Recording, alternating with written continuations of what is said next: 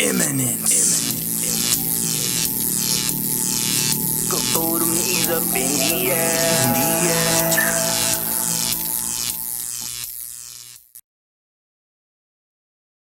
9, 8, 7. We have a go for main engine start.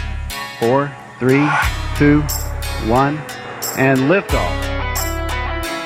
I've been waiting all week for some SFL action on a big screen. I feel like I'm Ashley Jackson. Quarterback sneak, 4th and 3, man, what's happening? Touchdown, championships trying to stack up. I've been waiting all week for some SFL action on a big screen. I feel like I'm Ashley Jackson. Quarterback sneak, 4th and 3, man, what's happening? Touchdown, championships trying to stack up. Rushing like a bullet into the end zone. Defense, hold up, no scoring in the red zone. Throw it up, pick 6, I feel like I'm Josh Rowe. Throwing downs over the shoulder, think I'm Jack Winmo. I need me back to back, trying to be like Vulture. Cause a storm, cause I'm mighty, it's in the culture. Esports TV, YouTube, Twitch, SFL Live, tuning you don't wanna miss. I've been waiting all week for some SFL action on a big screen. I feel like I'm Ashley Jackson. Quarterback sneak, 4th and 3, man, what's happening? Touchdown, championships trying to stack up. I've been waiting all week for some SFL action on a big screen. I feel like I'm Ashley Jackson. Quarterback sneak, 4th and 3, man, what's happening? Touchdown, championships trying to stack them.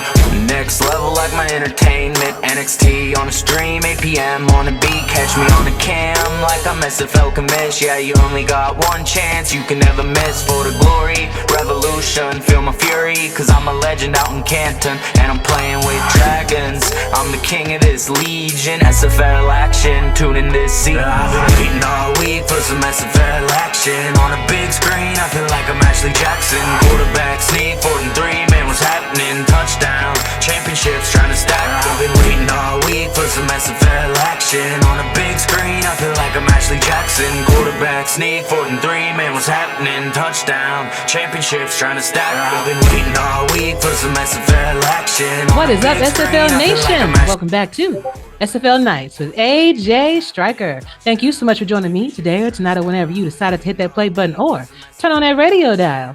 I really appreciate it, y'all. And look who we have here. Oh, I mean, the panel just keeps growing. You know, shit, I'm probably going to have about 20 people on here next time, but I have a few of my favorite people in the league to help me with this mock draft and SFLm review. And first up, I have Mr. Chad Roland. How are you doing, sir? New to the panel. I know, new to the panel, right? First time caller, long time listener. Doing good tonight. You know, just getting excited, geared up for the weekend, for the draft. It's always a great time of the year in the off season, so I'm really enjoying myself. AJ, about yourself? Hey, man, doing pretty good. Fighting the cold. I'm glad to have you here, though. Glad to be here. Next up, another new-ish, because you was on last week. TJ Harper, how are you? Doing fantastic. We're a couple days away from the draft, so we're just kind of getting those last little mock drafts in right now. Indeed. And we got a lot of good stuff for y'all. Next up, Diggy, how are you? Oh, I was okay. Uh-oh. We'll move on. Oh, you want to talk about it? I mean, I got a big couch over here. You good? No, it's okay. There's no pleasing Eddie. I mean, I'm just gonna have to say it. Though. I mean, I can't do nothing right. I mean, I'll pull my part out and do everything I can. Ain't good enough. Ashley set the standards high, bro, and you already off to a one day. My dad start. will be proud of me, AJ. One day, and I'm gonna work on it. It won't be in season 20. Oh God. And last but not least, Senor Eddie Gage. How are you doing, sir? What up, though? I'm chilling, man. Just, biding my time, waiting for Saturday to come up and get one of the more exciting times in the off season out the way so we can get going to where the real money is made at, and that's the regular season. But until then, I'm enjoying this time off from coaching. I bet you are. Shit, because the way you was looking that last game, man, you was tired as hell. Yeah. Yeah. But I know coaching takes a lot out of y'all. But we thank you for all that you do. So, welcome back to the show, everybody. Tonight we have a fantastic panel going over their mock drafts. Now, Chad, TJ, and Diggy were gracious enough to come up with mock drafts, people that they think they're going to be placed in in the draft order, so that's going to be awesome to go over. But first, we're going to start off with our SFLm semifinals action that took place. We're also going to be making our picks for the championship game, which should be very interesting. I kind of know how everybody's going to lean just by the way they have been doing this all season, Diggy.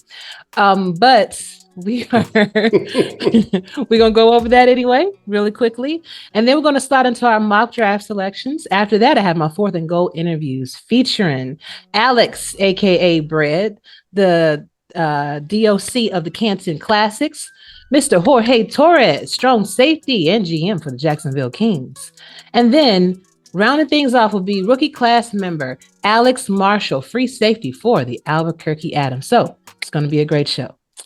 And SFLm semifinals actions included.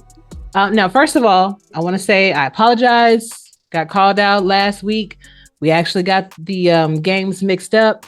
We was doing it one way because we didn't actually have the actual games in front of us. So we thought it was going one way, but it didn't. But the outcome was still the same altogether. But so Madison took on the San Jose Flight, and Madison won 24-9. Madison had 198 yards passing, 86 yards rushing, 284 yards total. Time of possession was 23 minutes, 43 seconds with no mistakes. The Flight had 299 yards passing, 47 yards rushing with 346 yards total. Their time of possession was 20 minutes, 17 seconds with 3 mistakes. Player of the game was halfback Michael Brown with 24 attempts, 85 yards, 2 touchdowns, and 4 reception yards. So I'm going to let Diggy and TJ kind of, give their input on these games. Gentlemen, what did you notice? Well, I liked how San Jose came out. They kept it close for the first half. It was only I think a 1-point difference at halftime. So they kept it close. They actually got some pressure on the quarterback from Madison, which was kind of new for them.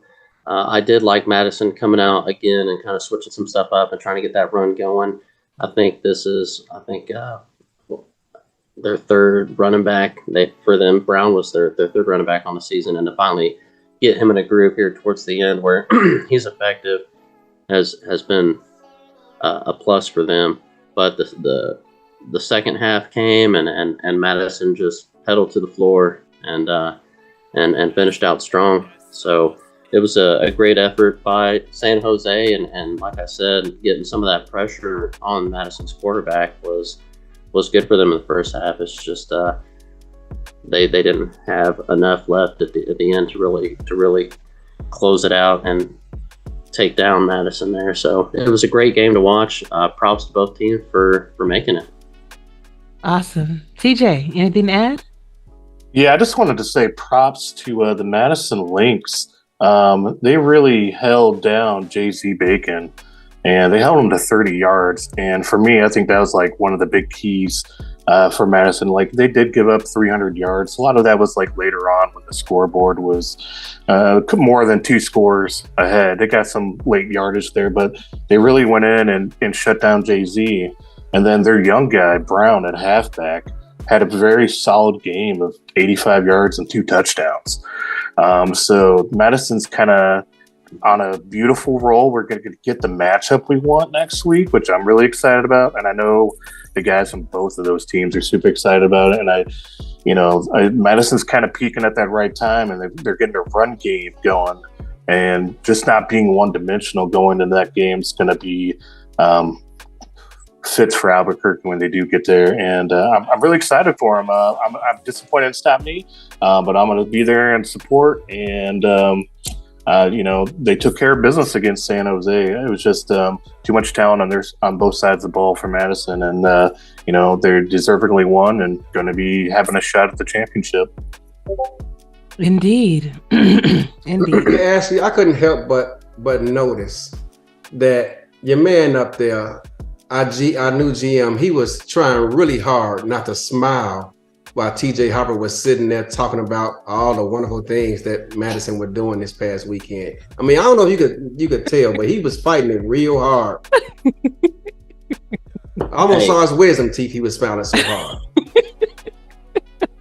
Like I'll say it. I've said it before. I've picked against my teams before, but to see Madison's defense come back again this year after kind of a lackluster season last year did make me happy. And I'm a very big defensive guy. I like seeing the turnovers and the fumbles and all that stuff. So I'm just glad they're back. And this matchup coming between Madison and the Adams is kind of what I thought I would have a couple seasons ago when I went, but we ended up meeting Lexington in the championship. So this is a game that's been a long time coming. So I'm excited for it. Indeed, a lot of us are, because week 8 was fantastic. Next up, we have the Ottawa Cavalry taking on the Albuquerque Adams, where the Adams won 24-0, shutout game. Ottawa had 189 yards passing, 39 yards rushing for 228 yards total. Their time of possession was 20 minutes, 26 seconds, with 3 mistakes. The Adams had 219 yards passing, 120 yards rushing for 339 yards total. Their time of possession was 23 minutes, 1 second, with 1 turnover. Player of the game was halfback Josh Slap. I feel like I've been saying his name like all season. But 22 attempts, 96 yards, 2 touchdowns, and 39 reception yards. So, TJ, what did you think about this game? Man, the reason you've been saying Josh Slap's name so much is because he's been heating up this last 3 weeks. He had another beautiful game against Ottawa's run defense, and he got going early. One of their very first scores of that game was a almost 80-yard drive with some passes mixed in, and they just kind of chipped away at Ottawa. It was like 8 or 9 plays. And when I saw that first drive in that first quarter, I already knew like it was going to be a really long day for Ottawa's defense trying to slow those guys down. And, you know, they did hold them, you know, to, mid-20s points. But they just couldn't really get their offense going against Albuquerque, unfortunately. Honest Odeby had a really big play too on this Twins right play. It was a crossing route. He came underneath and was open, and P-Tac hit him. And it was pretty much off to the races after that. Like, he went down all the way down the sideline. He had 3 Madison DBs chasing him. And when they got up 14-0, I was like, all right, this game it's getting ugly already. And they've got those 2 quick scores. And they pretty much just grinded out the rest of the game after that and just kept pressure on them with the run game. And, kind of like with Madison, they got a very balanced attack going into next week. And, they won, and we all expected them to win. So, I don't want to give them too many props. I expect them to win the whole damn thing, to be honest. That's my pick to win it all. But I know other people here might like the Madison Lynx more. So, well, we shall see. It'll be here tomorrow night. So, Indeed. Diggy? Yeah, congrats to the Adams on that game. It was a well-deserved game. You can tell that they scouted it well and were more than prepared enough for it. But at the same time, I want to give credit to Ottawa. I could see what they were trying to do out there. They really switched it up on them. They tried to come out and take a lot more chances than we've seen them take all season. They played very conservative for most of the season. And, shout out to Cherry and all the guys over there. Like I said, we saw what you were trying to do. And props to that defense on Ottawa still. I mean, it's not the outcome you wanted, but to keep a team that's getting 30 points a week almost under that and in the mid-20s is an accomplishment still. Nobody wants to put the burger up, but not taking anything against the Adams or anything, but there's Sims that have close games, and I thought this was going to be a lot closer than what it was. And there's Sims that's blowouts, and there's Sims that absolutely nothing goes right for you, and it just seemed like nothing was going right for them all game. So, props to the guys that stayed in the chat and still, represented their team well, and that's all you can do. There's next year if you don't get drafted, and it's a totally new chapter when you go to the pros. So just props to everybody that played in that game. congrats to the Adams, and let's move on to the championship. Mhm. So, all that said, this means that a replay of Week 8 will be in full effect, as the Madison Lynx will be taking on the Albuquerque Adams and will be hosted by the Arizona Scorpions at Fatality Field. Hot topic question is, who's going to win the championship, guys? Will it be the Albuquerque Adams or will it be the Madison Lynx? Fun fact, both teams have 2 championships. So who's going to break the tie? And The true king of the SFLm will be crowned. Like I said, both teams have 2 championships, but I'm going to say it. Madison got there first. Okay. Part of that, Madison got there first. And yes, it's a little bit of alumni love, but this should be A little bit. hell of a game. One hell of a game. But I think that the underdogs will prevail and come out on top and set it straight. Madison was the first one to get there twice. They'll be the first one to get there 3 times. Okay. TJ? I'm on the Adams bandwagon. But it's not like I'm like leaning that way. Like either one of these teams could come into this game and really win, especially Madison coming on late and getting Michael Brown going. I think that just makes them it's going to make them a lot tougher. I know that Week 8 game, there was like 75 points scored. And I expect to see another high-scoring game again. Both of these teams are known for throwing that rock around, and we're going to get a hell of a show between these minor league teams. And I hate to see one of the teams go home disappointed. I just think overall, Albuquerque, the way their game plan has been this year and the way they've won some of these close games and the way they finished some of these bigger games I think they're going to be a little too much for Madison. But, I would love to be proven wrong and congratulate Madison on the upset. All right. So, Eddie, Chad, did y'all want to put your picks in? I put mine in.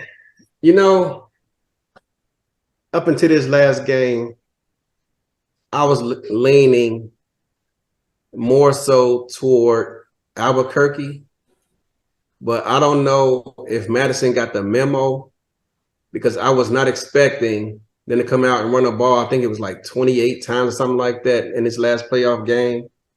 And with Madison being one of the league leaders in turnovers surrendered, them running the ball is going to limit those turnover opportunities. And if they can do that, it's almost like a pick'em game. But because it's in Albuquerque, or actually Arizona, I want to lean towards Albuquerque, but because the game was so close this last time, and Albuquerque, if they run the ball and commit to it like they did this past weekend, I think Madison can upset them. So I'm going to choose Madison in an upset over Albuquerque.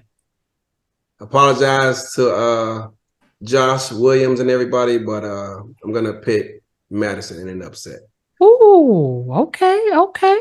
Chad, you want to add to that? If they run the ball like they did last week. Right. Right. I think I'm gonna cry. Ashley, I felt like you cared a little bit. I felt some love coming my way. Christmas came early. I'm at a loss for words right now.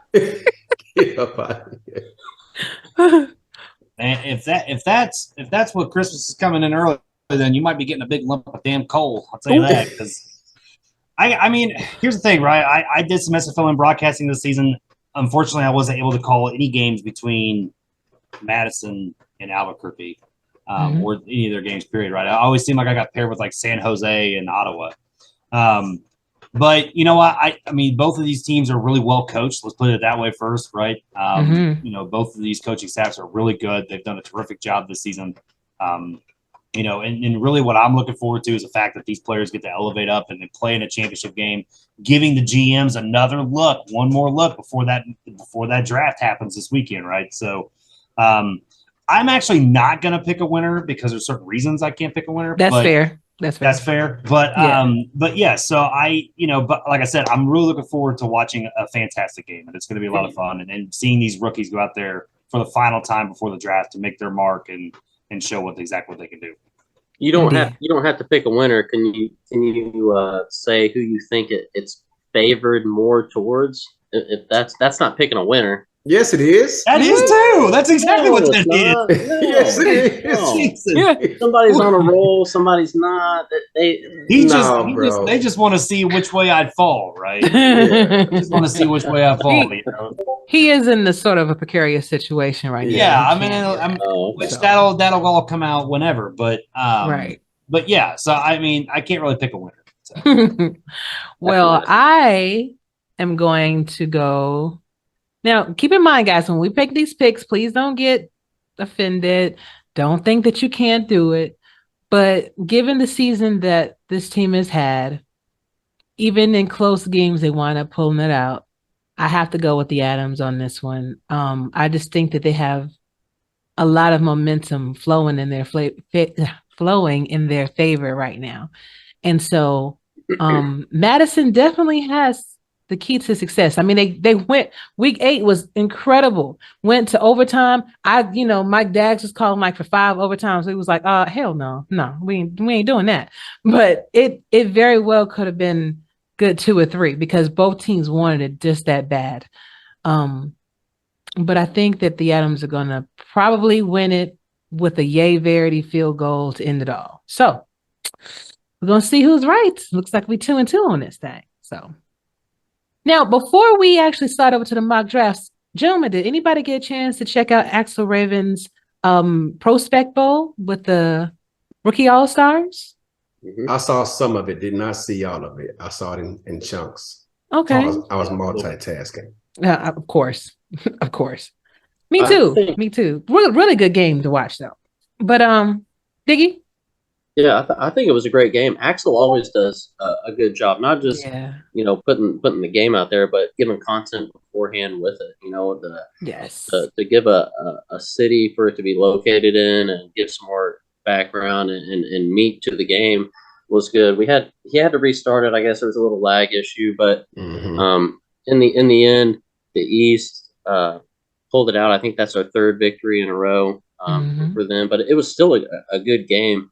And what I like about it is it gives you a chance to, say you like one player. The prospect goal gives you a chance to see that player outside of that coach's scheme. So, and I think it came down to quarterback play in the prospect bowl, basically. To have some quarterbacks that really like to hit the slants and all that stuff and be forced to do something else and play outside of what they're used to and really excelled in. It gives people a chance to say, man, I still got some stuff I need to work on, so, and it's everybody wants to go in there and succeed. I mean, but, you can also go in there and possibly hurt yourself too. So it's an honor to get voted in, but it's a kind of a nerve-wracking experience at the same time. You don't want to go out there and perform poorly before the draft and maybe change somebody's opinion on something. But I think most coaches know that's the case.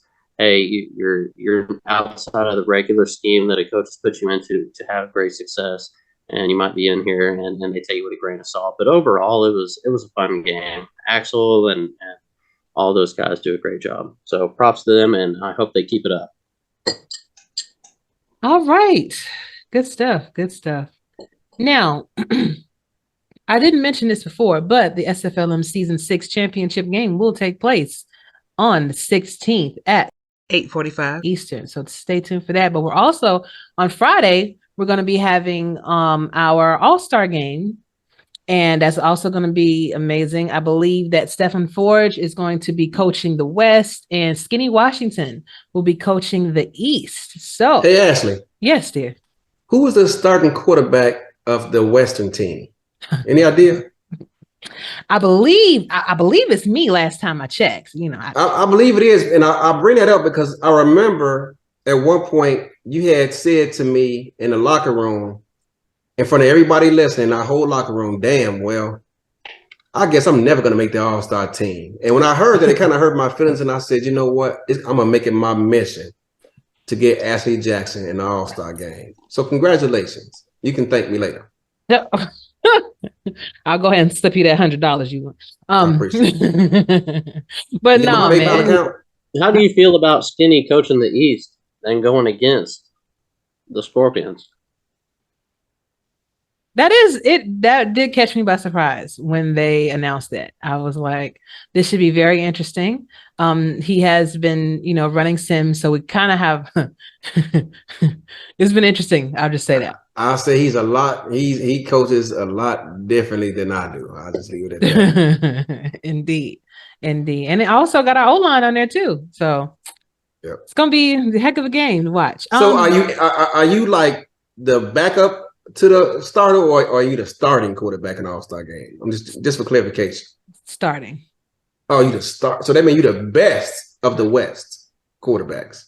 I'm just trying to, I believe that's what that means, but it's never going to end. I'm just trying to figure it out. I didn't know. Sometimes they said this can take a while, Chad.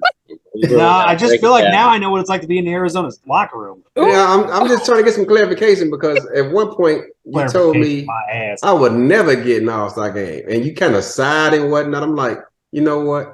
I'm gonna make it my mission to get that girl in the All-Star game one way or another. So, well, you did it, Coach. You got my PayPal account, right? Yeah, I do. Zelle, whatever you need, I got you. Nuts.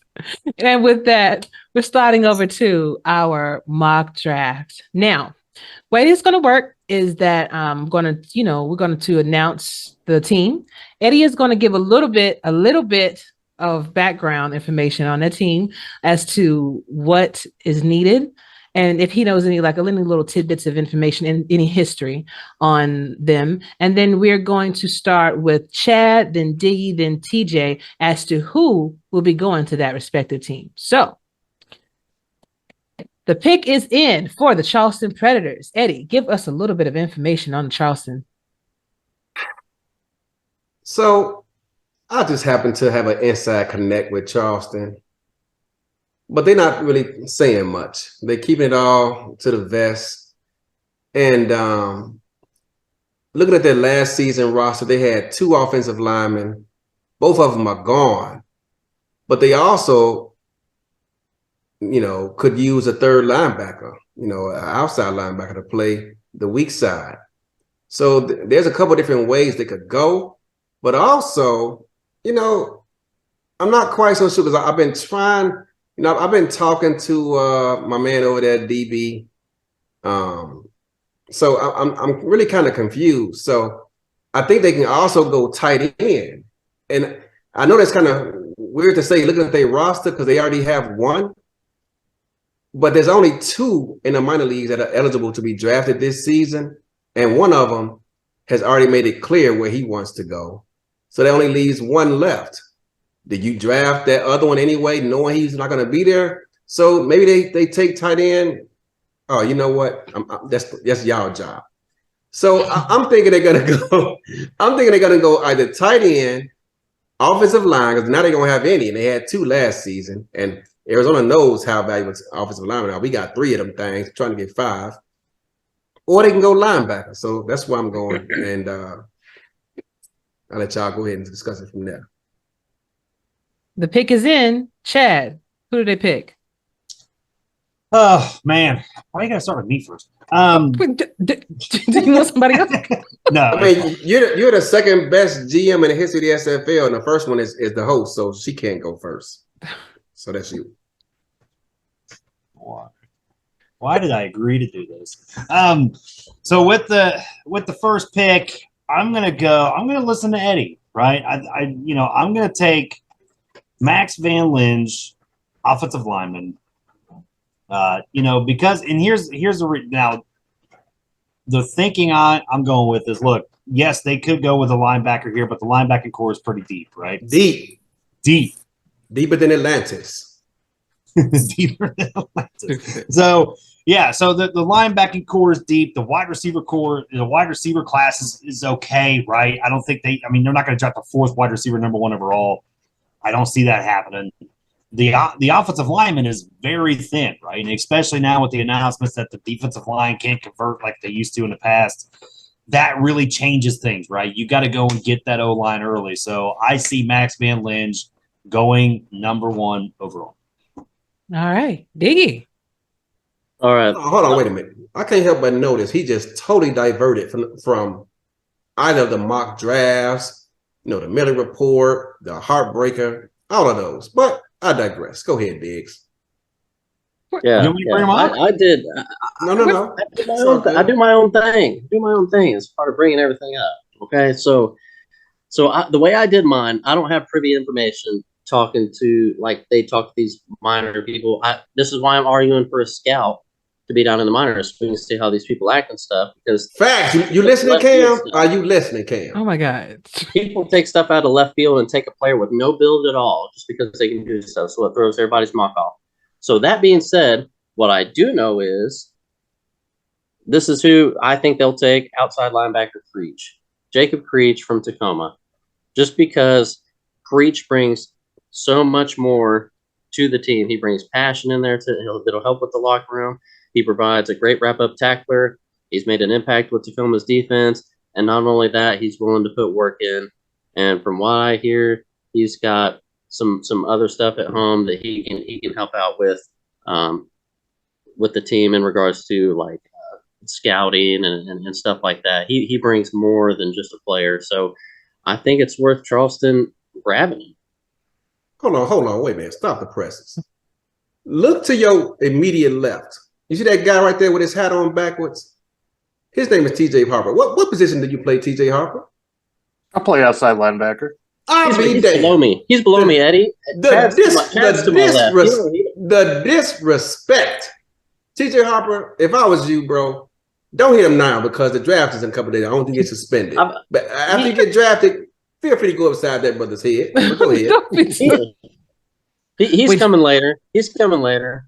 He gets some love, and he'll get the right home too. So you watch that. You watch that.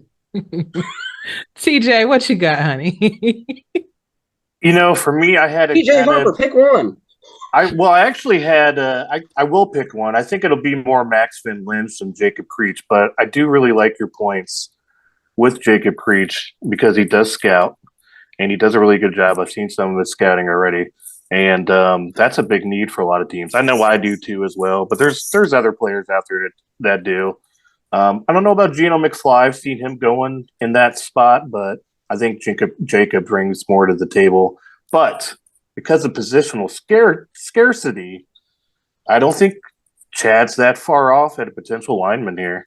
I think those first 4 or 5 picks that we have coming up, once you get to Jacksonville, they're going to be a positional need more so than talent. So I could definitely see a Van Lynch or one of those other guys there, like St. Nebuchadnezzar or something like that, go with that 1 overall just because they want to, elevate their running game. They got a power back and they've got another pick right down at pick 20 next. So they don't need to. I mean, they could take their guy. I don't know. I've tried to get information out of Charleston as much as I can. Nobody's saying nothing. So I'm just throwing darts like everybody else. Indeed. Second pick of the draft will be to the Denver Nightwings. Eddie, give us a little background on Denver. The Denver Nightwings? They picked second? Los Angeles. LA picked second. Yes, LA is second. She's getting ahead of herself. Oh, actually, yeah, you're right. I have two different things going on. My bad. So yes, Los Angeles. It's all good. See, that's why we brought Diggs on. So because you got a million things going on, so we brought Diggs on to help you out. But TJ Harper, you see how much fun we have over here in Arizona? Diggs is off to a slow start. So next season when you're a free agent, come holler at me and see if we can work out to it. Because Diggs plays linebacker too. We can just go ahead. Chad, I've already typed up my resignation letter. I know. I said I had this disdain with Indy due to off season and after league topics, but there's just come home. Just I mean, look, I completely get it, right? I mean, you want to learn from the best. I mean, if you're going to learn from the best GM, you're not going to be out west. I mean, come on. I mean, Ain't that some shit? hey, if I'm already at the best, the top one according to Eddie Best, I can only go to the second. So I mean, I gotta come to Indiana. So I gotta stay up there, and I'm gonna put the work in. But you know, by the time that you're done, man, you're going to be a used car salesman like Eddie was called. Oh my God! All right. Pick two. So moving right along. So LA this past off season moved their fullback to tight end. That leaves them with a hole at fullback. So I'm going to go against the grain, that my man Diggs gave me over here, because there's a lot of defensive tackles out there, although there is a need for a lot of them this offseason. So you got to grab one relatively early. But there's only 2 fullbacks in the draft, so I think LA is going to go with a fullback. Ashley, I can't do this anymore. He's going to be out here telling what my picks are and stuff. He ain't even got the most updated mock that I gave you. Ooh. I mean, he's out here throwing my stuff. Hey, I'm going DT, everybody. I'm going DT. I'm going to go. Come on now. Your turn. I'm sure y'all can work that out. Eddie, stop telling us what he's going to pick. My bad. It won't happen again. I'm sorry. Okay. Chad, what? There he is, fucking Eddie, stealing the spotlight. I'm just gonna send him my whole new mock draft. He can take over from here. I think I'm out. There you go. Just stay silent, Diggs. Just stay silent. I mean, looking at LA, right? They've done a lot of things like just odd. Right, in the past few seasons, let's just call it. I mean, can we say with my chest? I know this isn't saying with your chest, right? But I know, and look, as soon as this airs, dude, I know that Rochelle's going to at least DM me, be like, "What the hell, bro?" But I mean, here's the thing, right? You guys read the Miller. I mean, so I have an inside with the Miller Report, right? Obviously, because Jason and I grew up together, all this stuff. That was the 16. So I don't know if you read that in there, but he was talking about there was a 16 possibility. That 16 was LA, right? And so he was talking about how basically, like, nobody, like, they haven't done anything, and they haven't looked to improve that team.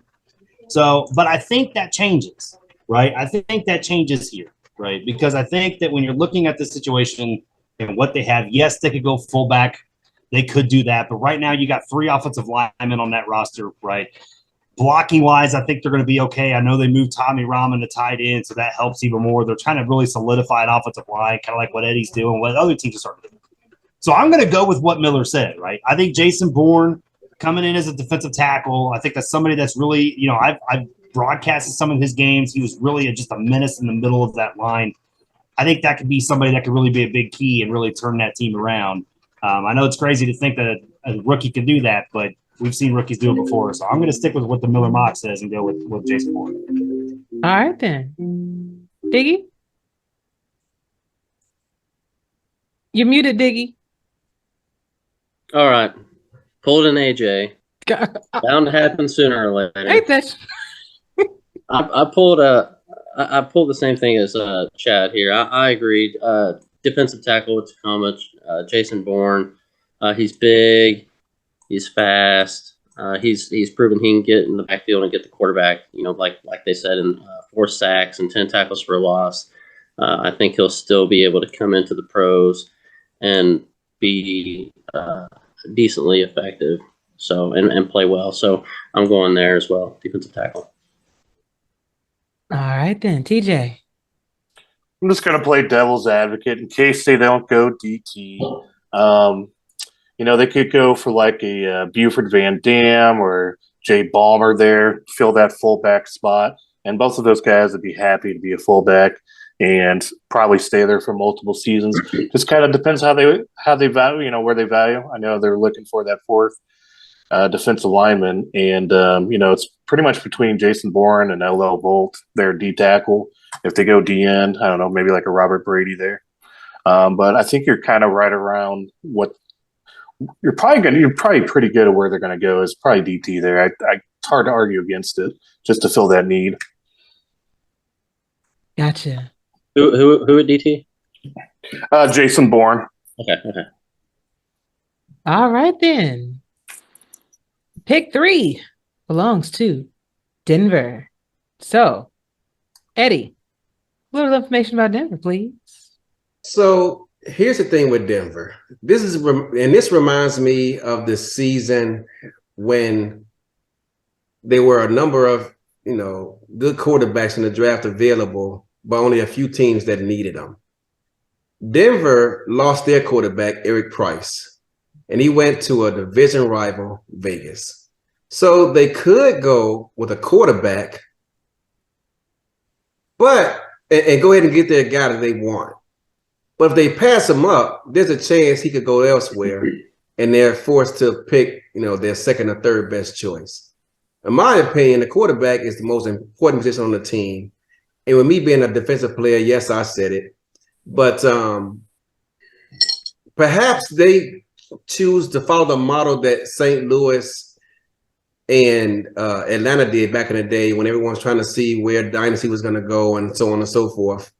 Perhaps they pass on that quarterback and go with that coveted D end that we all know they need, because there aren't, many good ones in my opinion in this season's draft. So that's my opinion. Okay.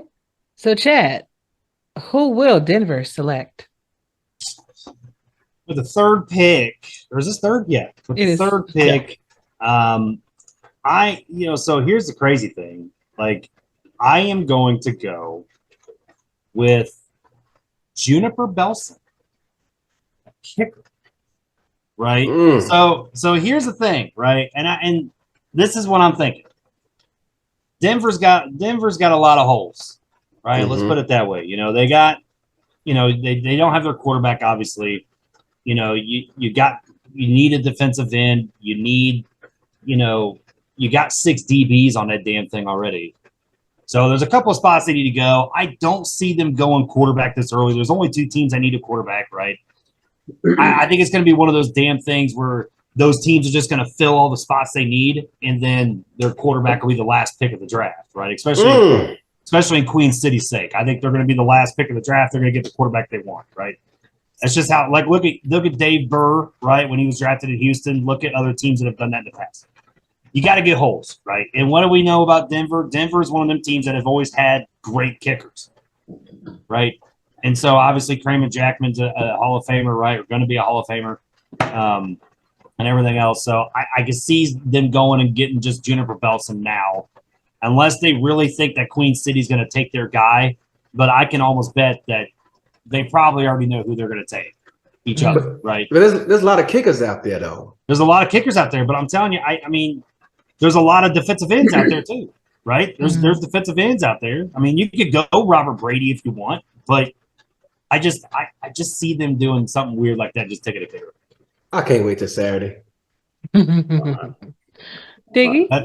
Well, like Chad was saying, some teams wait until the very end and pick a quarterback. But I'm not doing my mock like that. I'm doing my mock based off the most important piece I think they need and going from there. So I'm having them take a quarterback. So Denver takes a quarterback, and that quarterback's going to be probably Gene Struthers. It was tough because there's a lot of good quarterbacks. But Gene's proven himself over and over in the minors and truly built up a solid quarterback. But at the same time, I could also see them, if they don't go with Struthers, going with Slider. So I'm picking Gene Struthers. All right. TJ. I'm going to go totally different than everybody else. I think with so many holes and with it being such a big position, I think they go with P-Tac here.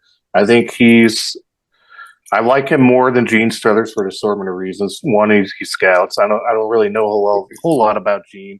I know he's consistently updated over the last couple of years, but I think you don't roll the dice on just waiting on a QB. I think you just go and get the guy you need and the guy that's worked his butt off. And I really think that's P-Tac there. I think that's going to be their choice. But we shall see. They could do something weird there, like Chad said. So it'd be kind of interesting to see this Saturday. All right, then. Next up, the Indianapolis Ramblers. You can skip Chad on this one. He ain't gonna say nothing. Right. All right, Eddie. I'll tell you who I'm taking. So Indy just signed their owner player as I'm assuming a left guard. And of course, he couldn't help but give himself a star so he can see himself on TV as much as possible, being a diva that he is. I've been selfless for fucking ever. I didn't even know they made diva guards, but I guess so, But they could use a fullback. There's two, and I'm sorry, there's four in the draft. But they could also maybe even use another guard, because as we all know, or at least coaches do, when you call those strong power O's, that generic guard doesn't get over there as fast as that star guard does. So I think with them picking this early in the draft, and they have a couple of holes to fill, I think they're gonna pick and feel the need that isn't guaranteed to be there in round 2. I got Indy going O-line.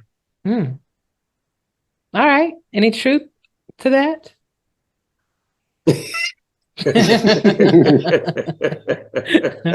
I'm actually not even making the pick, so I don't know where we're going. No. Oh, okay. He's the owner. He may not be making the pick, but I bet you damn well he know what direction they leaning in. That's for damn sure. All right, Diggy. Okay, I got him going fullback because, like Eddie said, I mean, he doesn't think offensive line will be there in round 2.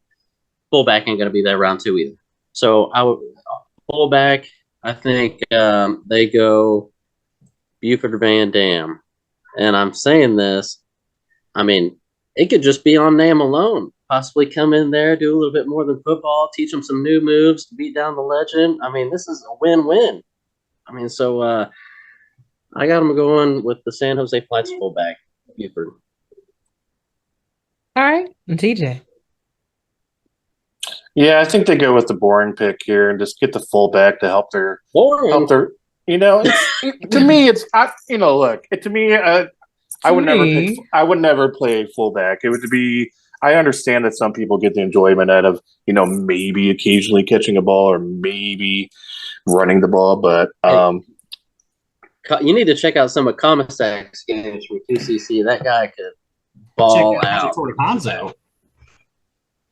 What'd you say, Chad? Check out Hanzo. Yeah. Mm-hmm. I just haven't watched enough games. I know you're a SFL minor league player. You ain't paid attention to the pros. We got some studs up here that play fullback. Believe that, dude. So, but I do think they'll go with like a Jay Palmer, Van Dam there, and just snag one of those active guys that are at fullback, just to solidify their run game.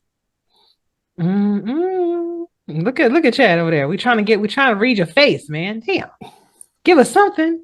His only tell was when you said he doesn't know who he's picking, and he had that big grin on his face. Exactly. He know damn well what they doing. I don't know, man. I'm not even going to be around for the first round. I hear you, man. I ain't going to be around, homie. I mean, I don't know where I'll be, but no, I mean, I like the guys' suggestions. Don't get me wrong.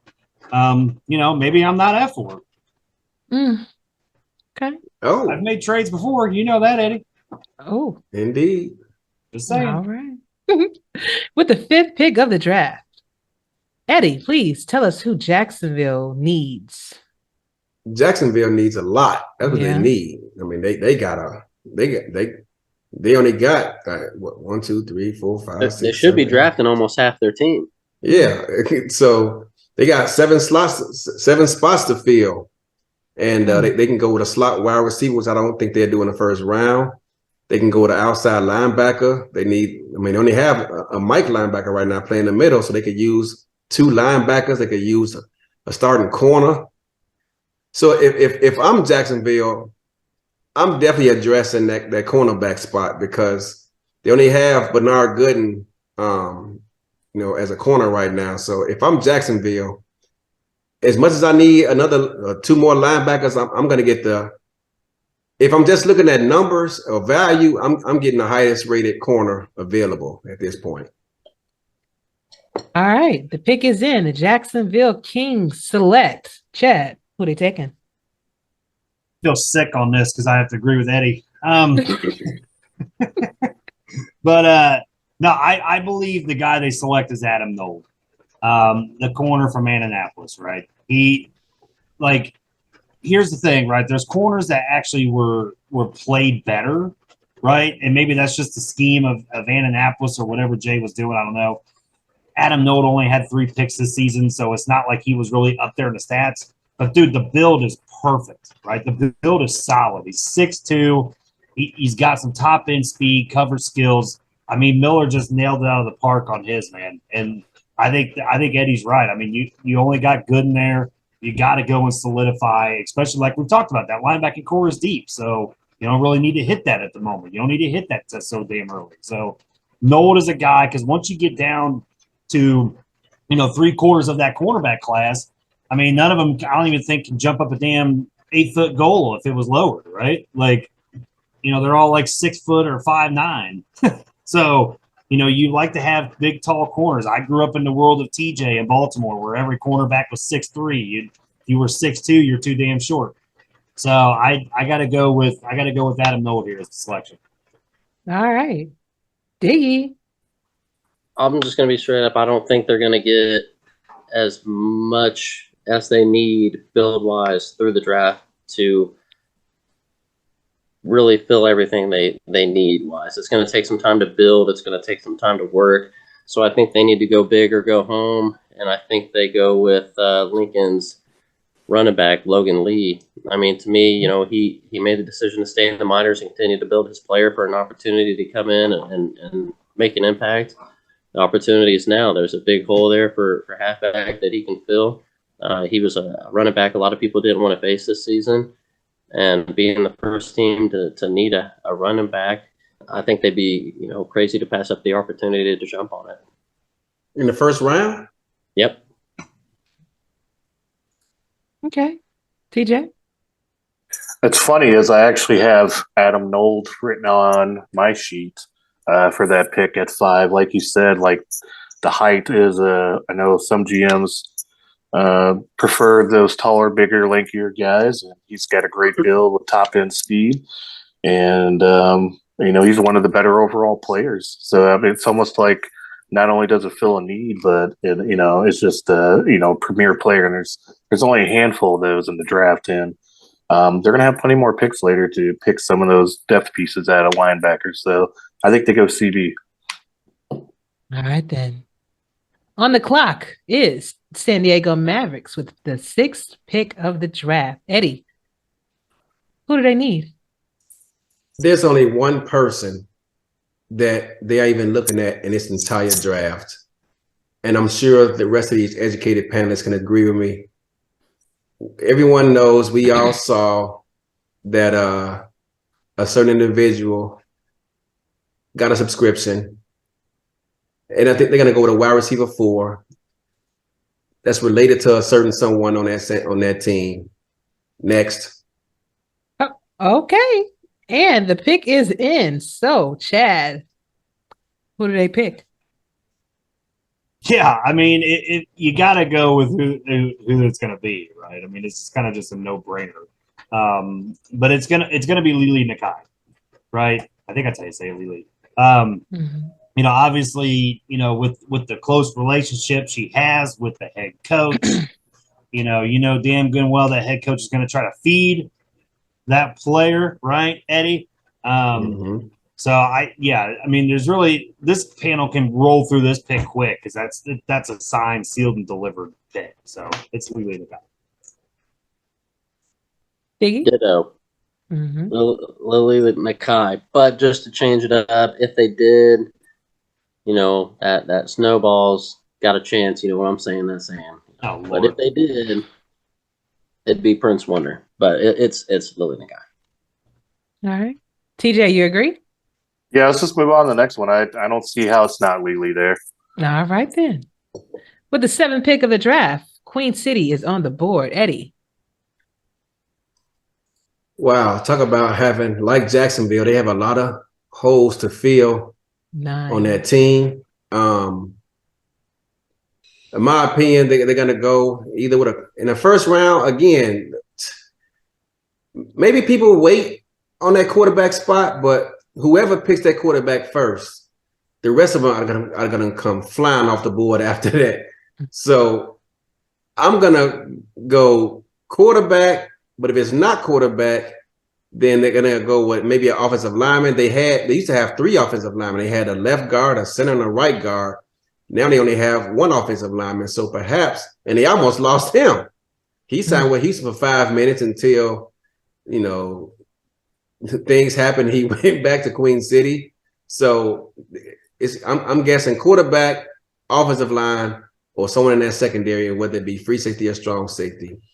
And then later down the line in the draft, they're going to get another linebacker. All right, and the pick is in. So, Chad, who do they select?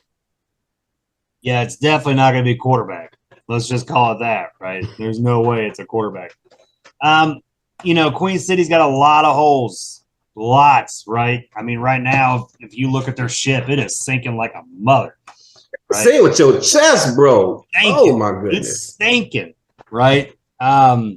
This team is a hot podge of whatever. It's you know, I mean, the Titanic, I think, is going to last longer than what this team's doing right now. So in my mind, I think you got to go 2 ways. You're either going to go safety or you're going to go linebacker. Here's the thing. Safety isn't really looked at right now as a deep position. There's a lot of teams that don't need safety help right now. This is where the guy on the panel that is sitting, I don't know where he's looking down, at least right now, he's down here, but this is where I think TJ Harper lands. I think that TJ is a guy that could come in and really help, you know, because right now you got Kappa Jones in there, an inside linebacker, and really the outside linebacker after that is whatever, right? I don't even know who it is. Orion Horoz. What the hell is that? So get somebody that's going to come in there and sell some tickets in the Queen City, right? Get somebody that's going to come in there and do whatever. That's TJ Harper, right? TJ Harper's going to come in there and flex squad or whatever the hell it is, right? Hashtag greatness or trademark, whatever bullshit going on. It's, you know, that's where TJ Harper's going to land. I think it's a set deal. He's probably ordered the fucking apparel already by now. So that's where I sit. Hey, real quick, Ashley. So they actually is directed toward TJ. The way he just bashed Queen City, man. If Queen City has been blowing your DMs up, talking about drafting you, how confident are you going to that locker room? Should you get drafted by Queen City? You know, I pretty much try to base my opinions on what I can see and hear, and not everybody else. I just know that my DMs have been really quiet, and I haven't heard from them. So, for me, in terms of Queen City or the league, Queen City. There's a lot of I haven't heard from a lot of people, to be honest. So I don't really know where I'm going, and a little bit of that kind of offends me because I feel like I'm a high commodity and I've got a little bit of ego. And but if they were to reach out to me here in the next couple of days and they wanted to get someone in there to inject some fresh blood, they need it, man.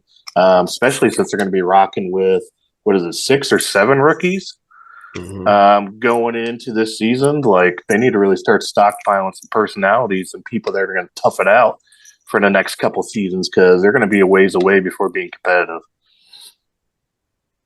That's what I'm saying, though, right? Like, yeah. I'm not trying to be like, hey, man, whatever. I've seen this before, right? Season 14, let's do a flashback while you were still in diapers before you were a damn rookie on the field, right? This was season 14. Eddie will know damn good well. There was a franchise in shambles. Nobody wanted to go to this place, right? Nobody wanted to go to this damn place. They had the number 1 overall pick. Who was that number 1 overall pick, Eddie, in season 14? Season 14, number 1 overall pick. Season 14. Your man, your BFF, Johnny Pickler. Johnny effing Pickler. Yeah. Right? Look what happened. St. Louis takes Johnny effing Pickler.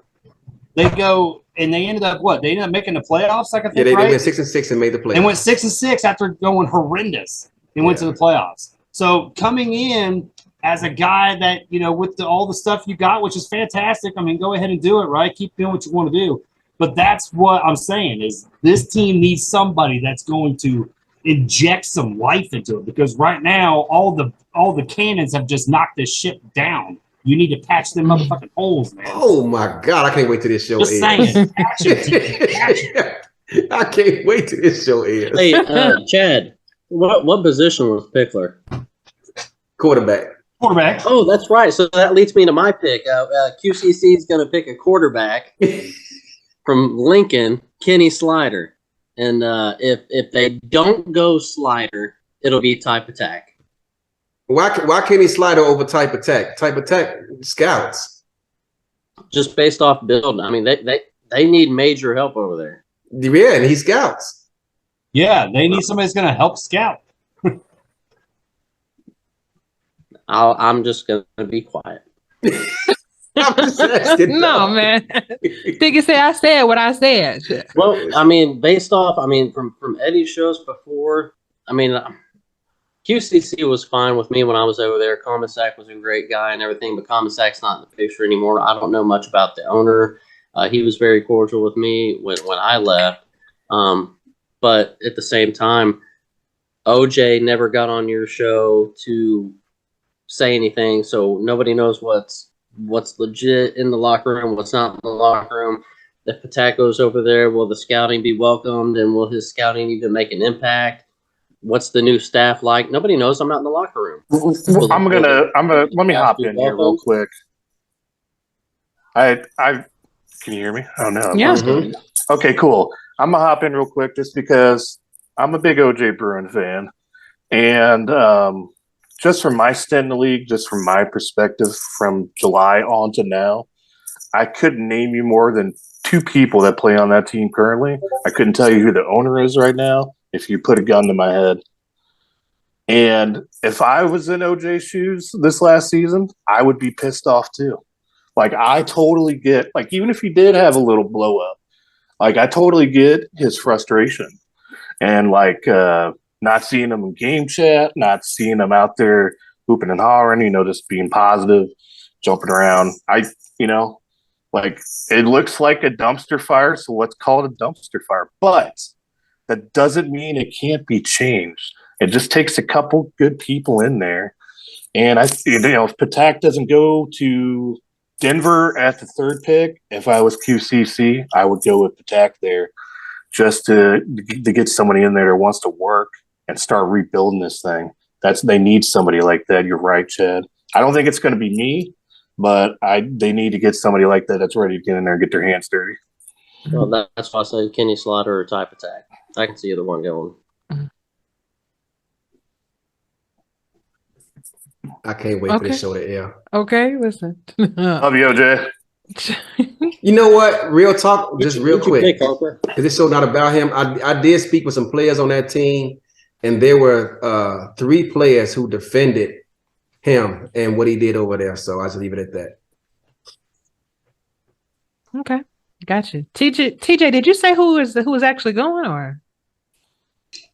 It's going to be probably QB. If it's not Patak, it'll probably be Slider. And if it's not Slider, it'll be.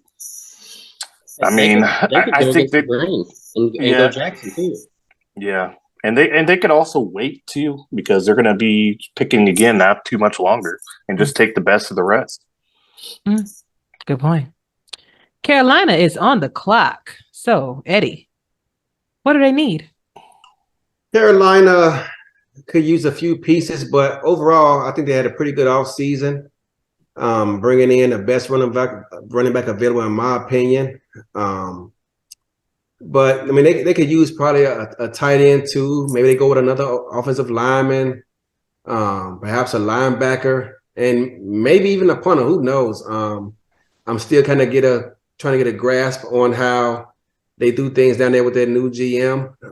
So I believe this is her first offseason, as a GM. So I don't really have too much. They don't have too much history with her, I should say. So I don't know, but those are the positions I'm looking at for Carolina. All right. And the pick is in. So, Chad, who did they pick? I'm going to have to go. Eddie's got a few, he's got some good knowledge over there about what Carolina needs. And I think one of these is, once again, is an outside linebacker. So I think here I got to go with what Miller said because that's like the mock I have up right now. So Of course, but Stan Diamond, right? Stan Diamond from San Jose. I think he it could be a really good player in that defense, right? He was third among linebackers and tackles this year with 72, second among in tackles for loss, which was 10. So, working with Stenson and Prasad, that could be, people he learns from, right? Grooms him really well. And I think he could be that diamond in the rough, as the Miller mock said. I gotta give him credit for that quote. But yeah, so I think it's standout. Okay. Diggy? Queuing up the band because it's his moment to shine. The new home for TJ Harper right here, Carolina, outside linebacker. I think he fits in with the locker room. I think Skippy and him would get along and could do some great things. So I'm going there. That's interesting. TJ? I'm going to go outside linebacker purely because I've talked to Skippy about potentially filling that spot. And even if I don't go there, I think that's what they're going to take. It's either going to be like myself or Jacob Creech, just another linebacker that scouts as well. And I think I'd take Creech over Diamond, but if both of those guys are gone, I think Stan will be the last one of that kind of core group that gets taken. All right. Actually, I could not help but notice that once he said linebacker, your man over there could not help himself. He had to jump up out of his chair so we could not see his emotions about he thinks he's guessing right and how he thinks. And then once TJ said that he talked to him, he just could not help himself. He jumped out of his chair so the camera would not catch his emotions. So y'all keep an eye on who Carolina drafts come this weekend. Her eyes got so big, like this. I was like, uh-oh. If that's the only pick I get right, because I'm sure it's going to be a crazy draft. If I can get one right on my mock, I'm happy. If you get anything more than one right, it'll be a shocker. Oh, stop it. Hey, this one's the one right, so there you go. You're done. All right. Up next with the 9th pick of the draft is the Canton Classics. Eddie, what do they need? So, in my opinion, I think there's only 2 positions they look at here. One of them is fullback because they lost Chris Carmasack to free agency. He went over to Minnesota to play in the cold with his BFF, BJ and company. So they're going to go either with a fullback or maybe an offensive lineman. Who knows? Okay. So the pick is in. And Chad, who did Canton select? Canton selects fullback Jay Ballmer. Right? My guy. That's my guy. Yeah, Jay, Jay's very active in the community, right? You see his name pop up all the time. I think Mike All and KJ and Adam really like those type of guys that are really big in the community, right? So I think fullback is the pick. I mean, you could obviously go with the obvious choice, right? With the backup tight end possibly, but why would you waste your pick on that right now, right? So I mean, you can get that back in your second one and be done. So I think you go get what you need. They had Chris Carmasack last year. Jay Ballmer could come in and really be an effective piece there. So I'm gonna go Jay Ballmer. All right, Diggy, who do they select? I think they go fullback as well, but I think they go Kane Hunter. Okay. Any particular reason, or are you just? No in particular reason. It's just he has a small edge over the others. Like Ballmer's a good guy. He brings a lot to the team as well. Like I said, I don't know all these people. Mm-hmm. They may have had a conversation with Hunter. They may have had a conversation with the other line fullbacks. Who are these people? What do you mean by these people? What are you trying to say, man? The minors. You are a digital racist, dude. What do you mean by these people? Oh my God. People? Come on, man. I gotta get Cam on the phone, dog. How long you been holding that in your back pocket? How long you been waiting to pull it? 3 weeks, 4 weeks, 2 months, 3 months. About a month. And that opening in Indianapolis just gets better and better, doesn't it? No, Hey, it's all good. I will say this, jumping in here for 2 seconds though. I mean, he could be on to something here because Kane Hunter plays in. Damn it, Diggy. He plays in Lincoln. And who's the head coach of Lincoln? Michael. He don't know because all he look at is Madison. He don't have a clue. God. Man.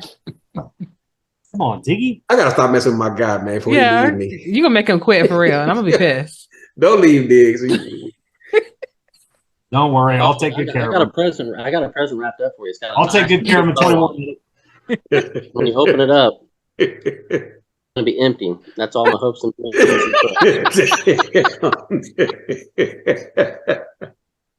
Tell him, Diggy. TJ. Well, my favorite thing about Jay Bomber is he said on your show earlier this year he'd be happy to be the water boy. So, like, whatever. That's what I'm talking about. You know what I mean? Like, he just got such a positive energy. And I know Kane's kind of in their locker room. But, you know, they might reach outside of that and go with the guy that's going to bring a more positive impact to Ken. And you're right. That's kind of where they lean with their picks. And if they don't go fullback there, you know, they could probably go lineman and maybe like Saint Nebuchadnezzar is still left on the board. That would be another good pick for them too as well. Okay. On the clock is the Las Vegas Fury. Eddie, little background on the Las Vegas Fury. So Vegas decided to move John Blades, who in my opinion was one of the most difficult deep threats to guard in the entire SFL. And I know Kirby gets a lot of attention, a lot of notoriety for good reason. Hell, he caught 4 touchdowns against us. We couldn't stop him earlier this past season. But Blades, in my opinion, was what made that offense go. Because I don't care what defense you put out there, he's going to catch. He reminds me of Avery Irvin. He's going to catch at least 2 deep balls a game, you know. But they took him and moved him to tight end for some reason. Not sure why. I guess we'll find out this weekend maybe. But in my opinion, they're going to either get a fullback, you know, or a slot receiver to replace John Blake. Because right now they only have 2 receivers. So that's where I'm going. And the pick is in. So, Chad, who did Las Vegas select? Yeah, I gotta agree with Eddie on that shit, dude. Like, as somebody that has watched this league, you know, for a long time, I mean, Eddie's been watching it way longer than I have. But, dude, John Blades was one of them guys that just was so difficult to defend, right? And then what do? You move him to tight end, right? It's like it was like 2 seasons ago when London moved Bovine to fullback, right? Yeah. Like, it was like, why? Like, why would you do that? So I think here, I don't think it's going to be I don't think it's going to be the slot receiver yet. I think they're going to go fullback here just because of the fact that this is going to a 2-back system. Yeah. I could see offensive line here as well, maybe like a Hadrian Marlowe, Saint Nebuchadnezzar, like whatever offensive line you want to throw in there that's available. But I think this is where Lars Bazaar finds a spot, right? Somebody that can come in and be that fullback that can really block for Hubba Kimball and Scott Johnson. Hubba being a former fullback himself, I just see them going there. Then in their next pick after that, going with that slot receiver. Okay. D? Well, again, like I said, yeah, they need a fullback, but the way the draft goes, we know people can talk into different positions. There's so many running backs. I'm sure some will probably get talked into going fullback, but there's only like 4 or 5 fullbacks in the draft, and more teams need it than there's available. So we'll see what happens with that. That being said, they may have somebody in their back pocket, so I think they go Rob Hunt from Tacoma, wide receiver. And Rob Hunt, I mean, he's not only one of the taller receivers in the draft, he's one of the fastest ones as well. He's got a great build for the catch. He's active in chat. And like I said, I know they could use the fullback, but I think they may have something lined up in their back pocket, and they go wide receiver. All right. TJ. I'm going to testify a little bit on that. Like, Rob Hunt being 6'6" is a hard dude to guard. Even when you're like lined up with him and step for step, he's jumped over my guy multiple times this year. and has plucked it out of the sky. Besides him, I do like Prince Wonder to kind of fill that slot receiver spot for them. I just think Rob's just the better overall build just because of the height reason alone. Just having that extra 4 inches over most of these other receivers just makes him so valuable. And, you can run him up the seam, run him on the sideline, on an out pattern, wherever. He's going to box out and pluck it. And you can't progress that. He's already got the height. So I think that's a great pick there, Diggy. All right, then. With the 12th pick of the draft, Tulsa Desperados is on the clock. Eddie, get some information on Tulsa. I'm sorry, my bad.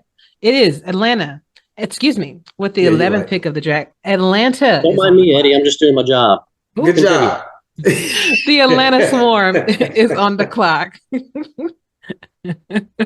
Eddie, give us some info on Atlanta. Atlanta, I know they were looking for a couple of offensive linemen, but today they signed 2 of them off the street. So I'm going to take that off the board, and I think they're going to go ahead and add that defensive end to the defense and show up that front 7. All right, the pick is in. Chad, who did Atlanta select? Yeah, this is where Robert Brady goes. I think that him leading the SFLm in sacks this season was 7.5. This is something that Atlanta needs, right? Because, and I keep pulling back up the Miller mock again. This team, he's absolutely right. This team is stuck in mediocre, right? I'm not trying to be an ass, but what have they done since season 14? Oh, I mean, answer the question, Eddie. What have they done since season 14? Do you play them this season? And I do play them this season. So if I eat crow, I eat crow. Like, I'm good with it. But I mean, that's what I'm saying. Like, I love Chiz, man. Chiz has done a fantastic job of that organization stuff. But gas on the fire. They're going to come after him this season. And Siege has done a good job as a GM. Siege is one of the better GMs in the SFL. Don't get me wrong. Yeah. But dude, this team is stuck. This team is stuck. I don't know. Like, they've went away from BDG, and it's shown, right? So, but the defense is really one of those keys that needs to get better. And this is where I think Robert Brady could come in and really do some damage. So I'm going to go Robert Brady. I think that's really one of the key pieces that's going to be able to flip this team around. Hopefully get a little bit higher in the East standings. That way they can get back into the playoffs. All right, Diggy. I'm going to go a different route. I kind of agree with what Eddie said. I got Atlanta going defensive end from Lincoln, Anthony Robertson. With a position of such importance, when it comes to getting pressure off the edge or stopping that run, you need to have a strong build, and Anthony's got that. I think he'll do well over there. All right, and TJ. I'm going to double down on Robert Brady. He's just the most boisterous of the group there at the end, and if he's still available there, I think he kind of brings some eyes back to that franchise in a more positive light than the mediocrity or whatever they've had since season 14. I don't know. I wasn't here, so I only know as them in their current state. And I love Robert. I think he's an amazing individual. I personally like rooting for him and his son that's working towards his scholarship right now, and I just like his story the most. And he's shown that he's got the energy and the staying power to stick around, and I think that's going to be their pick. All right, then. With the 12th pick of the draft, we have the Tulsa Desperados on the clock. Eddie, what's up with Tulsa? So Tulsa could use a defensive tackle to show up the front 7. I think they also get a running back, also maybe to replace Jason Williams, who just left for Sioux Falls. But that would probably be in a later round. So I'm going to go defensive tackle. All right. And the pick is in. So, Chad, who does Tulsa select? Well, they still got Douglas Brown. So You know, I mean, unless they go a two-back system. Oh, my bad. I'm on the wrong squad. Yeah, bro. you're going. I was like, what are you playing with this, bro? Like what the hell are you talking My about? bad. Tulsa. I take that back. I retract. Tulsa, my bad, Dion. Dion's So gonna jump on your ass, dude. Yeah, my bad. So they lost Justin Williams to free agency. Welcome home, Arizona, brother. So I think they're gonna replace him with a fullback. That's my pick. Yeah, that's Nice where I catch, was. Chad. You want to come over to Arizona and take my job? I mean, it's up for grabs. Gosh, man. I can't do that, dude, because then there'd be multiple championships won if I was there. Anyway, so here's what it is. Here's what it is, right? I think they got to go fullback here. I haven't said this name yet. I know that's been kind of dropped a little bit, but Buford Van Dam, and just like I'm a huge Van Dam fan, not Buford Van Dam, but Jean-Claude Van Dam, right? I own, and this is like crazy, but I own every single movie that Jean-Claude Van Damme's ever been in. That's a true story. That's why he knew who he was picking in the first. That's a true story. Not that part, but the true story about Jean-Claude. So, but yeah, I think Van Dam could really come in there and really help solidify that. They could go in a kind of a quote-unquote two-back system, right? Maybe use them like a Hanzo in Carolina. Dion could really get creative with the fullback position. So I'm going to go with Buford Van Dam. All right. Diggy? All right, I'm going fullback as well. There's two fullbacks left. After the picks I've decided already. And I said earlier there won't be any left in round 2, and I stand by that unless somebody switches a position, which we don't know. So I'm going off what information I had. So I got them taking Lars Bazaar, fullback, Annapolis.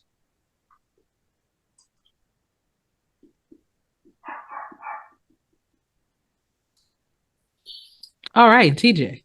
Yeah, that's kind of where I'm at too. Is I don't want to say boring pick again, but it's just you guys got on me earlier about that, but they're going to probably end up taking one of the fullbacks that are left. Maybe Jay, maybe Buford, whoever ends up falling down there, even Lars.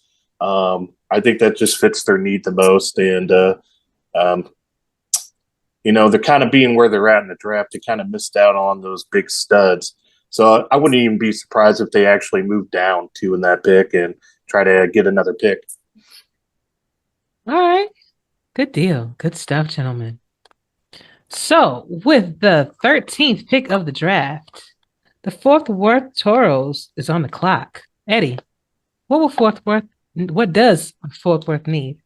Well, I already said it, but I'll go ahead and repeat it again for those. Yeah, because you went out of turn a little bit. That's all. I think this reminded me. But Fort Worth, I think in the first round is going to go and get a defensive tackle to show up their front 7. All right, gotcha. The pick is in. Chad, who did they select? Man, let me tell you, so this may be what you call a dumb pick, right? This is me thinking outside the box. So last season, obviously, they had Williams, right? Williams was there. They move up with J.Z. Bacon. He's a 92. They still have Aaron Alexander at their fullback. I see them going back to a two-back system, right? I see them taking Josh Slapp, right? I think they have to give the starting position. I would say Logan Lee here, but they have to give the starting position to J.Z. Bacon. He's earned it. He's been there since the creation of the Toros, I feel like. So, but Slapp coming in. What do you say? Something about he was putting something in the cleaners or some crap, some tweet, right? Yeah. Like I enjoyed that. That was so funny. Like putting the team sheets in the cleaners. I don't remember. But anyway, I could see him being that kind of that back that could come in there and really help solidify. If they don't go in that direction, maybe somebody like a Michael Brown that's a power back to kind of offset that finesse back in J.Z. Bacon. But I could see that being a two-back system type of thing. All right. Diggy? You have to give me a second. I feel like I just got slapped. That pick was kind of a shock. I didn't expect that coming from you, Chad. So I'm going to go DT. I got him taking Melt Gibson here from Albuquerque. DT is such an important position. I know character comes into a lot of these picks, but it's not a pick that I'd want a base level person or a person that didn't have some kind of decent established build going on coming in and trying to fill in. So Gibson has a more established build than the rest. So I think they're going to go with him. Gotcha. TJ. Since you mentioned Slap there, I'm just kind of been sitting there stewing on it for a couple seconds, and he's not the top built guy at halfback, but I think he's kind of got all the right things you look for. He's gonna be that back up there to JZ Bacon and give him much needed rest as needed throughout the season. In any case of injuries or whatnot, they're going to have a backup built in who can hold his own. And he's got a long way to being that premier guy. But coming out of the SFLm, he's a pretty solid back, and I really like that. I like Slap going to Houston. I can see it already. I'm sorry, Fort Worth. Mm-hmm.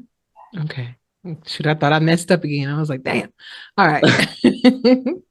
Now, Houston is on the clock with the 14th pick of the draft. Eddie, who should they select? Or what are they looking for?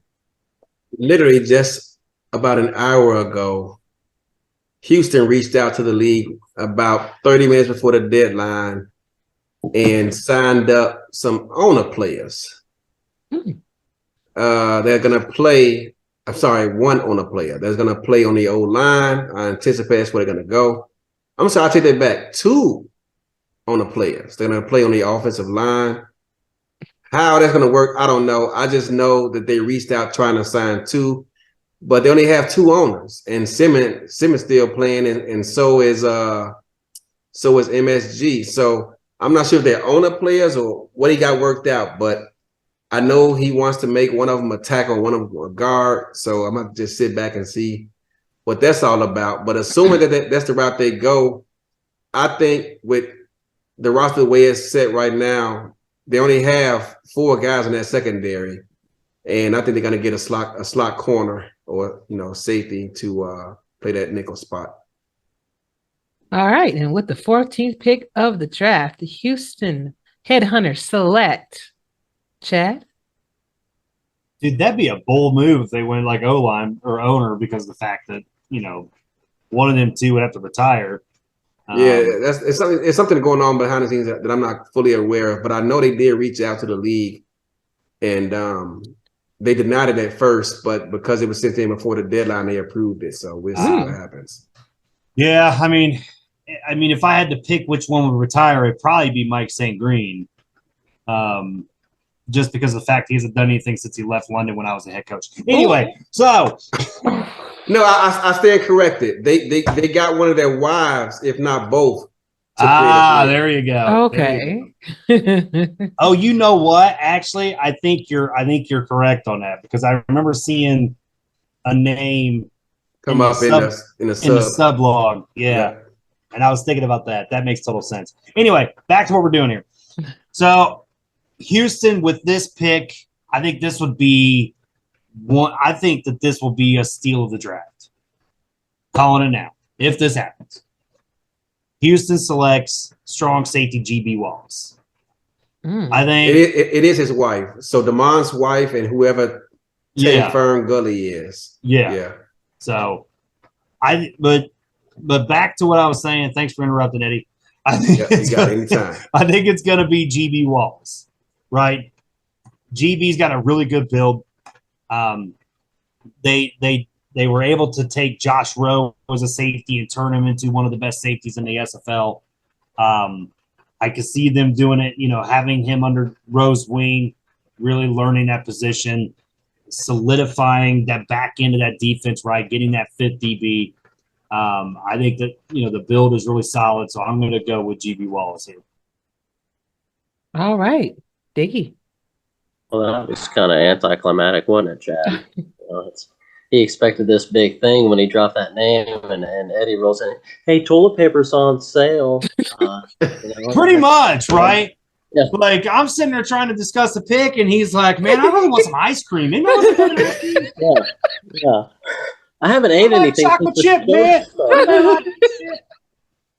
That's Eddie. I'm out, man. Y'all have fun. The streets are talking too much tonight, Eddie. Yeah, I saw that mentioned in Cam's post earlier that Houston had 2 contracts submitted to the league office prior to the deadline, but were unable to process. They'll do those, tomorrow. But I think they do. I think they go cornerback and take J.W. Hartshorn. They usually run with 4 cornerbacks, so I think they fill that spot. Okay. TJ, who do they select? Oh, that's, as we get further in this draft, the more muddled it gets for me. I've kind of got Alex Marshall pretty high up on my list for DBs. I know his build's probably not further as long as J.R.Lawless is.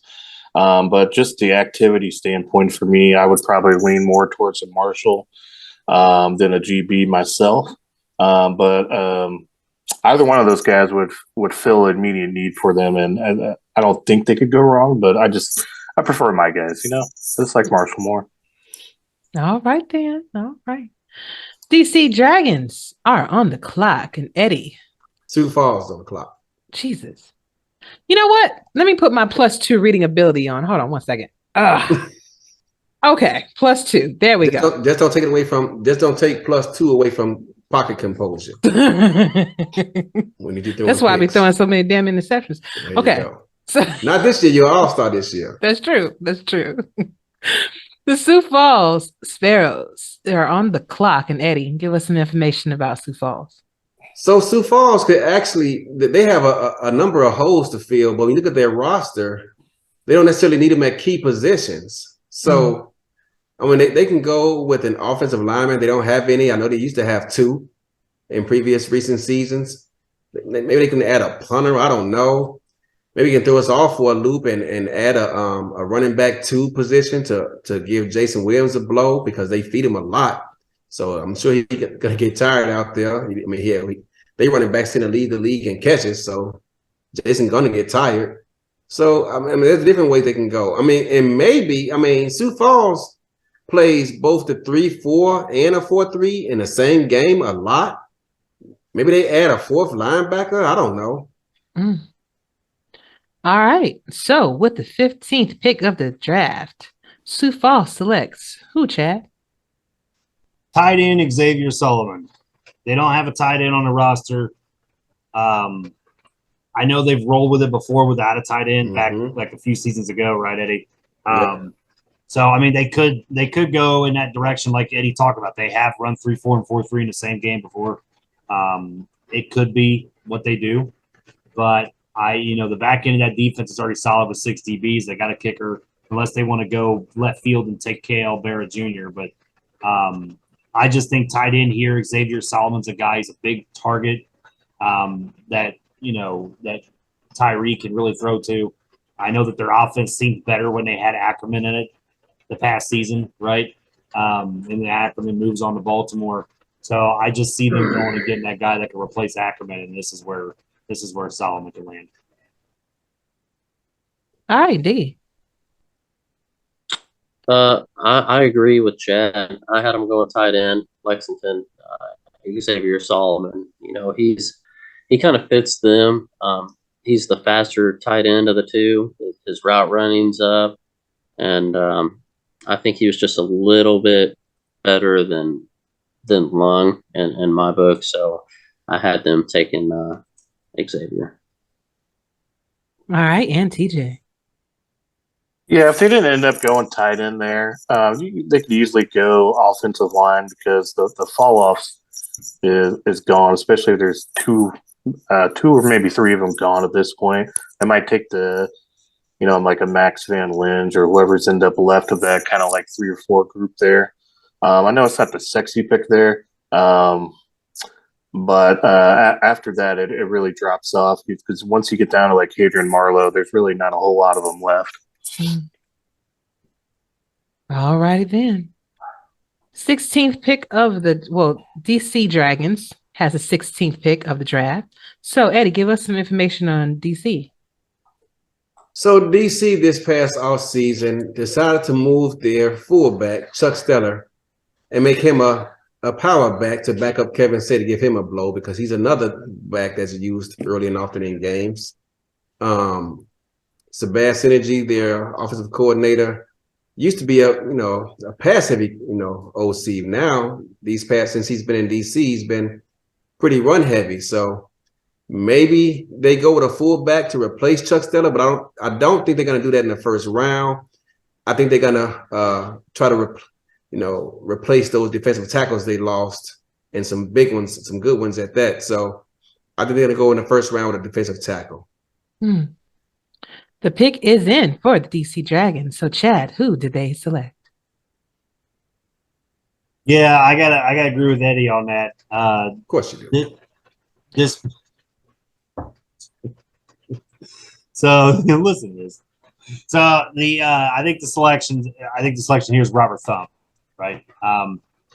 Someone that could come in as a defensive tackle. They lost two really good ones, as Eddie said, right? I mean, you lose Jose Fuentes, you lose Benny Butcher, whatever. The name was changed earlier in the season, but it's Benny Butcher. So that's where I think they go defensive tackle. They could maybe go fullback here if there's one available. You could see offensive lineman maybe, but I could see this being a definite defensive tackle situation. All right, Diggy? I'm gonna go defensive tackle, but I like Robert Thumb. I think he's a good person. I think he brings a lot to anybody's locker room.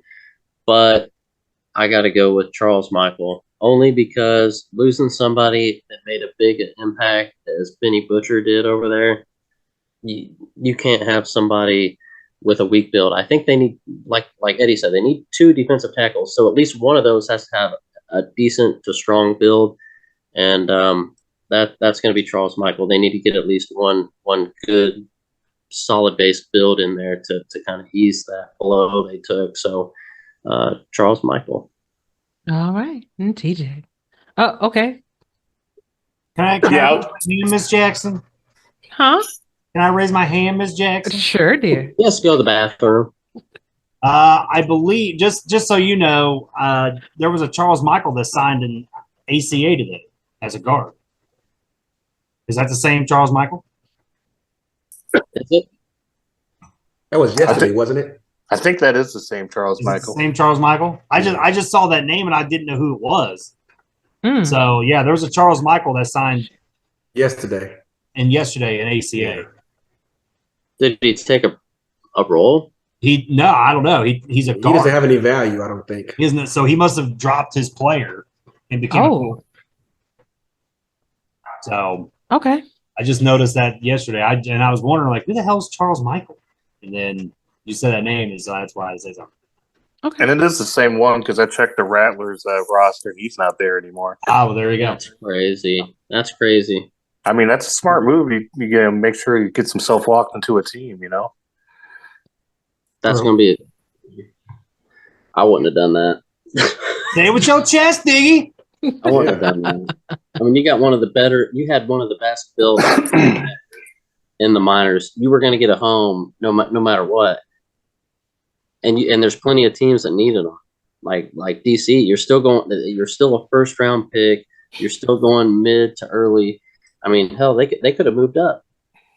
And got you. Who knows? I mean, that's crazy. I wouldn't have done that. I'm gonna bet that plan for ACA was in the work the entire time until the conversion thing came out from Cam, right? Because every year when the rosters get close to lock, Cam will release what positions can be converted in the draft. Guaranteeing as soon as they saw that defensive line wasn't going to be able to convert, that's when they made that decision to go ahead and strip his value and become a base copper. I'll just almost bet money on that. I'm not redoing my draft board. I'm releasing it as is. Okay. Everybody wait until the last second to make decisions and sign contracts and stuff. It's waiting until the last to be the. I want to be the last one to sign. It don't make any sense to me. I want to be the last one to sign. I want to be the last one. That's like saying I want to be the last one to get picked to be playing basketball on a team at recess. It's not cool. You got picked last, man. That's not. I mean, come on now. No. Oh, Diggy. It's all It good. messes with stuff. It messes with draft boards and mocks, and it messes with people trying to release that. If I'd want my people to sign their stuff quick and early. All right then. TJ, what are your thoughts, dear? I've kind of gotten so off track here. I don't even know what the heck's going on anymore. He's right though, because there was some like late signings, like right up into the deadline, and it's true. That's why I kind of waited off on doing my mock draft, and now we got everything locked in, and we kind of got a better idea. But yeah, that's exactly what happened. I think they waited until they made a ruling, and they were like, "Hey, you guys can't switch that. We're not going to make it easy on you." And he's like, "Okay," and then that's when you see that Charles Michaels signing there to tackle. I mean. I don't really know what they're going to go now if they signed that, to be honest. They're just going to probably just draft for need, and that's going to be it for them. All right, then. All right. So Mexico City is on the clock with the 17th pick of the draft. So, Eddie, what are the needs of Mexico City? Mexico City lost multi-all-star Cole Varner this past season to retirement. There's a number of kickers in the minors this season. Perhaps they address the kicker position in the first round.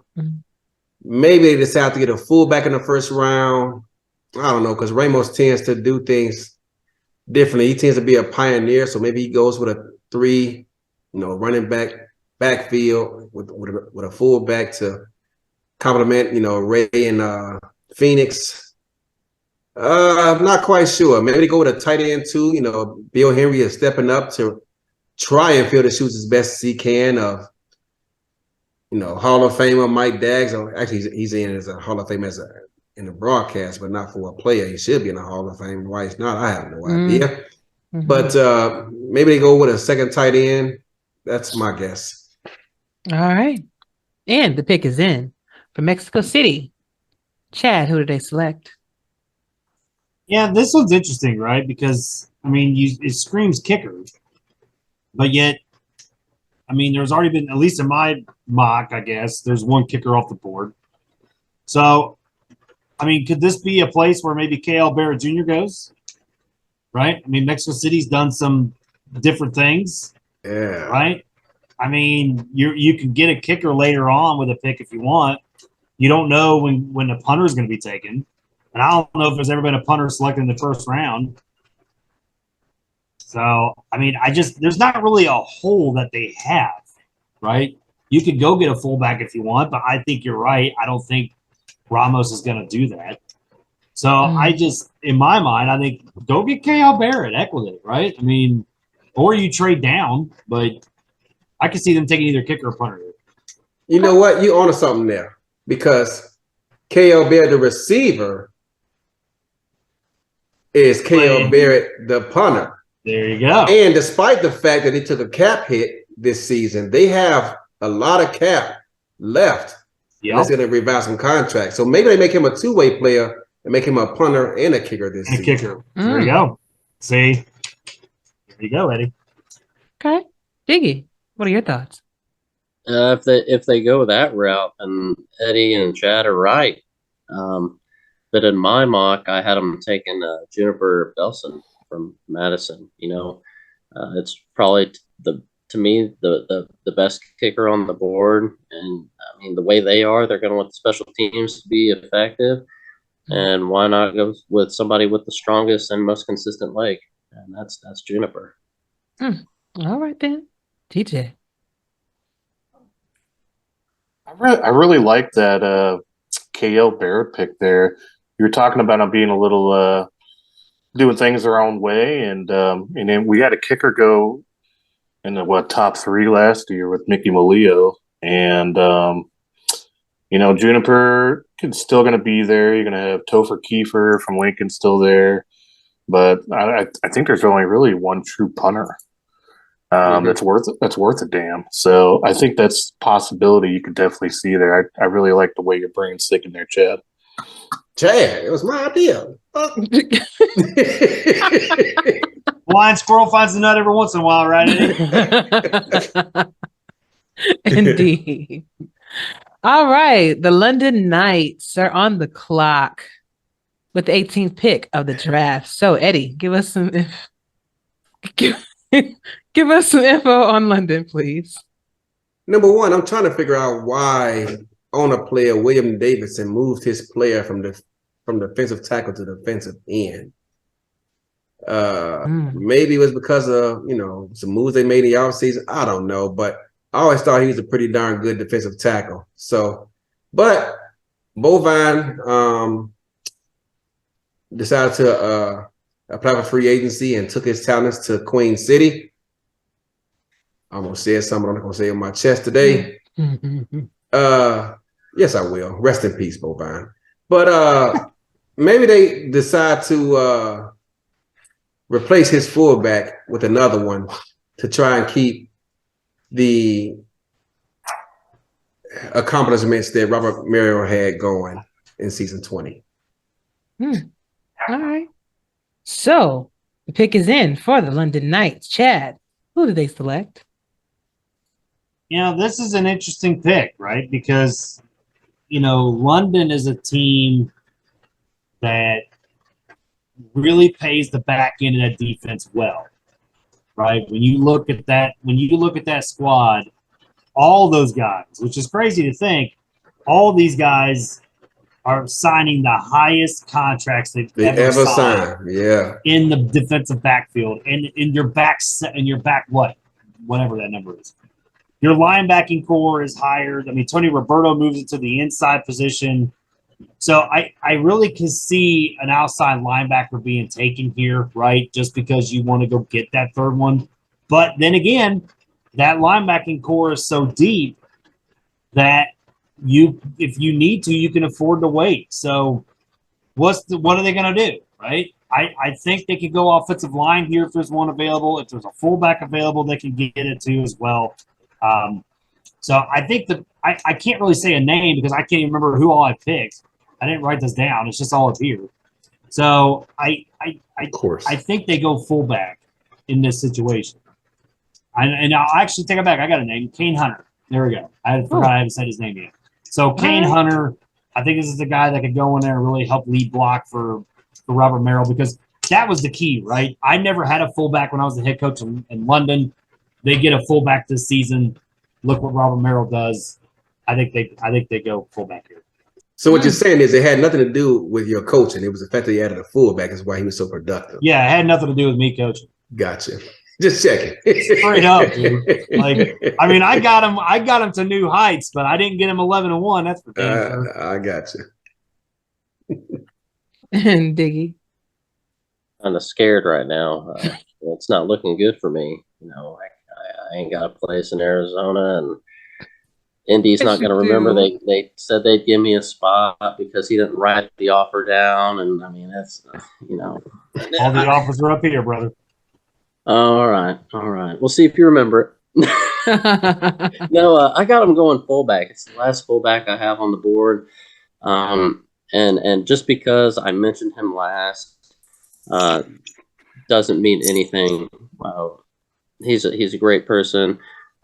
Is willing to put in work, and like I said before, would be a great addition to any locker room and benefit to any team. And that's fullback Jay Ballmer with Madison. So I got him going to London. Mm-hmm. TJ.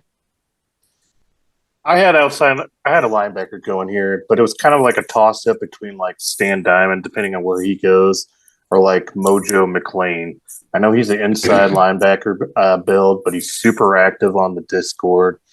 And I really think they're going to fill that linebacker spot first, just before the fall off of linebacker starts hitting. I think after kind of that Mojo range, you kind of get into linebackers with like high 60, low 70 speed. And Mojo is kind of on that higher end of the speed and can get out the gate a little bit faster. So I think they're going to go Mojo McLean there. I haven't heard his name called all day, I don't think. About time somebody gave us some love. Damn straight.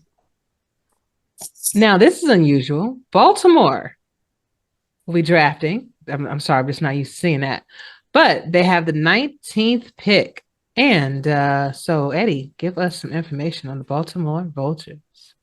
So a few weeks ago, Baltimore was in player openings, and they announced that they were looking for a wide receiver 4 in free agency. I don't know. They didn't pick one up. So perhaps they go through the draft to get one. Or maybe they go with a second tight end because they had 2 last season and they lost both of them. You know, Lloyd Graham Jr. retired, and then DJ Bandit, I forgot where he went, somewhere up north where it gets kind of cold there. Free agents, rookies, if you guys want to play with short sleeve shirts on, come to Arizona. But I forget what DJ Bandit went, but he went somewhere up north where it's cold at. God bless him. So maybe they get a second tight end. So I'm guessing the second tight end or that 4th wide receiver they were advertising for. All right. So the Baltimore Vultures, the pick is in. Chad, who did they select?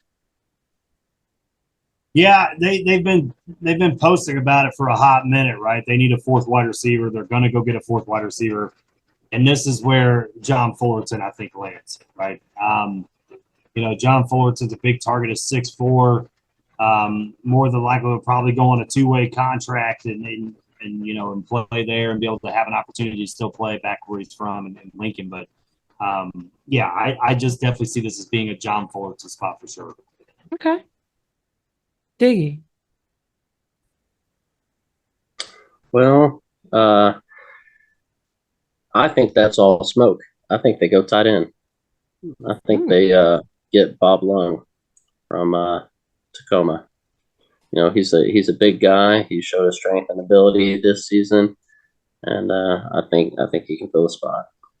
If he's still on the board by the end, they better trade up. Or they can't trade up. If he's still on the board by the end, he's only tight end out there. Other than there's 2, but one of them. There's 2, but yeah, there's 2, but one of them kind of made their claim that they only want to go to one team.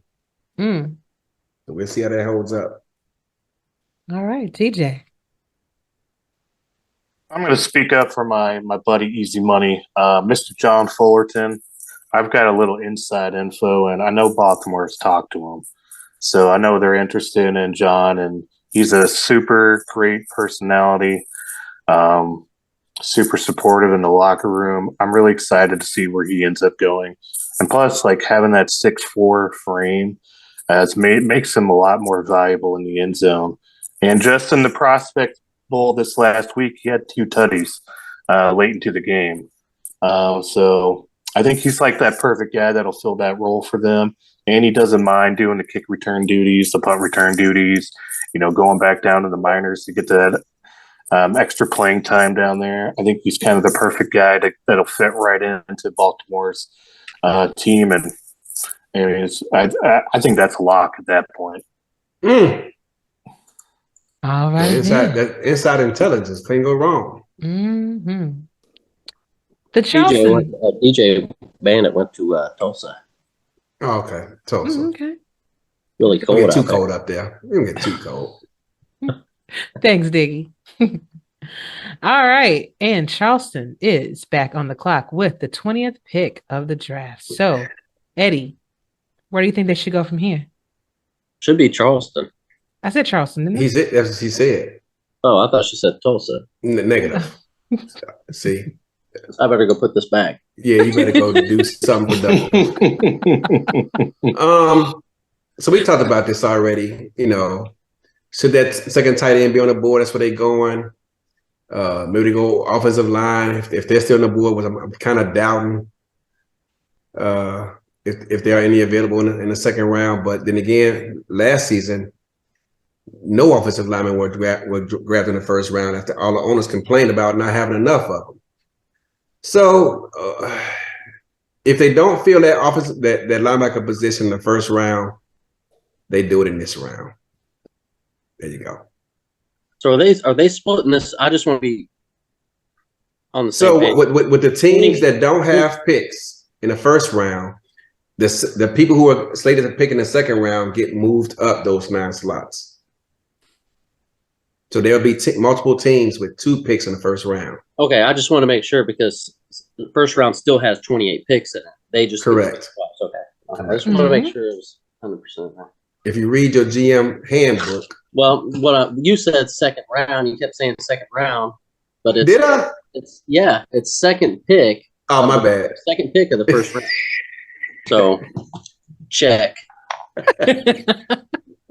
The pick is in for Charleston and Chad. Who do you have for them? I can tell you this. First of all, whatever book you're reading that GM handbook, man, you ought to just throw that shit out the window. Right? I mean, if you're getting it from over there in the desert, man, no wonder why your GM's rated under me. What's crazy, Chad? I'll say it with more chest than you got taken out there, bro. Look at all that shit. You ought to have some gold chains hanging off there, Diggy. Hey, you know what? Look at that chest. I'm gonna say this. You're getting me all flustered. You're getting me all flustered with all that chest hanging out. After all that's it's got hot in here. I've been drinking. It did get hot in here. Slow down, bro. Slow down. That's almost as bad as Eddie putting lipstick on. Eddie keeps talking all this stuff down there and taking the shots over here. But I've had 3 of these and I'm still checking Eddie. Look at Eddie. I'm trying to tell you what's up, bro. All right, let's get back to business. I got your back though. Let's get back. It don't sound like it. Yeah, it don't sound like it at all. Let me get back to business. While I'm drinking my water. We got. I picked Max Van Lynch as the first overall pick. So in my mind, they've already filled the offensive line position. They need to come back and fill the linebacker position. This is where Geno McFly goes. This is a guy that, if he's here by the time that, if he's in this position by the time Charleston picks, then Charleston's already had a hell of a draft, right? Being able to get the top, one of the top offensive line builds in the league, and then being able to get Geno McFly right here, I think this will be a fantastic draft for T South. So this is where I have Geno going. I think he'd be gone by the end. Okay. Oh, I'm sure he will, but that's why I said if he's that position, that's a hell of a draft. Mm. Okay, Diggy. I had him picking Creech first, which I think Creech is a steal in itself. So I had him picking Creech first. So this time I have them. I done lost where the hell I was here. There they are. I got them picking wide receiver Prince Wonder from Madison. From Madison, of course. And TJ.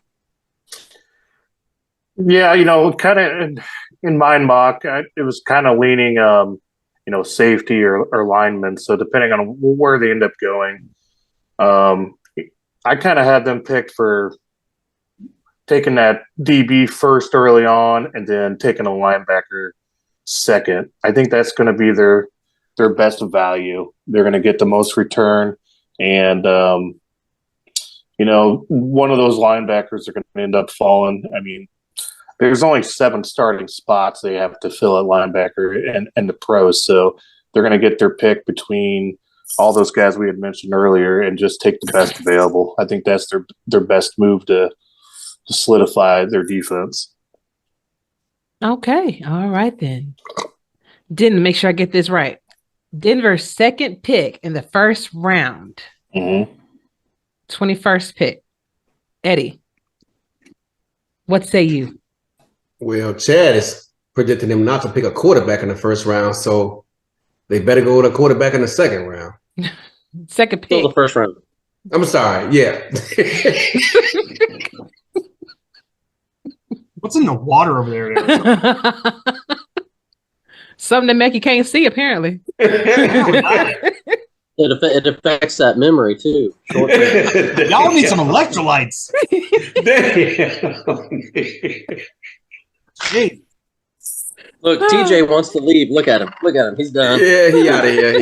He never signed up for this again. TJ's ready to get bed. I just want to know where can I get some of that water at? Because I mean, Eddie can't hear, she can't read. I'm just like, what is going on in Arizona? Yeah. In Arizona, the water is hard, so you got to get a water softener. And it costs like freaking $2,500 to get a good one. Yeah, get you. Yeah, he can't hear, she can't see. Diggy's trying to just show his chest to everybody. All right, anyway, continue. This only goes down so far. I'm sure it does. So you know you're safe. There won't be no nip slips on the show. Don't pull a Janet Jackson. Oh no. Okay, Chad, go ahead. Yeah, so I mean, this is where the quarterback I think will be taken by Denver, right? So then the question becomes, who's the quarterback, right? Denver has been kind of slow paced the past couple seasons, right? I've been saying on my chest all damn night, Eddie. This is your fault. So, you know, they've been a little bit slower. I mean, they've had some okay seasons, right? You know, obviously, I believe Javier is still the head coach, right? We all know if you've been in the league long enough, if Jeremy Vega ever decided to get back into the playbook, this team be a playoff contender automatically. But right now, I think they need some help when it comes to the coaching side of things. They need some hang on, calm down. But what I'm saying is they need people to help scout. They need help doing this and that. Okay. Where type attack goes. Okay. I think that this would be a really solid place for him. Be able to hone his scouting skills, right? Be able to learn from Vasquez. Be able to see maybe if Vega chimes in, a time or two or whatever after, whatever. But a time or two. That's about it. But I think this is where Patak would land in my mind. So he'd be the first quarterback taken in my mind. Okay. Diggy. I got him going. I had him go quarterback first. So with their second pick in the first round, I got him taking defensive end from Lexington, Robert Brady. I think he's got a good build. He's a very strong player. I think he could easily come into the pros, like I said before, and still play at a good competitive level, especially with the right coaching. He's a sack leader and plenty of tackles for losses to sprinkle on top of it. So win-win, get your quarterback early and get you a defensive end. You said with the right coaching, is that in Denver, Diggs? Keep in mind they are division rivals. I'm just asking, is the right coaching in Denver? I'm just saying the right coaching, the right plan to put him in a place to succeed. That's like a political answer to me, but that's what's up, though. That's very political. That was saying it with your toes. Yeah. TJ. I had them going type attack early on, and I think they're going to end up taking probably the last kicker that's kind of really on the board, and that's that Topher Kiefer from Lincoln. Just a need fill for them. And I still think there's a lot of other decent receivers and CBs and still on the board if they want to fill those up later. I think they're just going to fill the need first and then get the wants later. All right, then. The Indianapolis Ramblers, their second pick of the first round. Will Eddie, any thoughts on this before we shoot it over to Chad? Well, we already know Chad not gonna say anything. He gonna keep. He might. You never know. Well, he gotta say something because Diggy not here.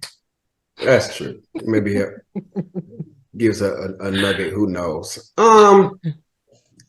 I forgot who I had them taking with their first pick in the first round. So fullback,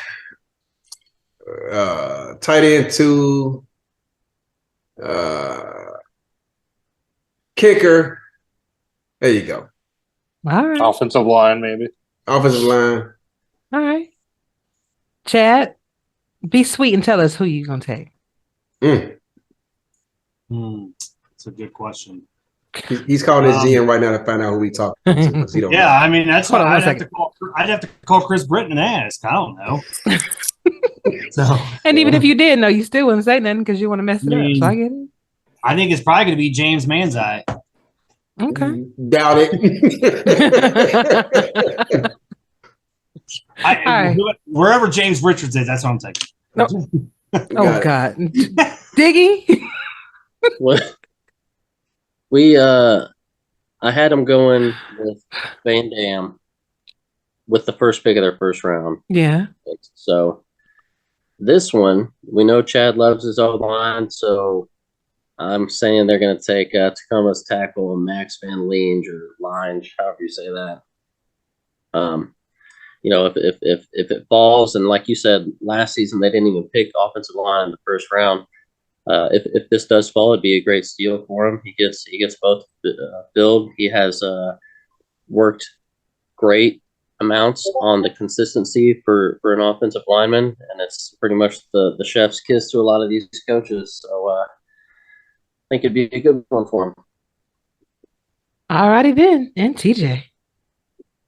I actually kind of had them lean in kicker. I had them take fullback in that first pick to fill that need. I think they're going to fill the need again, especially when one of the two come off right before them. I think they're going to pull the trigger and fill that spot just because I don't know. It's not going to fall back to them again until pick 34, and they may be where they might leave with no kicker. All right then, good stuff. So Jacksonville, second pick of the first round. Eddie, they're on the clock. Who do you think they're selecting? Who knows? I mean, they got a million holes to fill. They got a new general manager over there, and Jorge Torres. Ooh, yeah. I don't know which damn direction they're going in. Hopefully, they feel that cornerback spot in the first round. Mm-hmm. Perhaps they go with an outside linebacker in the second round. Gotcha. I mean, the second pick. You know what the hell I meant, man. People may just be tuning in. This is a long show. So with the 23rd pick of the draft, Jacksonville selects who, Chad? Let's see. I had them taking, I believe I had him taking Adam Nold first round. So this is where they got to come back and take a linebacker. Chuck Diesel was there on vacation. Then he went back to Louisiana. Oh, so that wasn't my words. I know. It was the Louisiana Twitter words. But this is where I think they get a little bit of mojo, right? Mojo McClain. Good pick. I think that would be a really good pick for them here at this spot. That would be considered, in my mind, a pretty decent steal considering. But like I said, once again, this linebacker core is kind of deep. Yeah. They have a lot of holes to fill. They need two linebackers, really, to be honest.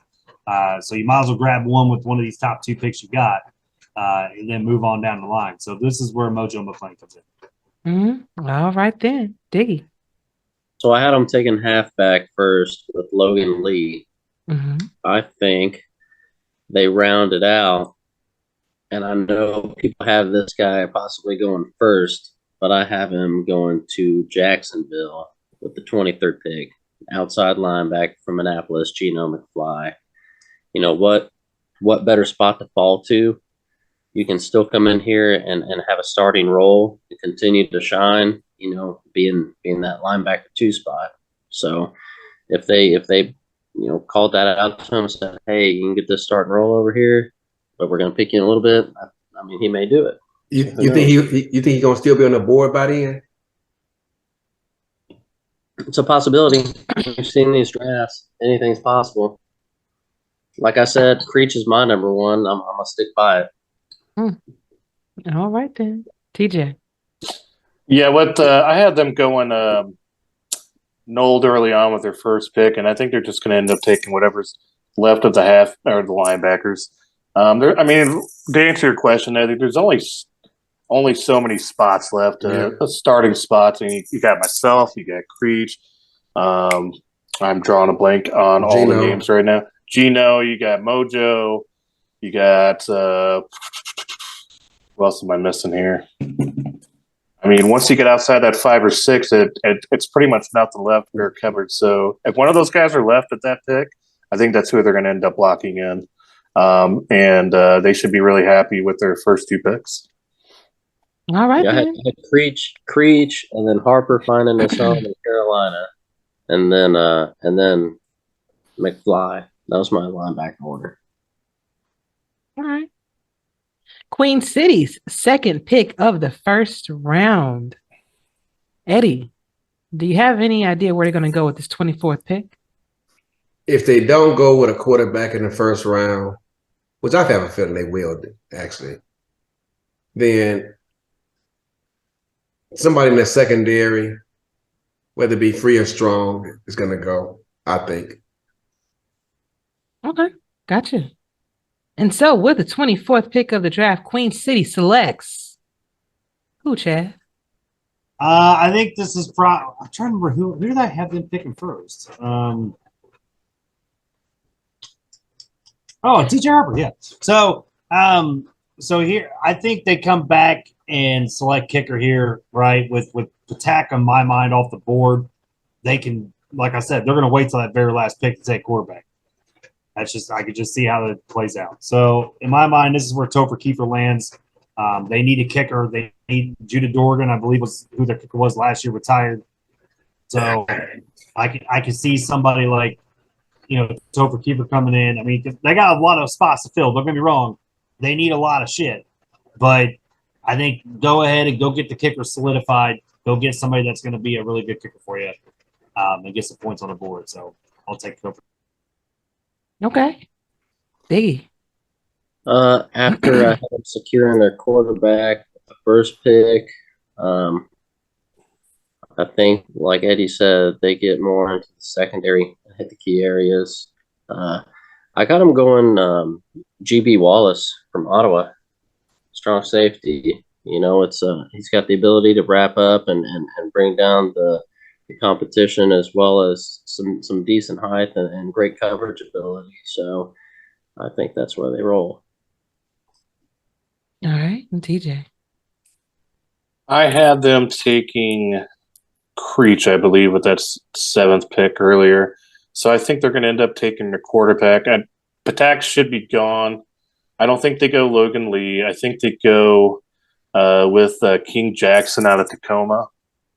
And just the personality alone and the person that he is, I think it's just a good locker room builder. It's the kind of guy you want down there that wants to lead.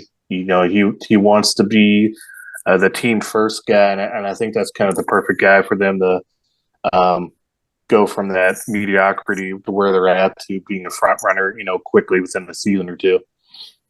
I saw his interview on Ashley's show. I thought, you think Johnny Pickler can talk? King Jackson can talk. Oh my God. It was like an hour and a half. It felt like just, he was going. Yeah. But you know what though? Like I got excited. Like I wanted to go run through the tunnel, get out there and hit somebody, man. Like his energy is contagious. I heard about how he got shot in the hand, his girl he met, and how they in love, and his whole life story, man. I'm like, man, I feel like I know him more than I know my own brother. Dang. Gave me his whole life resume. Hey, well, some people, they feel real comfortable being able, to open up and share. That's apparent because your shows be like 5 hours. So, I mean, I got to fill TV time. I told you. You got to worry about that sometimes. If they get too comfortable, Ashley will start asking for bank account numbers. And they'll give it to her. Yeah. Hey, why don't you go ahead and tell me what your debit card number is? On the back. Yeah. What's that 3-digit pin? Yeah. What about that zip code so I can run this credit? Yeah.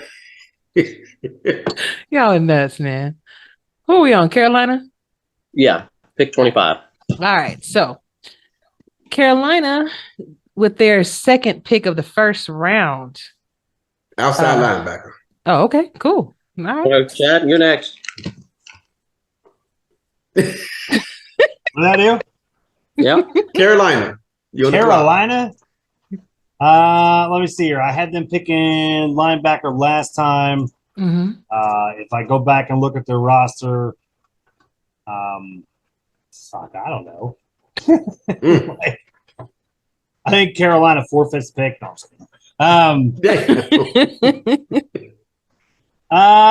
Jesus. I mean, I can see a fourth wide receiver here. Somebody like a Rob Hunt, right? I think Rob Hunt probably gets higher, but this could where be if there's a fourth wide receiver. Dill Swayze could be a guy right here as well. But I'm going to go Rob Hunt just so I can get his name out there. Gotcha. Diggy. Did they roll with 3 last season? I think Carolina. Yeah. I think they rolled with 3 last season. Yeah, and they usually have another safety. So I'm gonna say after getting TJ Harper, they go ahead and pick up a free safety and Matt Ryan from Ottawa. So he's active. You know, he's in the chat all the time, and I think he'll be more than welcomed in the Carolina locker room. Alrighty then. And TJ, you there? He went on break. Yeah, go ahead. Canton. Wait. All right. Well, we'll come back. We'll come back, TJ, because he, wanted to get his opinion on that. TJ, one more time. You there? All right. So, Canton is on the clock with their second pick of the first round. So, Eddie, where do you think they're going to go here from here? With the second pick of the very first round, they already replaced their fullback in the first round. I'm sorry, with their first pick in the first round. Maybe there's an offensive lineman left. Otherwise, I don't know what they're going to do, because that's why I think they might get an offensive lineman in the first round. But we'll see. Okay. So the pick is in. And who does Canton select with their 26th pick? Chad. Bob Lung, tight end. Move on. Yep. Okay. But they got him in the first round, though, didn't they? Huh? Still the first round. No, I thought he picked them to pick Bob in the first round with the first. No, pick. I think I had him picking full. I thought I got him fullback. Well, whatever. No, because I said they would take the obvious choice in the second round for the second selection. So that was the obvious choice. Bob Lung. Oh no! If you take, like we talked about. Note the time, Ashley. Note the time. If you take a guy that could possibly already be linked to that team anyway, I mean, you want to waste your draft pick on him? Yeah, it's always $1 million question. I don't know. Or maybe he's not really dedicated to it. He just wants to play wherever. That's fine. But I just think if they take fullback in the first round, this is where I think they go ahead and take Bob Lung here. Okay. I don't think Eddie's drinking water. I asked him out of water. I drunk it all. It's all gone.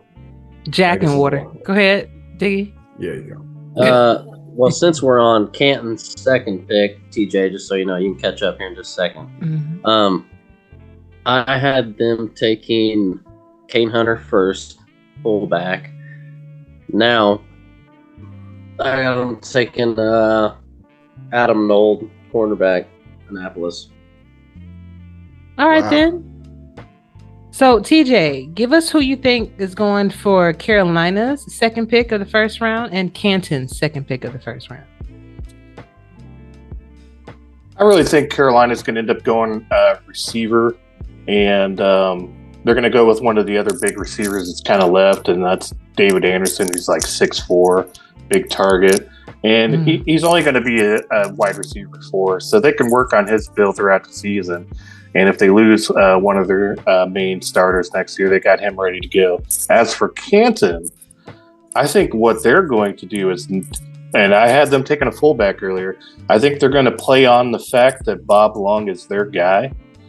And they're going to end up using that against the other GMs in the draft and getting him with their second pick in that first round. And, I wouldn't be spiteful and take him earlier. You're only going to get him for a season. And, he's a busy guy. And I think Canton's going to use that to their advantage and end up getting him with their second pick, which you never know. They might take Bob first, but I would lean into that. Just I feel like Michael is going to have something up his sleeve there, and take Bob and laugh all the way to the bank about it. Good stuff. The Fort Worth Toros, second pick of the first round. Eddie, where do they go from here? I mean, they did have 9 picks. No, Fords don't have that many. They only got a few. Oh, I'm sorry. That was Queen City. So, TJ, who'd you say last? Bob Lung. Oh, are you recording all that? Yeah. No, not you. I'm talking about Diggs over there. I almost called him something else. Diggs over there making notes about who all picking who. No, I thought he said wide receiver, so it confused me when he's Carolina is who he was talking about. I'm sorry. Who'd you say for Carolina? You said wide receiver. David Anderson. Oh, okay. I was trying to catch. You good now? Can we I'm good, continue? Okay, let's check. Yes. Yeah. We know you need to get to bed. We know. I don't know if you've seen all the grays in my beard, but I got to get to bed soon. You know what I'm saying? Yeah, you know what I mean? Look at that. Look at all that. Hey, man, dude, I think half mine came from coaching. I swear to God. Fort Worth, like I said earlier, RB2 or defensive tackle. All right, then. So, Chad, 27th pick for the Fort Worth Toros will be. Yeah, this was the team that I gave the idea of, going after the second running back, right, and Josh Slapp.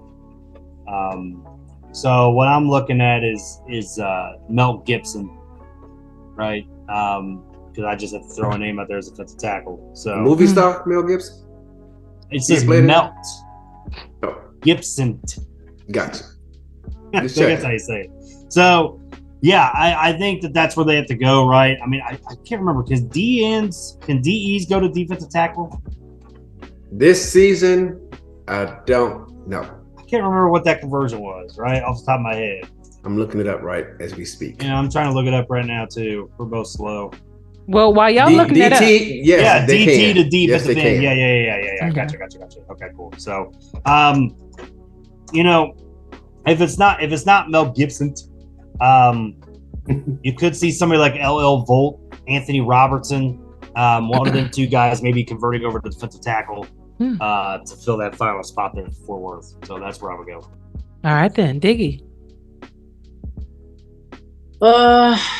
Let's see. Fort Worth.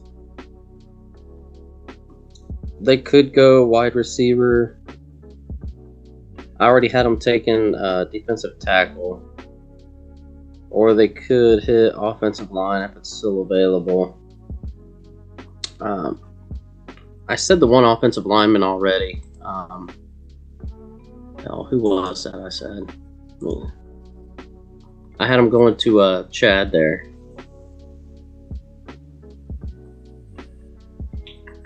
Max Van Lynch. Who's the second? Who's the second offensive tackle? Saint. How do you pronounce his last name? Yes, Nebuchadnezzar. That's where I got going. I got forward taking Saint. See, that guy's on it. Ask me. Sign him next season. Cut Diggs. Got it. Confirmed. Who you signing? I'm cutting Diggs and we're gonna draft TJ over here. If he cuts me, Eddie won't find his way to the bathroom. He'll be lost for eternity.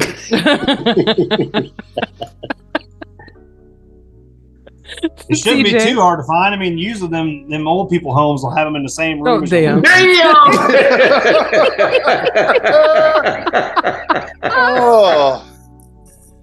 Thank you. Hell no. Oh my God. CJ, who you got? Oh man, I'm sorry. They do have him in the same spot, so I've worked in one before. He's right. He knows. I was gonna say I had them going Robert Thump here. I think they fill that need that they need. I could see them going to receiver too, though. I don't know. It's a depth signing there, but I think they go DT there and they get him worked into the rotation there. And, by this time next year, we might be talking more about Thump having bigger impact there for him. But wait, hold on. Did you say it's a depth signing you say signing there? Yeah, with receiver. Oh, okay. I think they're just going to fill the need before the one. I think that's what's going to end up I happening. can't help but notice though, with all our mock drafts, we haven't talked about receiver too much. Well, there's so many of them. Yeah. If you go down to, and it's still first round, but there's just way more those positions. Yeah.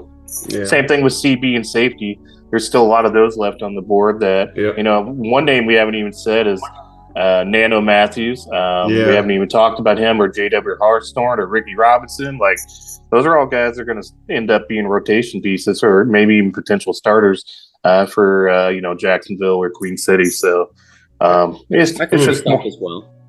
Yeah. I think Diggy, didn't you mention JW Hartron? Yeah, he made a mock draft. Mm-hmm. JW I had going to Houston. Okay. Gotcha. If they didn't, like I said, I had Fort Worth going DT first and taking Mel Gibson.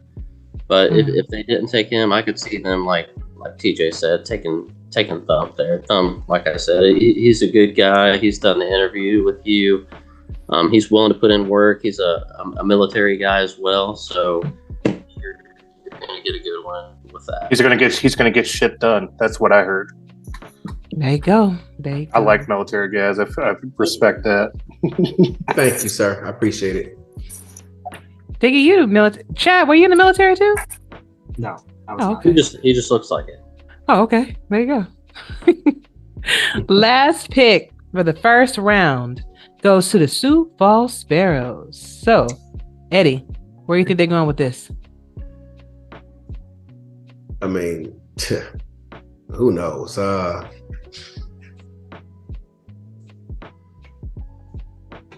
Tight end. Ooh. Tight end. Like Chad said earlier in the first round, they have spent seasons without one, so it's not necessarily a position of need for them. I picked them to pick up an offensive lineman in the first round. I'm going tight end in the second round. If there's one there. Good point. So with the 28th pick of the draft, Sioux Falls Sparrows select whom, Chad? Shit, I don't know. Right? But I do know this. I'm going to put a pretty good amount of money that they've never talked to that rookie before they draft him. Oh my God.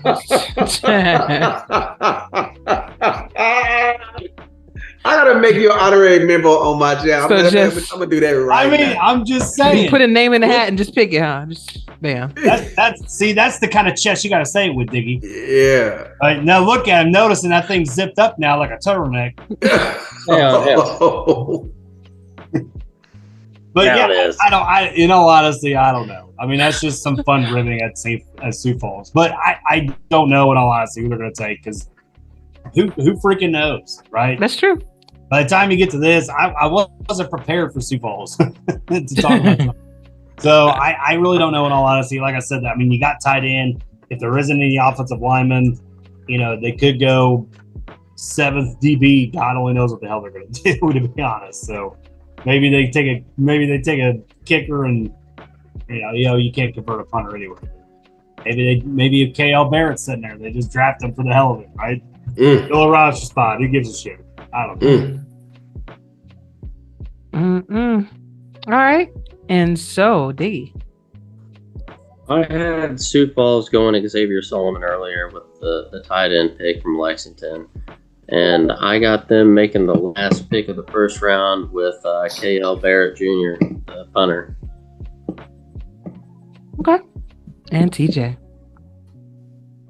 I have them taking the last kind of tiered offensive lineman left, and Hadrian Marlowe.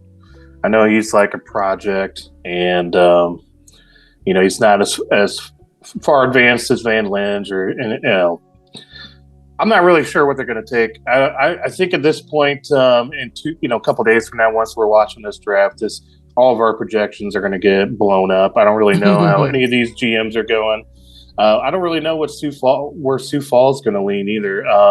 They've been very quiet. I haven't heard much from them the last couple of weeks. I don't know. No one has in the past couple of years. So I don't know. I have nothing to lean on here. So I think they go lineman though. Interesting stuff, gentlemen. This was fun. I think this is the first time I actually did like a kind of a mock draft situation on the show. And it was very interesting to hear everyone's feedback, everyone's opinions about it. So we're going to see how close you guys are to what actually happens. But Thank you all for listening. And now we are going to slide over to my 4th and goal interviews. Coming right up.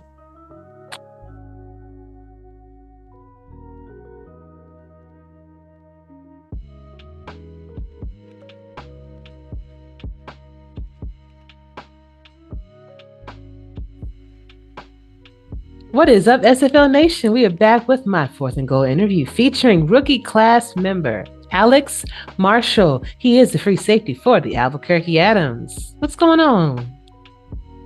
Oh, not much. Just celebrating a good win to get us to the finals. Yeah, it was nice, perfect win with the shutout and everything. Everyone performed really well. Nothing to complain about. And now it's a big rematch in the finale against a team that's, well, I'd say definitely the second best team. So it's kind of the perfect finale for everyone after a really exciting Week 8 game against them. I was up at 2 a.m. watching that game because I live in England, and I started watching the game thinking it'll be over by 1-ish because they usually only about an hour and a half, and then it went into overtime. This would not end, and it's the first game this season where I was banging my fist on the coffee table when things didn't go quite right because there's a few interceptions and then I would get burned or something like that. So it was a very exciting game, and it was a very, very exciting win as well when Ye Verity did his heroics. Ye is going to find, if somebody's looking for a kicker, which we will be doing a mock draft very soon. Oh, nice. If someone will be looking for a kicker, Ye is going. Period. Yeah, it's going to be interesting with kickers because I've looked, and I know there's stuff with special teams coaches and that, but there's 24 kickers in the SFL, and there's 7 of them in the minors. So there's going to be some on the outside looking in, which is probably doesn't happen too much, I would think. So it's going to be very interesting, which it also means next draft there'll be some potentially really well progressed, beefy kickers ready to get drafted. And yeah, it's really exciting. We even have a really well progressed punter in the SFLm as well, who joined I think the same time roughly I did, like week 2 or 3 of the I guess the off season. And yeah, I'm really excited for the draft because I think this class was really good. There's a lot of active characters in it who a lot of them have now been on your show, as well as Axel's. And it's also a tight draft as well, because I think there's something between 60 and 70 picks. There's probably going to be roughly how much there's going to be. So it's going to be very a nervy time for a lot of people in every position, probably not just the usual ones like quarterback or running back. Like even like there might be cornerbacks that are on the outside looking in, or safeties and all that, and kickers as well. So it's going to be very exciting. A lot of drama, I would imagine, on draft day, and yeah, just getting a bit nervous now. Obviously, 1 week to go, and it's been a long wait, and fingers crossed. Exactly. And when you go out there and you have your performance on the field, and then when you make yourself known in the general chat, like having conversations out there, letting everyone see how you interact with everyone, because you're probably going to be teammates with these individuals that you're talking to at some point. And if you're getting along, okay, cool. Looks like he'll be a great teammate, great representative, for the current team. If they see you acting out of pocket, then that could also let them know, like, okay, yeah, we're going to skip him in the draft. But so just the way you interact with people definitely matters here. Oh yeah. And even your player on the field, you said off camera that he wasn't as well. He started off really good and kind of fell off a little bit, and then kind of got back up there during this last game, especially. Who would you? Well, first off, before we even go down that road, because we kind of skipped a few things, which is fine. I love the conversation. We want to get to know you. So, of course, what is your age? And now you say you're from England, so that could be your hometown. Or if you want to give us the another hometown, you can. One interesting fact about yourself and your favorite NFL team, or your favorite football team. Of course. Well, I can do both for that last one. So, yeah, I'm 28 years old, and I do live in England, but I'm sure if you're trying to place the accent, I'm actually Canadian. I was born in England, raised in Canada, and I moved back to England in like 2016, I think. So it's a bit of back and forth. And obviously, because I was born here, moving back here was very easy. It was just a matter of birth certificates and a few other things. It wasn't like proper immigration, really. It was just kind of going back and logging back in, I suppose. Okay. And then I suppose an interesting fact, I guess that'll be it. And then for my favorite team, I'll do the two. For my favorite NFL team, it's the Patriots. Okay. So yeah, well, yeah, I know. They've kind of had a come down this season. There's a lot of issues with the quarterback situation, and I'm not too fussed about it. I feel like after the 15 years of dominance they had, it was only a matter of time. And it's at the stage now where it's have to sort of start anew a bit and probably get a new quarterback, I would imagine. I've not watched the last couple of weeks of games because I've been a bit busy and watching the SFL as well. So I'm not too fussed with the Patriots' struggles at the moment, just because it was always going to happen at some point. And in a weird way, I kind of like some of the teams that are doing well now. Like I've always had time for the Buffalo Bills. Okay. Yeah, my girlfriend, she's full on English, and even she quite likes the Buffalo Bills purely because of what. Yeah, because what their fans do with the jumping on tables, she loves that. And then for my favorite football/soccer team, it is Leeds United, who are my local team. They're in the Premier League at the moment. They've got an American manager as well as 2 star American players who did very well in the recent tournament, especially Tyler Adams, who became captain of the U.S. team. So. We were talking earlier just before how I think the U.S. are going to have a very good team in a few years' time, because they were the second biggest team in the tournament, and they're hosting the next World Cup. So 4 years, they're all going to be in their primes. Yes. And a lot of them it's probably going to be because of the success of the Leeds players. I think there might be some more American players coming over to the Premier League, because there's a few that are in Europe and they're getting to the top leagues. But I think with the success they've had at Leeds, and I think they played really well in the World Cup. I think they could have gone farther than they did. So I think they're going to be really good watching in a few years' time. Awesome. And maybe your girlfriend could join the league too. We have a lot of couples that she knows of it. I've explained it to her. She's not really that much into American football. Gotcha. Yeah, so she calls this league real fake football.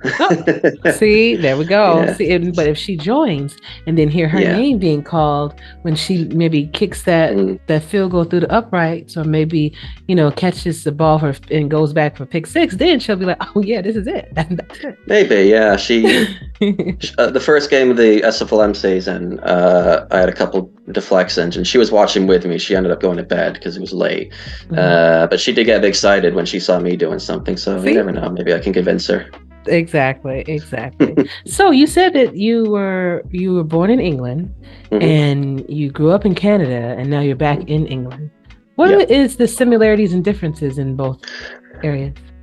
I mean, there's quite a few differences, but I mean, like obviously there's things like the weather, because it can get very cold. Where I lived in Alberta in Canada, so it can get very cold up there. You can like minus 30 Celsius sometimes, which I don't know what that is in Fahrenheit. It's probably like minus 10, 15.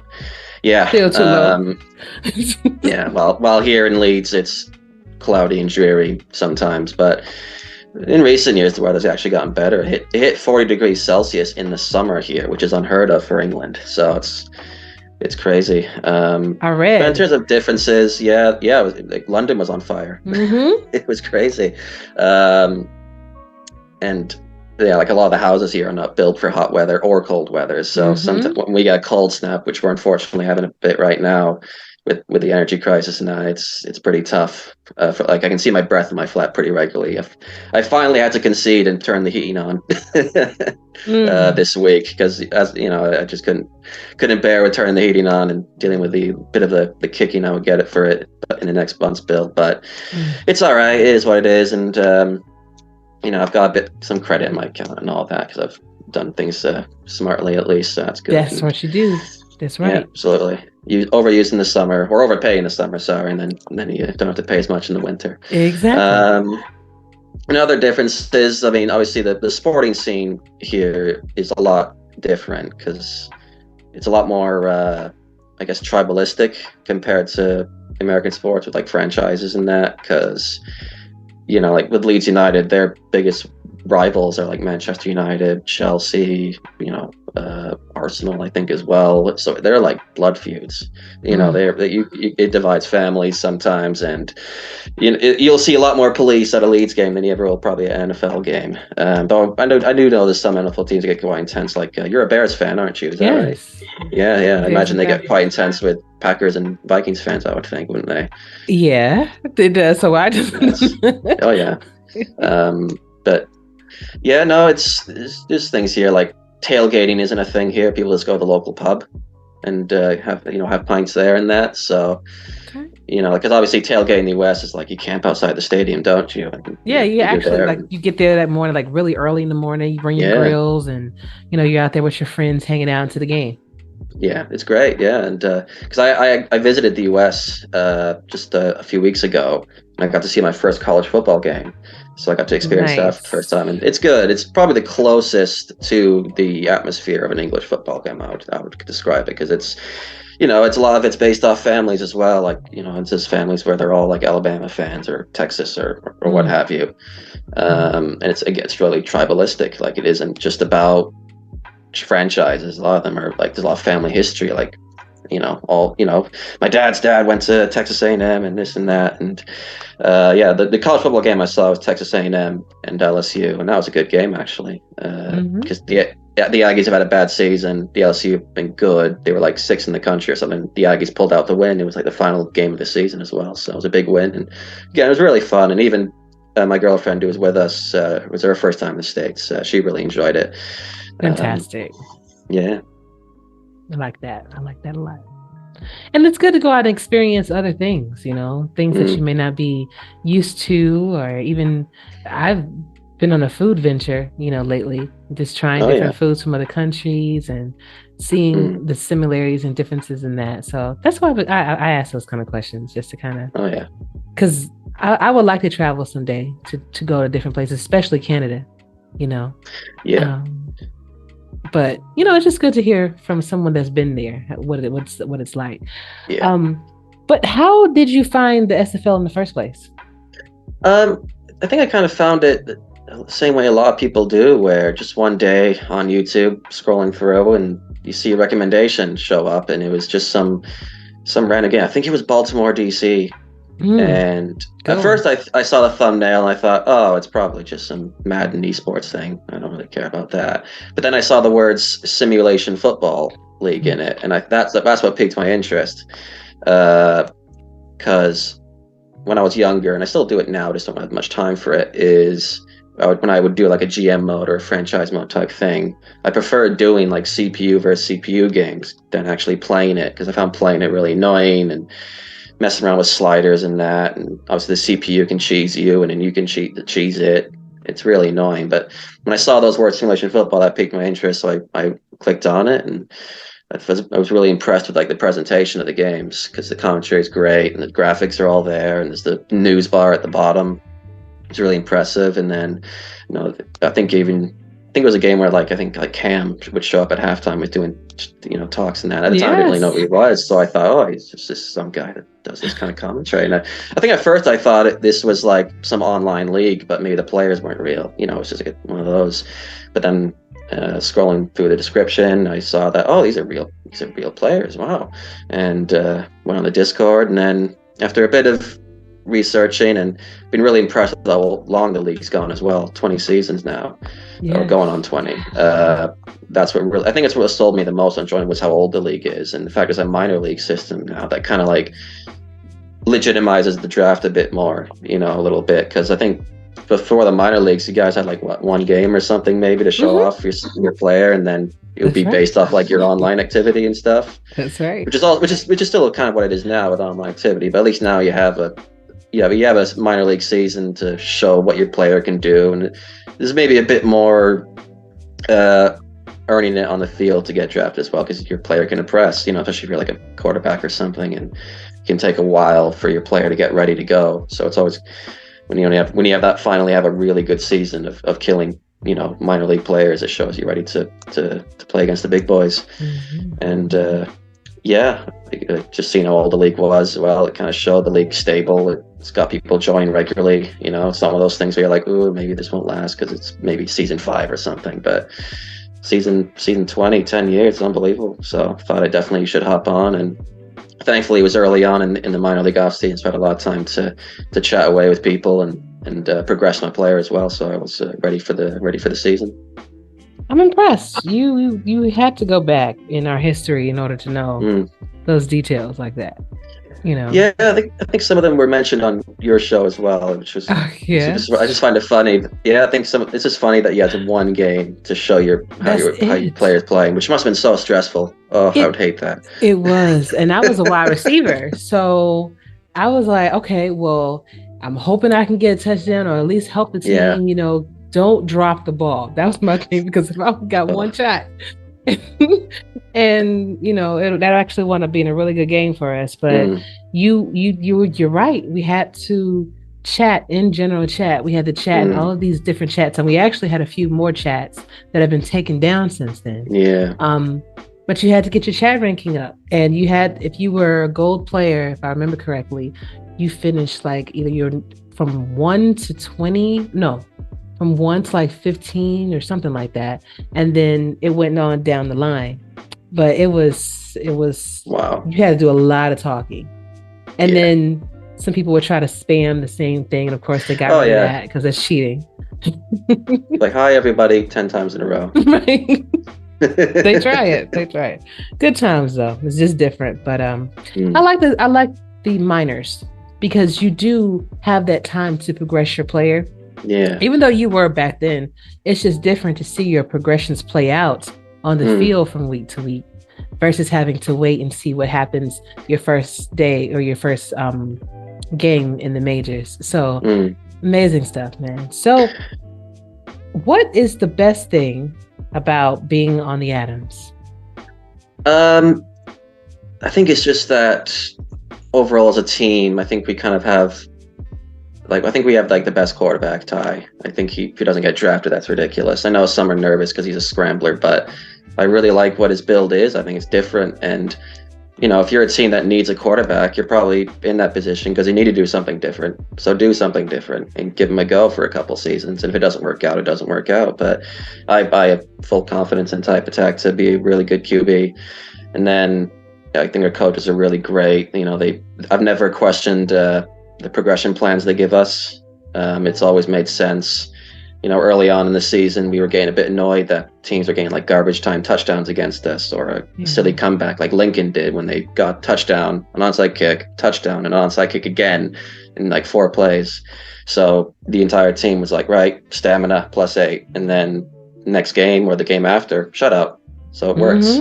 And then and I've never really questioned any of the progression plans I've been given to my player at all. It's always been kind of in line with what I hope my player would be, and it's just really worked out. And I think a lot of our other rookies are I really hope they get drafted as well. Like Josh Slaps has been a really great running back. Yes. Ricky Robinson's been an absolute star as a cornerback, even though he's the same height as me, 5'11". Because I know there's a whole thing about short players, but I think when you're used to a short player can definitely perform, even on defense, and like he's a classic example of that. And then I know there's a whole deal with some of our two-way players. Some of them are a bit good. I heard about some of the slander on the last show from I think his name's Diggy, isn't it? About if the Adams win, is there an asterisk? Which I don't particularly care for that, because I think most people, if you ask them who the stars of the Adams are, they'll say Type Attack, Josh Slap, Melt Gibson, Mickey Gibson, TJ Assassin, who joined halfway into the season and just took the entire team by storm. Ye Verity with his heroics at the end to give us the #1 seed. They're the stars of the team. Dante's been great, and then I know our receivers are all two ways, but I wouldn't say they're the best in the league either. I'd say the best wide receivers are probably like Prince Wonder and the Madison receivers, I think. Just fitting because obviously we're playing them next weekend. I do sort of agree that there probably should be like a limit on how many years that a two-way could do, and just to sort of move them along in the progression and let others kind of get in there.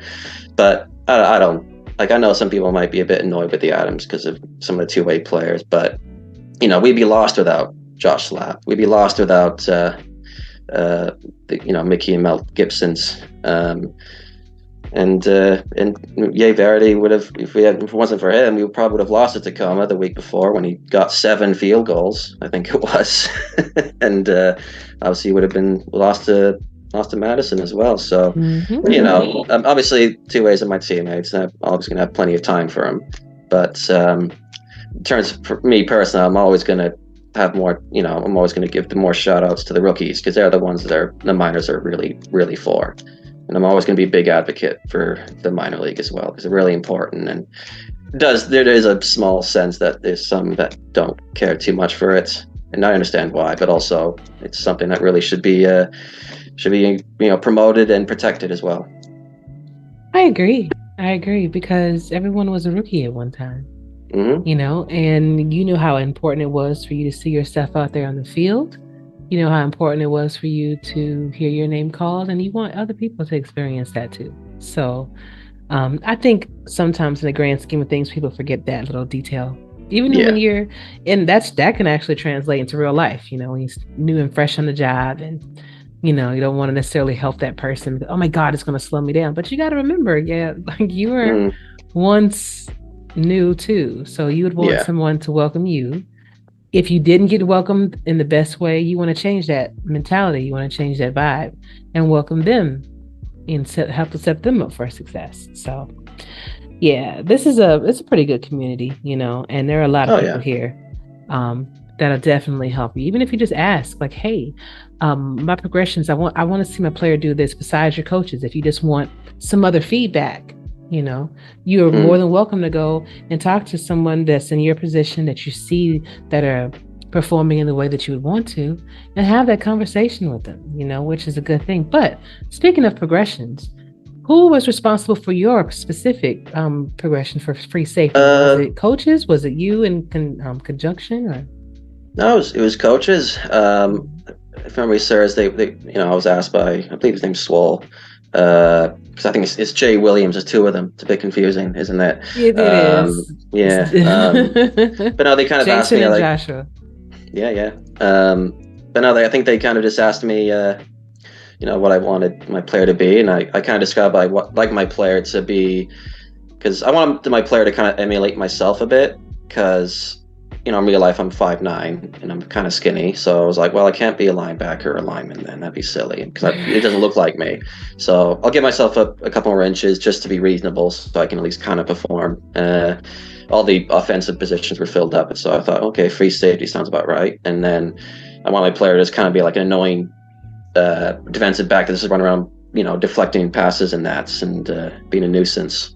Because that'd be quite fun to do. It's just to annoy quarterbacks and receivers because this annoying little bugger won't go away, And it as far as the play on the field, that's kind of reflected that. And that's courtesy of the coaches who know how to build a player that can do that. And it's always been, on a Saturday I'll put a message into the Discord or into our channel saying, what's the progressions plans for the week's boss man, and then a couple hours later when he's woken up, he'll put him in for the whole team, and then we just follow it. And then come like Monday or so, I usually check to see if everyone's done it. If anyone hasn't, I might send them a message and see how they're doing, make sure they get it done. And that's been a really important thing for us as well. Is I think other than a couple of players, one who sort of disappeared on us, unfortunately. I think we've not really had too much issues with progressions compared to some other teams, and I think a lot of that will be due to the coaches having control on things and making sure that we are doing what we need to be doing, and a team that looks out for each other and makes sure everyone's doing their progressions, because people do forget and need to be reminded sometimes. Yeah, because real life, happens, and you might, that week goes by fast, even though you do have a week to progress. It can definitely catch you off guard sometimes. So that's good. That's good stuff. Now, by you being in England, would you like to, or would you be able to participate in the league in other aspects, such as being on the broadcast team, or maybe being on the stats team, maybe on the weekends, or maybe writing some articles for the beat team? Because I think we're trying to breathe breathe that back to life as well. So yeah, because I noticed that the website did have some for like the previous off season, and they sort of stopped. I mean, it's obviously the time zones is tricky because the games are on the evening for your time. So with broadcast or stats things like that, I don't know if I'd be able to or have the time, unfortunately, just because it'd be like it's like midnight when the games are on, or 11 o'clock at night, and but writing would be something that'd be kind of fun. It's just at the moment, it's just I don't quite have the time to do some of that stuff just yet. But in the future, I could have a look potentially. Exactly, and that would be something that would be welcome. Any type of creativity that you could share with the league and help progress the league and things like that definitely helps. But yeah.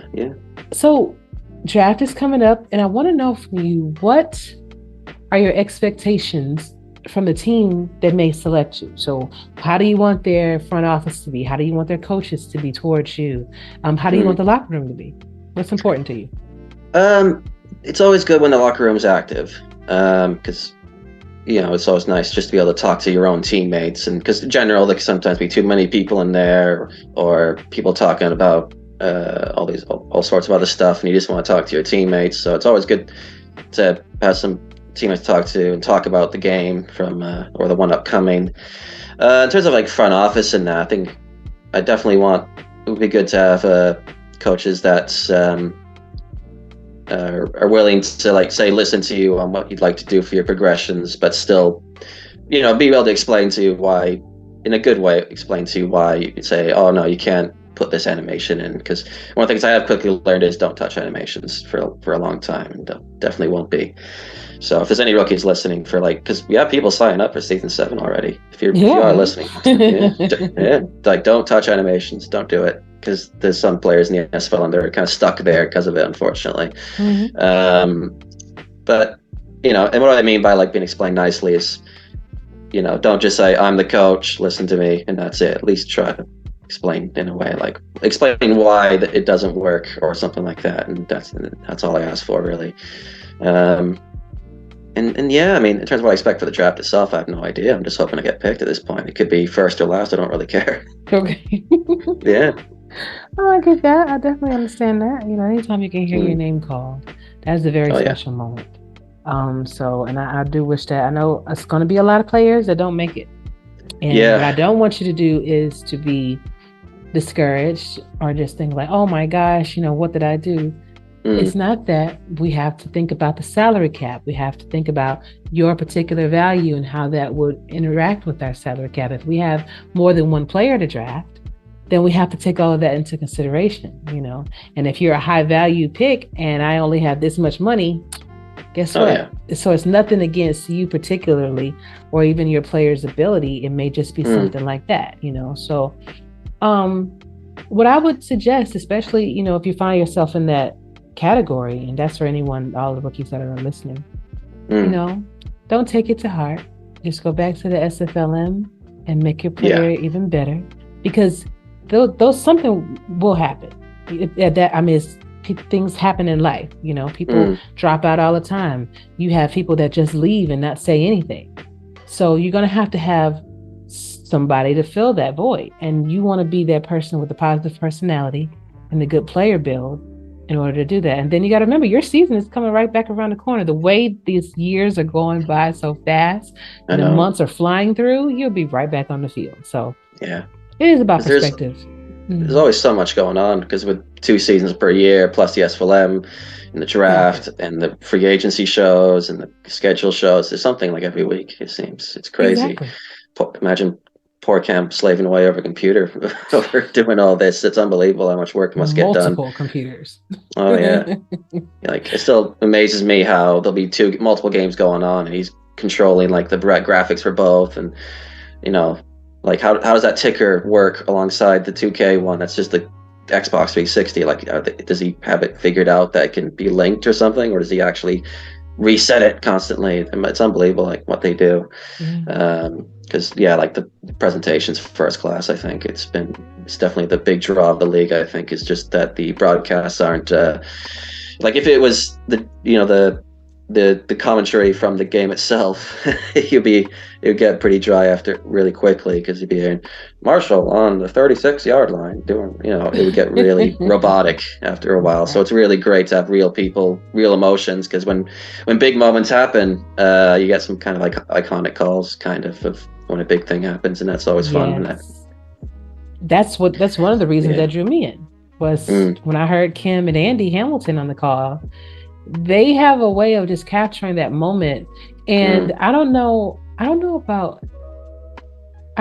Kim like broadcasts like some college games, things like that, but I don't think either one of them were like into broadcasting like in their real lives like that, Wow. Very heavy hands-on. So for them to be able to capture you with just the natural talent that they have, it's amazing. And of course, guys, if that's not true, please let me know in the chat. If you actually did it, I'm sorry, but I just didn't think so in the conversations that I had. But it's been a great experience, and then it's just sometimes you can be captivated by something. Oh yeah.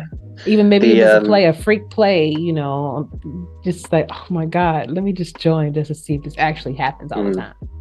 Oh yeah, like the SFL final with the Scorpions and the Vultures, that was unbelievable. And obviously the way they covered that as well, like the commentary was amazing. And I don't have a bad word to say about it. In terms of the game itself, it was just a complete coin flip. You think you can, indeed. You took the best team in the league by they've won at that time they had won 2 in a row. Mm-hmm. You took them to just a coin flip. It's there's nothing you can really complain about, I think, in terms of thinking you've done poorly. I think you played about as perfectly as you could have possibly done it, and it was just complete luck of an interception right at the end, and then the penalty. But it's one of those where I'm sure you guys can easily hold your heads high up on it, because I think you played an amazing game, and again, like Cam and the whole crew just covered that game amazingly well, and really it was so captivating to watch, because I watched it the morning after, because it would have been late when it was on, and I was getting really emotionally invested, because I wasn't really sure who I wanted to win at one point, but then I wanted obviously you guys to do it, and it was really great job by everybody. Indeed.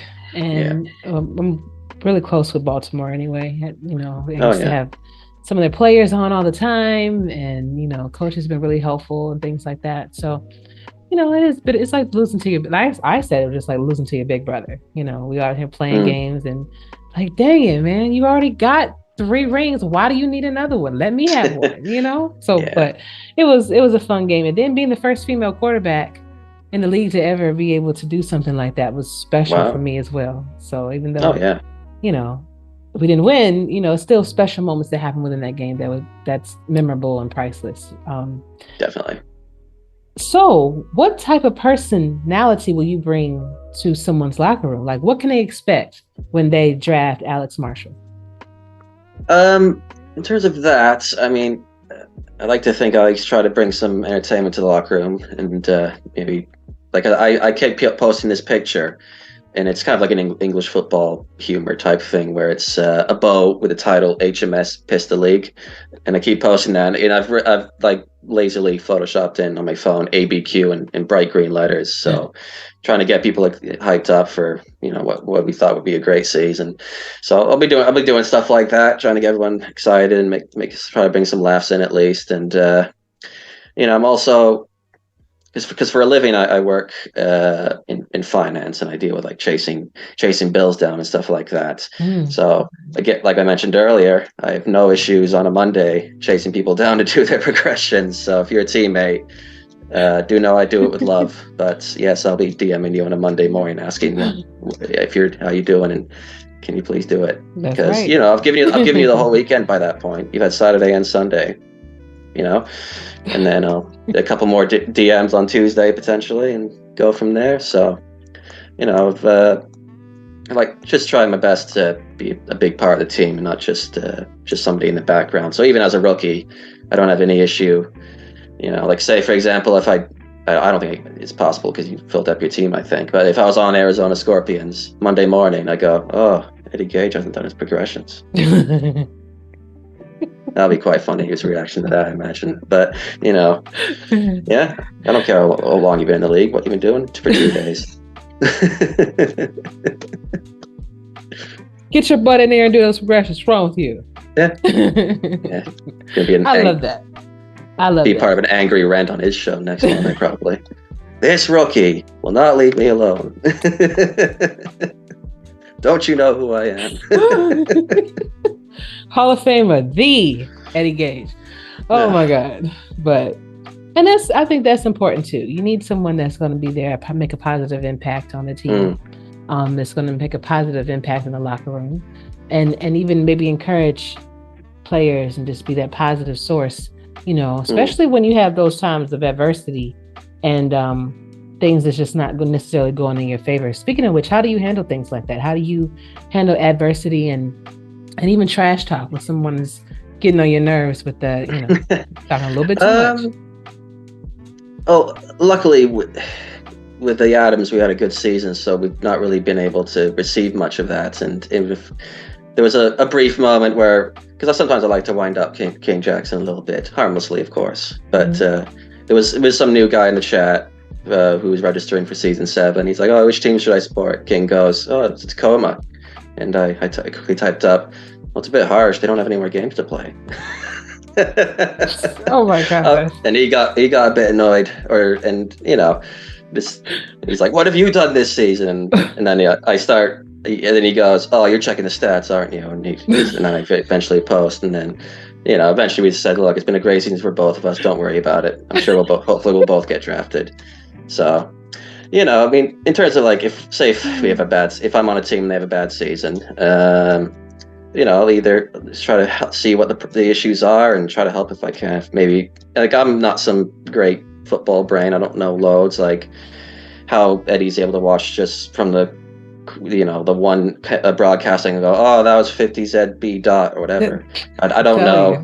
I'm half convinced he makes them up and he's just trying to be smart, but how he does it, I have no idea. So I can't do that.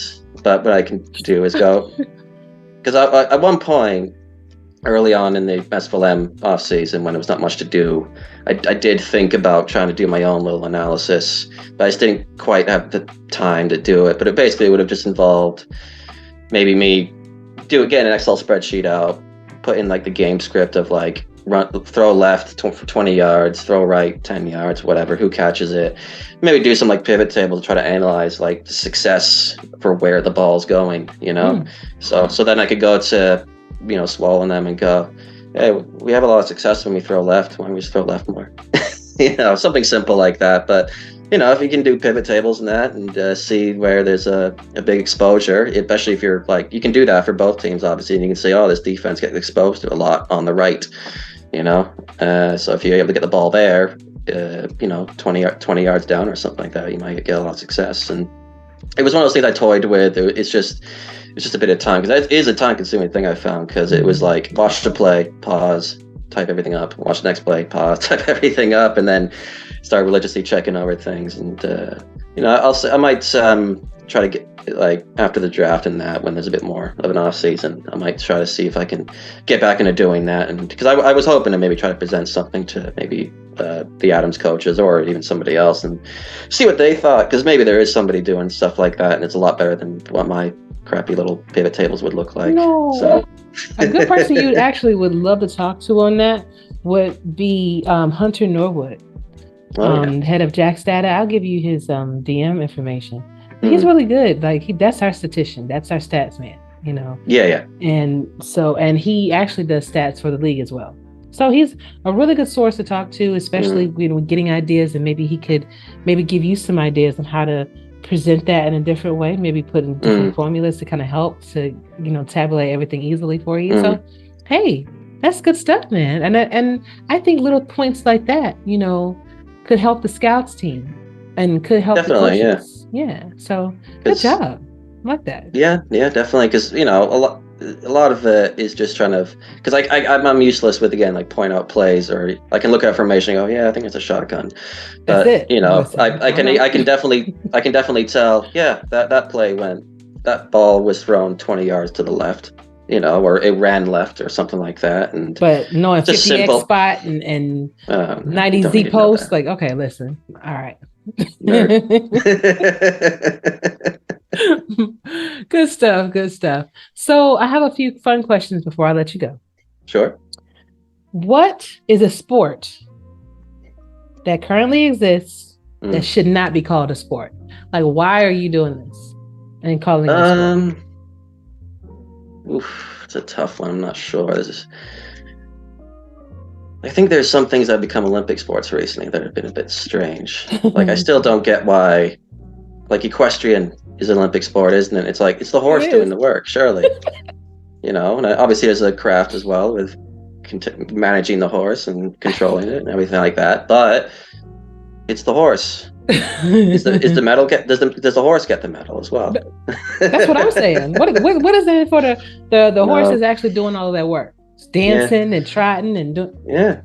Where's my game? Yeah, absolutely. Because like in a horse racing, it's always about the horse, isn't it? Yes. But I think like in the Olympics, like equestrian or whatever it's called, it's about the rider for some reason, isn't it? I think, which is weird. It doesn't make sense. I agree. All right. Are you a fan of pizza? Yes. Okay. So what is the perfect pizza to you? I want to know about your crust. I want to know about the sauce. I want to know about the topping. I'm always just been kind of a bit basic with it, and I usually just go with like pepperoni, thin crust. Meat lovers is always good. But yeah, I don't usually go for the more extravagant pizzas. I quite like a pizza where it's a bit spicy though. Like there's some places you can get like there was something called a Diavolo somewhere that was really good, and it would be something that was some jalapenos in it, and the sauce would be a bit spicier, and that was good. I used to work at an Italian place, and we had a Diavolo sauce that was made with a lot of like cayenne and crushed red pepper.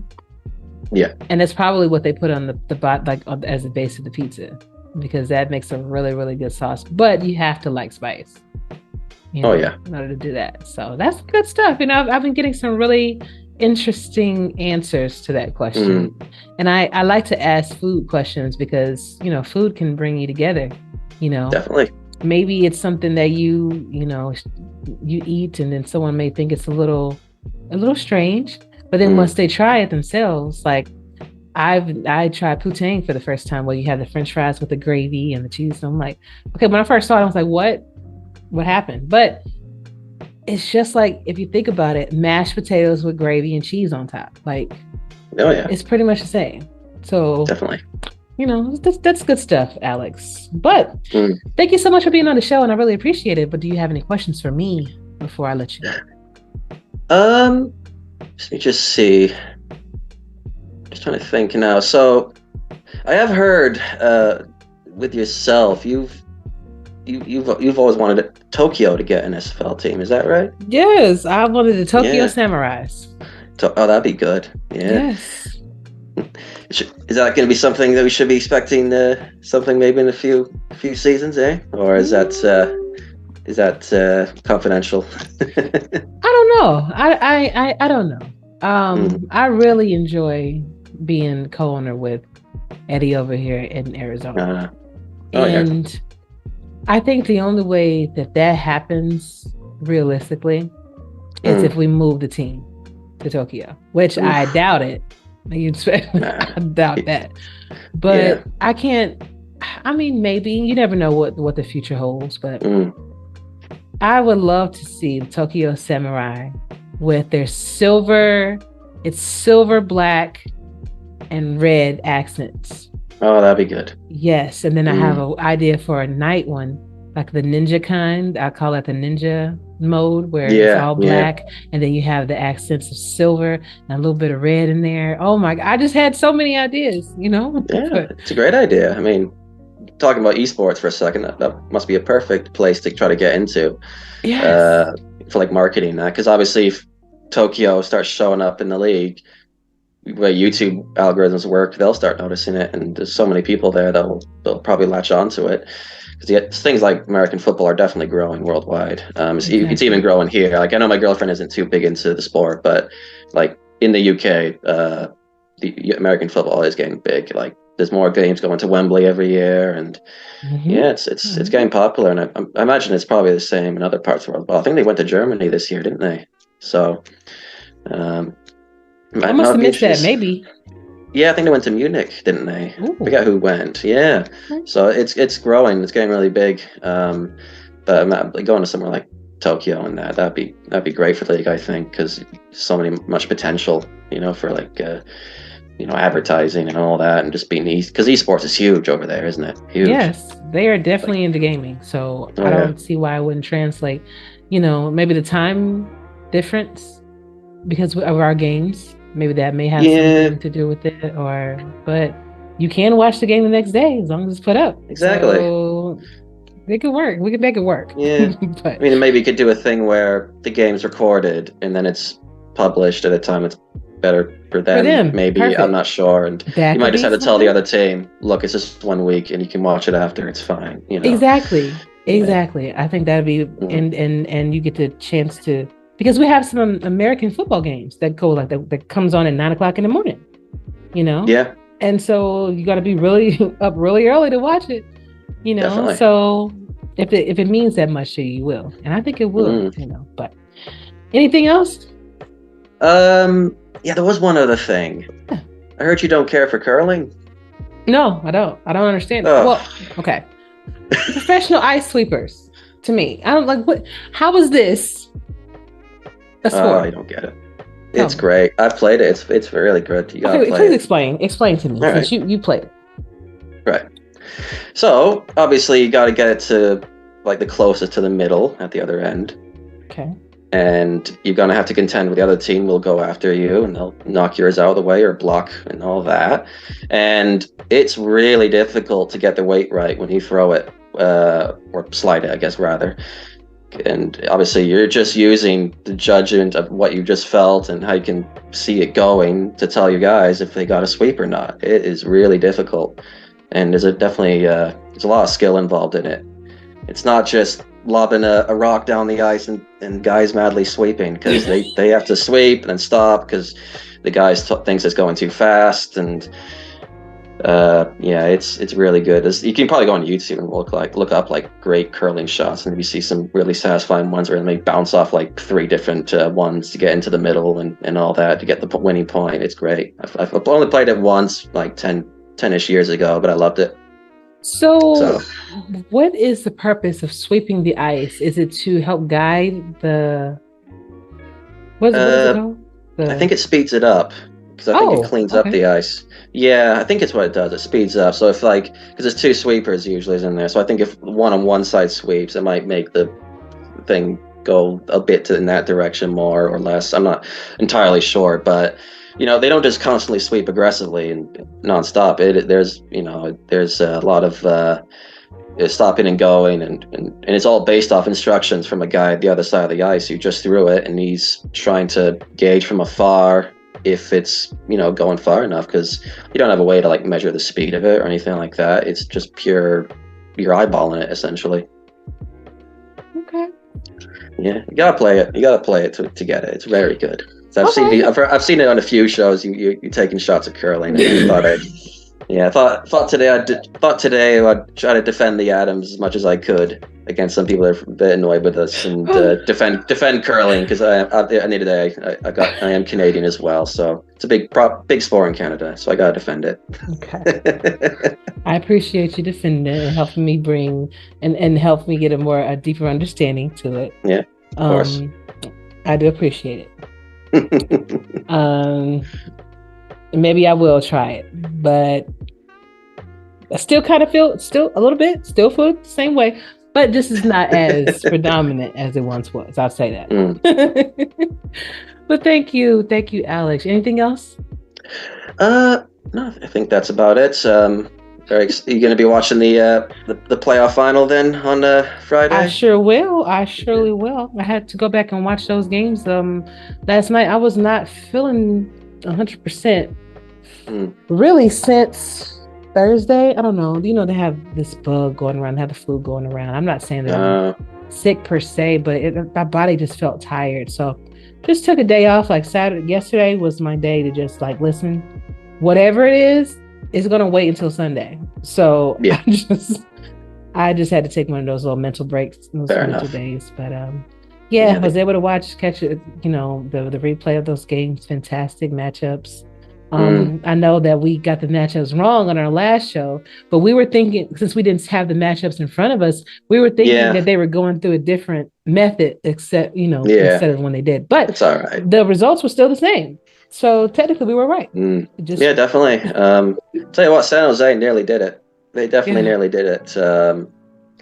I gave him a shout out in the SFLm chat earlier today, but I suppose I'll give him a shout out on this show as well as Austin Blanco, the flight QB.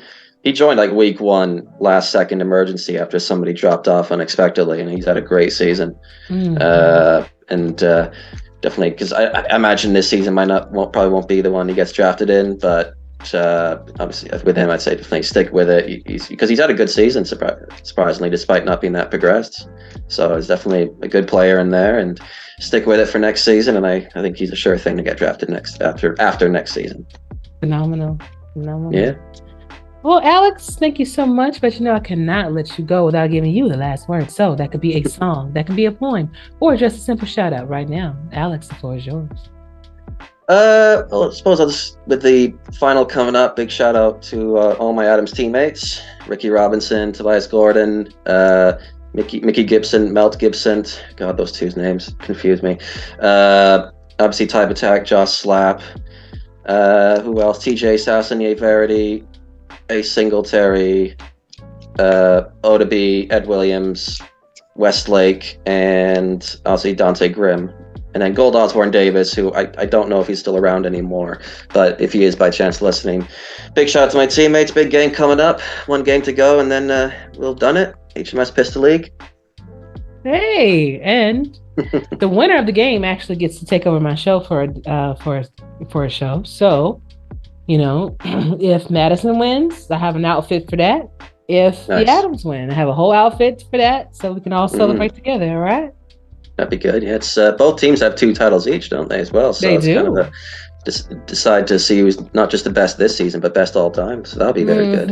It's going to be very interesting to watch. And I wish y'all the best of luck. And go out there and give us a show. Looking forward to it. For sure. Absolutely. Thank you. Thank you for being on. And of course, come back whenever you want to. Doors always open, all right? Definitely. Hopefully next time I'm not in tears because I've not been drafted and I'm asking what I did wrong. Oh my God, no. Well, I'm a good counselor for that too, so don't worry. I'll talk to you later, Alex. All right, thank you. Have a good night. You too.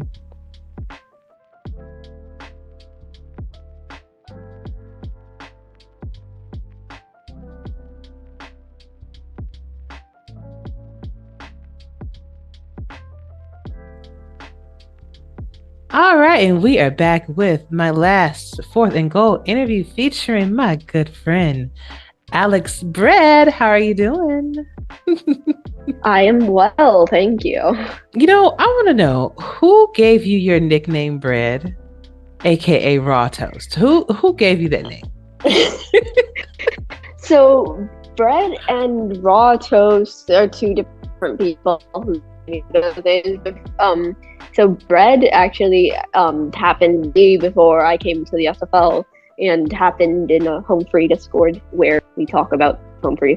And but Raw Toast came about with Ty.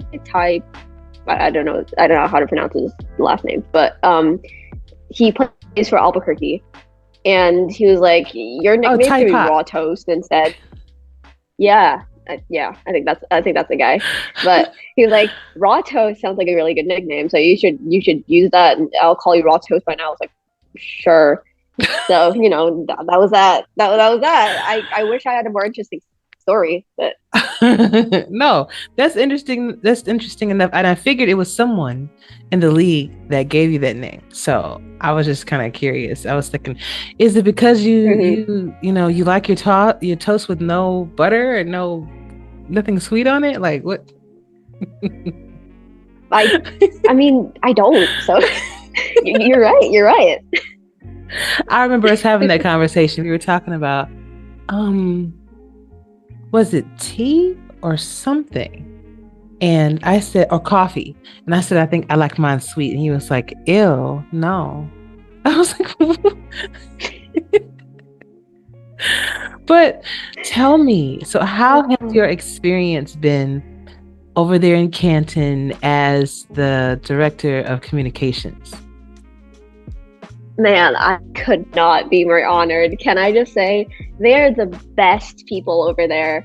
I can just say we have a great, locker room energy. And oh man, working for Adam and Christian have been the most rewarding experience ever. It's my dream job. Good, good. I'm happy to hear that. I'm happy to hear that things are going well for you over there. And I kind of figured that you knew that was going to happen the first time that we had the podcast together. And I was like, I put two and two together. So I kind of figured. Then, you're just really, really adamant. Yes. All about Canton. I was like, yeah. Yeah. Mm-hmm. I mean, hey, I'm still all about Canton right now. So, even after I got the job, I'm still all about it. And even though when they didn't even give the offer yet, I'm still all about them because, I came in the league because of them. So, it's all love, really. So, Indeed. So what do you think about your new, well, I don't know if Christian and Adam made the announcement to you all. Maybe they have. But what do you think about your new owner that's joining? Or do you know much about him or her? Ooh, I don't really know anything. Christian and Adam has kept a really good secret, actually, and kept it really, really secretive and being like, oh, it is a Hall of Famer, but we're not going to tell you. He hasn't even told, the whole team yet. I should be the last one to get this information, so I wouldn't know, to be honest. Oh, that's good. That's good, though. They kind of figured somebody was going to ask, and, but that's cool. I'm really excited to know who it is and everything like that. He has some positive things going on over there in Canton. So what do you think about the schedule that you guys have? Oh, we play you guys first week. Yes. I'm excited. Mm-hmm. So what are your thoughts? I don't really have much thoughts. It's just I feel like our schedule is really good. Pretty solid. I was really looking forward to playing another division. I'm not really sure what division Florida is in, but I really want to play against. I really wanted to play against Doyle because it's man, that guy is it's all love, man. But I really want to play against him. But he's Doyle. He's Doyle for sure. Yeah, there aren't other adjectives to describe this guy. So, but but I feel like our games are pretty solid. I'm just going to take a look at the schedule again, just so I don't forget who's on our roster. Take your time, and if there's any game that you're definitely looking forward to, besides maybe possibly playing Florida in the future, just let us know. Playing with you guys, of course. Hey, and that's the first game, and that's the game I'm most excited for because if the people outside of the SFL Discord or not really in Gen Chat or watching this, me, Ashley, Ethan, is Doug in on this? I'm not sure, but I think Doug is on it. We made a bet. Is Doug in on this? Oh, I think so. To see who has the better record. So, and we'll see by the end of season 20. Mm-hmm. I'm really, really looking forward to the Arizona game, of course. And also Mexico City. Yeah. That should be a really good game. They were such a strong team last season. I want to see how we match up against them this season. Should be fun. Indeed. Eddie sometimes complains about, especially when we have the hard teams, as he likes to put it, but iron sharpens iron. And the only way that you'll be able to see the championship is to play these teams, understand where your strengths and your weaknesses are, and overcome them. Is overcome the weaknesses, So When you Yeah, have those definitely. championship caliber teams that you're playing against, like we have Baltimore, we have a few other people that we're going to be playing against. London, we're going to have all of those, and I look forward to playing those teams because they're really good squads, and you Yeah. want to hone in Yeah. on your abilities. So it's going to For be sure. awesome. I mean, you guys are a championship squad. You guys made it to the finals. It's like, goddamn. Yeah. Yeah. Yeah, you guys are a really strong team. I can't wait to play against you guys. You guys are an awesome squad. Just, I don't know what else to say again. And to be fair, week 1 is a toss-up. You don't know what the other team is going to do. They may have different looks from last season. They may have added pieces. They may have taken away pieces. Changed up their whole team build. So it's a chess match for these coaches. And Mike Twinscrew, oh my gosh, I admire how Mike turned it around. For things sure. were looking bleak for a little bit in Canton. Yeah, and then we have to win the streak. Yes, right. And it's just about your coach getting acclimated and getting comfortable with those player builds and things like that. And for sure, made a run for sure. It.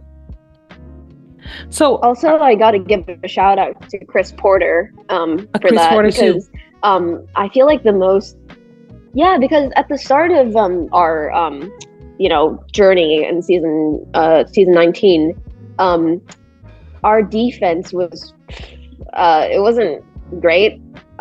We had holes in our defense. We had people running like into those holes and kind of getting to the like end zones just because of like our defense. But we really patched things up from the 5th, 6th week. And it slowly it got better, and I think that's like a really main component of us winning. And I feel like it's really rewarding to see us win finally. We got it.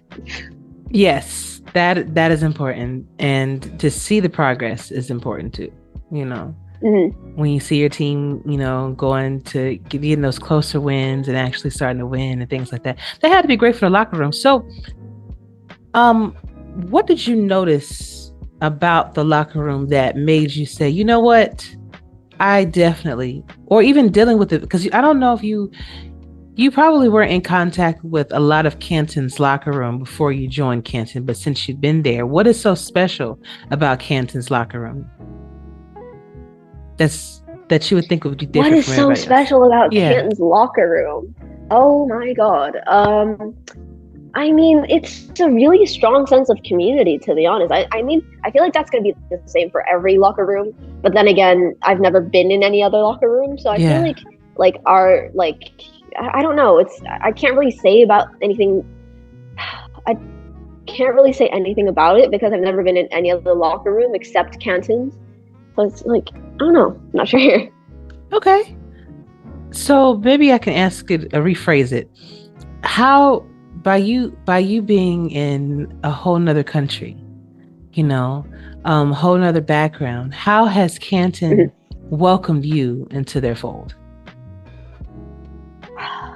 They have welcomed me so well.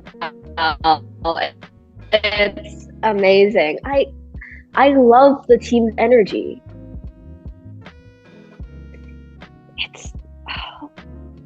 It's so cool.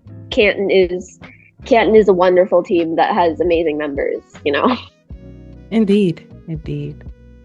So I posted in the general chat one night my taste test that I was doing, like around the world foods and things like that. Would you support us having a channel that will allow people to put things that they like to do into this channel, not necessarily trying to take people from the SFL, but to showcase their talent? So like if you played instruments, or if you like to do like the food tastings and things like that, you just put it there. Would you be opposed to that? No, obviously not. I feel like it's definitely like a really great way for the SFL like to stay connected, except like, just share and chat, because I remember you saying in the chat people post a link for other people to come hang out, and the other people, like it gets lost in chat because chat moves so quickly. Yes. So I feel like another channel will be great for that, because it's great for people who want to promote their own stuff because they want the SFL people to come hang out with them, and second, to just broadcast your interest to other people, to find if the other people have any interests that are related to yours, so that you can bond over stuff and make the SFL more of a bigger community. Exactly. Yeah. Just like when we were talking about the food, right? And then he recognized some of the foods that I bought, and I was like, okay, this is really cool that I can have a conversation with someone that's across the world, and you can tell me whether this is going to be good or not, and I like that a lot. So you're in school right now. Yeah. Are you in high school? Yes. Oh my gosh, what grade? Yeah, I am 2 years, a year till graduating. Oh my god, So you're a junior? Oh my gosh. Okay, so what's next? So after this high school thing is over with, what do you want to do? What do I want to do? Yes. I want to be a forensic scientist. Oh, wow. What brought this on? Wow. So what? To be honest with you, TV shows, but if you want the longer answer, I've had a love for science since I was a kid, which is, my understanding for chemistry was just A plus B equals to blow things up. But chemistry was always like a fun thing for me. I used to go to science workshops as a kid and kind of have to do some messing around with chemicals and stuff like that. And I always felt that was a really big passion of mine. So I felt like forensics may be the best of both worlds when I want to combine the helping the community and doing what I love most, chemistry. So I feel like forensics is good. Okay, you better do it. So will you be making any trips? Do you think you're going to be making any trips to the States soon, or maybe in the future? Making any trips? I will be in LA next year. Really? I will be in LA. Yeah. 2023 summer. So. Wow. For a forensics course. So yeah. Yes. Well, hey, if you happen to slide on over to Arizona, we'd love to have you. Hey, my mom really wants to visit Arizona and the Grand Canyon and whatnot. So might come by. Maybe. Please do. Maybe. I haven't. Listen. I have an extra room. That's all I'm saying. I don't mind sharing it. Hell yeah. But I do. That's one of the things I do love about the SFL. How it doesn't matter where you are, you make friends and acquaintances from all parts of the world, from all walks of life, from all backgrounds. Mm-hmm. And when you can come together, like when we do the conventions and things like that, and everybody can come together and see each other, or even if you go and visit, I know some people that actually go and visit each other. They're a part of the community, take trips to go see each other. And I think that is something that no other community, especially online, can match with. And I think that's why people stay. Yeah. I think. Yeah, most definitely. Yeah. So, do you have a player? Do you plan on getting a player at any point? Maybe not this season, but maybe in the future. In the future, it's definitely a possibility. Okay. To be real, it's whenever I get a credit card. Okay. Whenever whenever I'm able to get my own credit card and actually pay for the subscriptions. Yeah, I might go do it. So, okay. Just saying. Looking forward to that. I'm looking forward to seeing what you. If you had a particular position, is there one that you would love to play?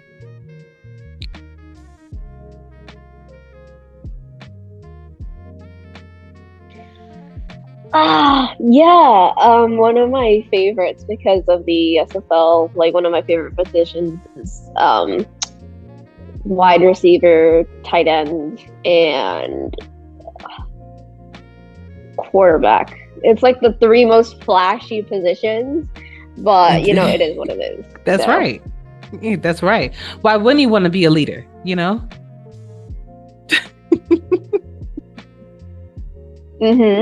For sure, being a leader is a really important part of a team. So I feel like it's definitely. I would love to be a really flashy character, but then again, I don't really mind. It's just what the team needs. To be honest, if I want to get drafted by a team, like what does the main team need that can be expanded to everything else? Like, of course, my prime thing would be wide receiver, tight end, and quarterback. But if I could help teams fill out positions and actually become a more of a face for a team, like the position doesn't really matter at that point. So yeah, I love it. So I'm gonna get ready to let you go because I know you're in class and everything, but I'm not. I still have an hour. Oh, cool. I still hours over school. So oh, cool. Cool. Good deal.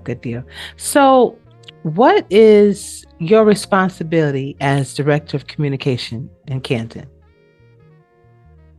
My responsibility. Oh God. I guess, do you mean like what I'm responsible for? Like what do you do for them? Oh, I just do social media, I guess. It's just the main thing. It's just like, I do like graphic design, like post and stuff.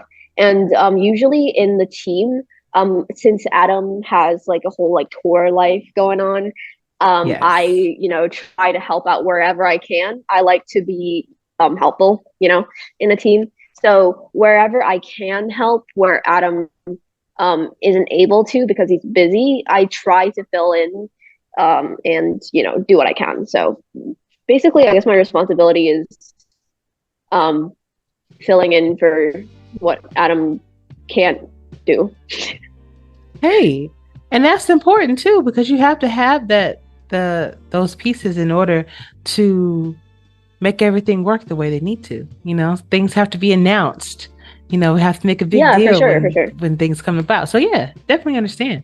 So the fun question, you eat pizza, right? Yeah. Okay. So what's a perfect pizza for you? Perfect pizza. I am a boring pizza eater. I like just cheese. Really? Yeah. I don't like because pizza is one of my comfort foods, so I don't really like to take many, variations with that. So I just like to stick with the original and kind of just like roll with it.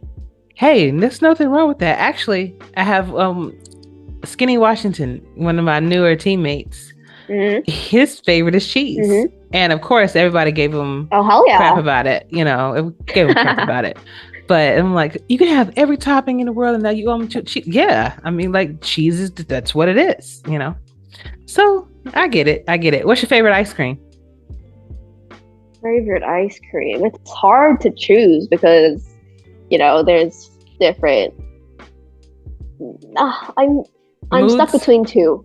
Okay. Yeah, I'm stuck with two. They're both like really like rich. One's dulce de leche ice cream, and the other is coffee ice cream. They're both really good. Not bad. Very good, actually. I'm more of a vanilla fan. Like if I had the choice, I'm probably going to choose vanilla. But there are times where I do have a craving for some coffee, some really good coffee ice cream. Mm-hmm.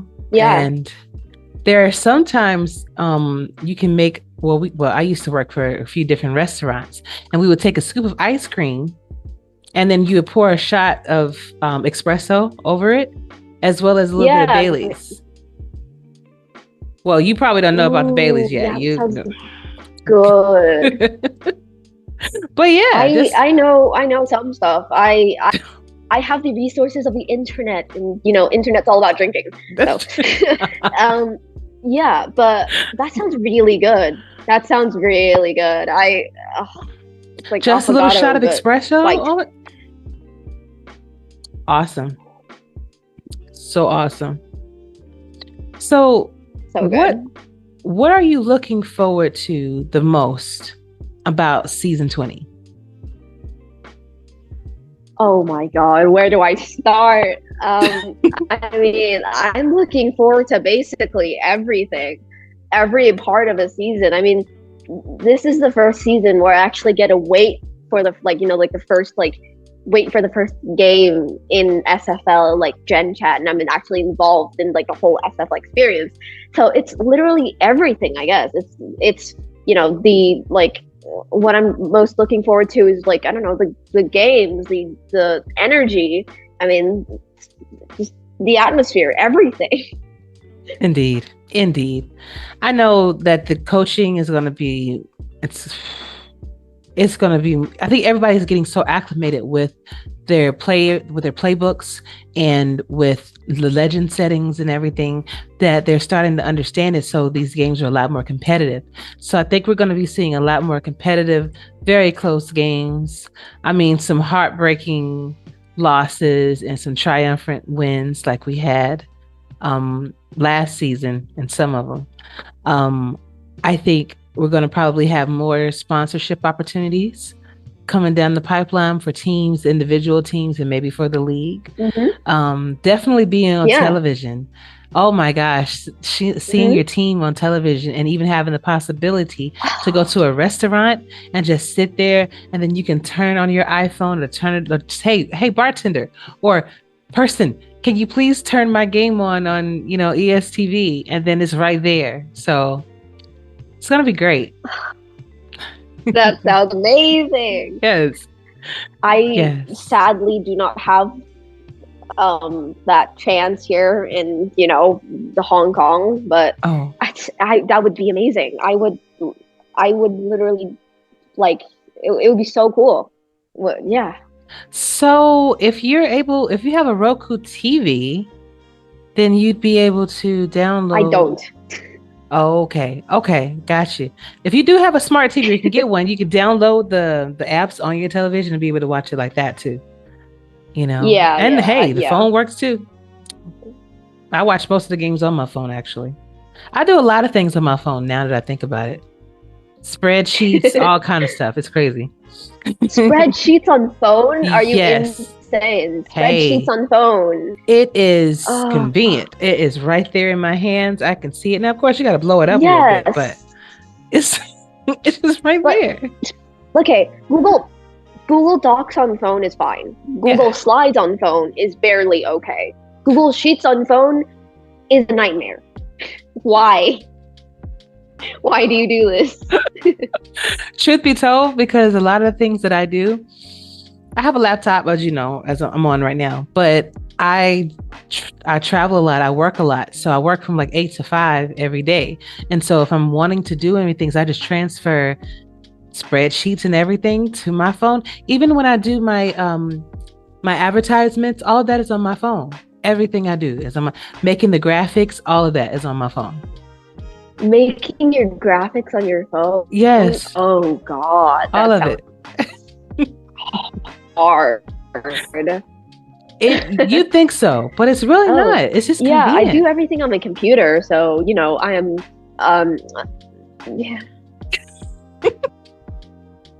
Your computer is convenient too. You can bring your computer everywhere.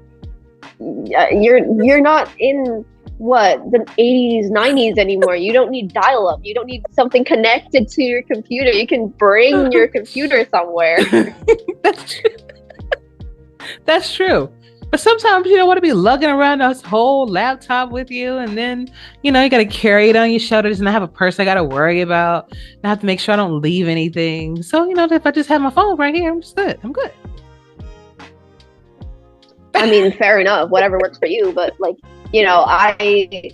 always have a backpack on hand, and I always or have a laptop bag on hand. So I always have that right there. So, I get it.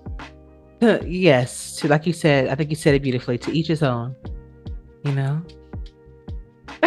Yeah. Awesome. Well, Brett, was there anything that you wanted to bring up? Is there anything that you wanted to talk about before I let you go?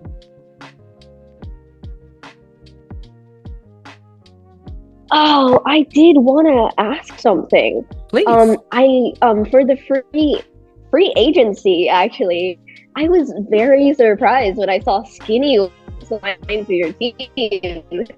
I was like, whoa. I thought Skinny was going to become a free agent in like season 20. I didn't think he was going to sign to any team. Until he released that one video that he was going to sign to a specific team. He didn't say which team, and then he got signed to you guys. I was like, what? Yeah, Skinny is a good dude. Skinny is a really good dude, and I'm really excited to see his coaching abilities in the playoff game. In the not playoffs, in the Jeez, I'm drawing a blank. In the All-Star game? Thank you. I don't know why that just eluded me for some reason. It was over there somewhere. But yeah, I'm really excited to see what he can do. He's actually shown some abilities that I didn't know he had, because he has the game and he has the emulator and everything, so he's able to run sims and everything. And what he's showing looks pretty decent. So, it's very interesting because we all know the trouble that came from that whole situation, but it is how you redeem yourself. It is how you show, for sure, instead of talking about it, just show like, hey, this is what I can do. This is what I'm about. That was back in the past. That was just an isolated incident. And, you move forward. Yeah, and I think that is very important. In order for you to grow, you got to move on. You got to move forward, because if you're stuck in the past, then you're not learning the lessons that you need to learn to be able to better yourself. So I'm glad we gave him another shot. I'm glad we gave him a chance. Definitely, for sure. What else? He's a really cool guy. I mean, Skinny is cool, and I talk to him sometimes, like rarely, but I sometimes get to talk to him, and he's really, really cool. Like, outside of that one situation that happened like a few months ago, he's a really cool guy. So and I'm really excited to see how he pans out in the All-Star games, and also how he plays with you guys as a team. So yeah. Well, thanks, Brad. Appreciate it. What else? I guess, like, what games are you most excited for on your calendar? Because, I don't know. All of the playoff games that we participated in. So definitely want to see Vegas again, because that's our rival, in-town rival. In-state rival, I should say. Definitely looking forward to playing London. Definitely looking forward to playing Baltimore again. Being able to get that rematch on the big brother. Just, you didn't have to do us like that, man. And of course, anytime I get a chance to make you one game closer to wearing my colors at the end of the season, of course, I'm looking forward to seeing Canton. Playing Canton, I mean, you're going down. Brad, you're going down. Look, just like I told KJ when I had him on. Just like I told Ethan when I had him on. They look great wearing my colors, and you're gonna look great wearing my colors as well at the end of the season. So, okay, look, okay. Even if, how do I phrase this correctly? How do you know that you won't be the one wearing our colors? I have faith in my team this season. Because I have faith in my team this season. I know you're confident, but some things happen. Some unexpected things happen. You never know. True. So it might be you wearing our colors. I tell you what. Just saying. First of all, I look good in any color, but but the scorpion colors are the best colors on me, so that's where I plan to stay. And when I see you with the A, and I'll give you a choice, Brad. You can choose the A like Christian had, or you can choose my actual player profile pic, like Cam had, just whatever you like. I will be happy to let you have it. Look, I mean, we'll see at the end of the season who's wearing whose colors, because I have faith in Canton this season, and I can't say I'm 100% sure because scientifically nothing is 100%. So I am pretty sure that you will be wearing our colors at the end of the season. So have fun. Okay, all right. I'm gonna invite you back on too, just to see. To get that. Oh yeah, hell yeah. I mean, even if I'll be wearing your colors, I have immense respect for your team. So even if I'll be wearing your colors, I will be wearing them with pride. That's right. Same here. I love Canton. I have a lot of friends over there in Canton, so I do respect that I do respect you guys and what you do. So it's all in fun. It's all in good, and good fun, and I like doing things like that. But Brad, thank you so much for being on. I really appreciate you coming to hang out with me and chill with me. It's always a pleasure. I always see you in chat, and you're one of the most active people that I know in chat. And everybody I appreciate it. Everybody seems to love you, and that goes a long way. So I know I do. So hey, yeah.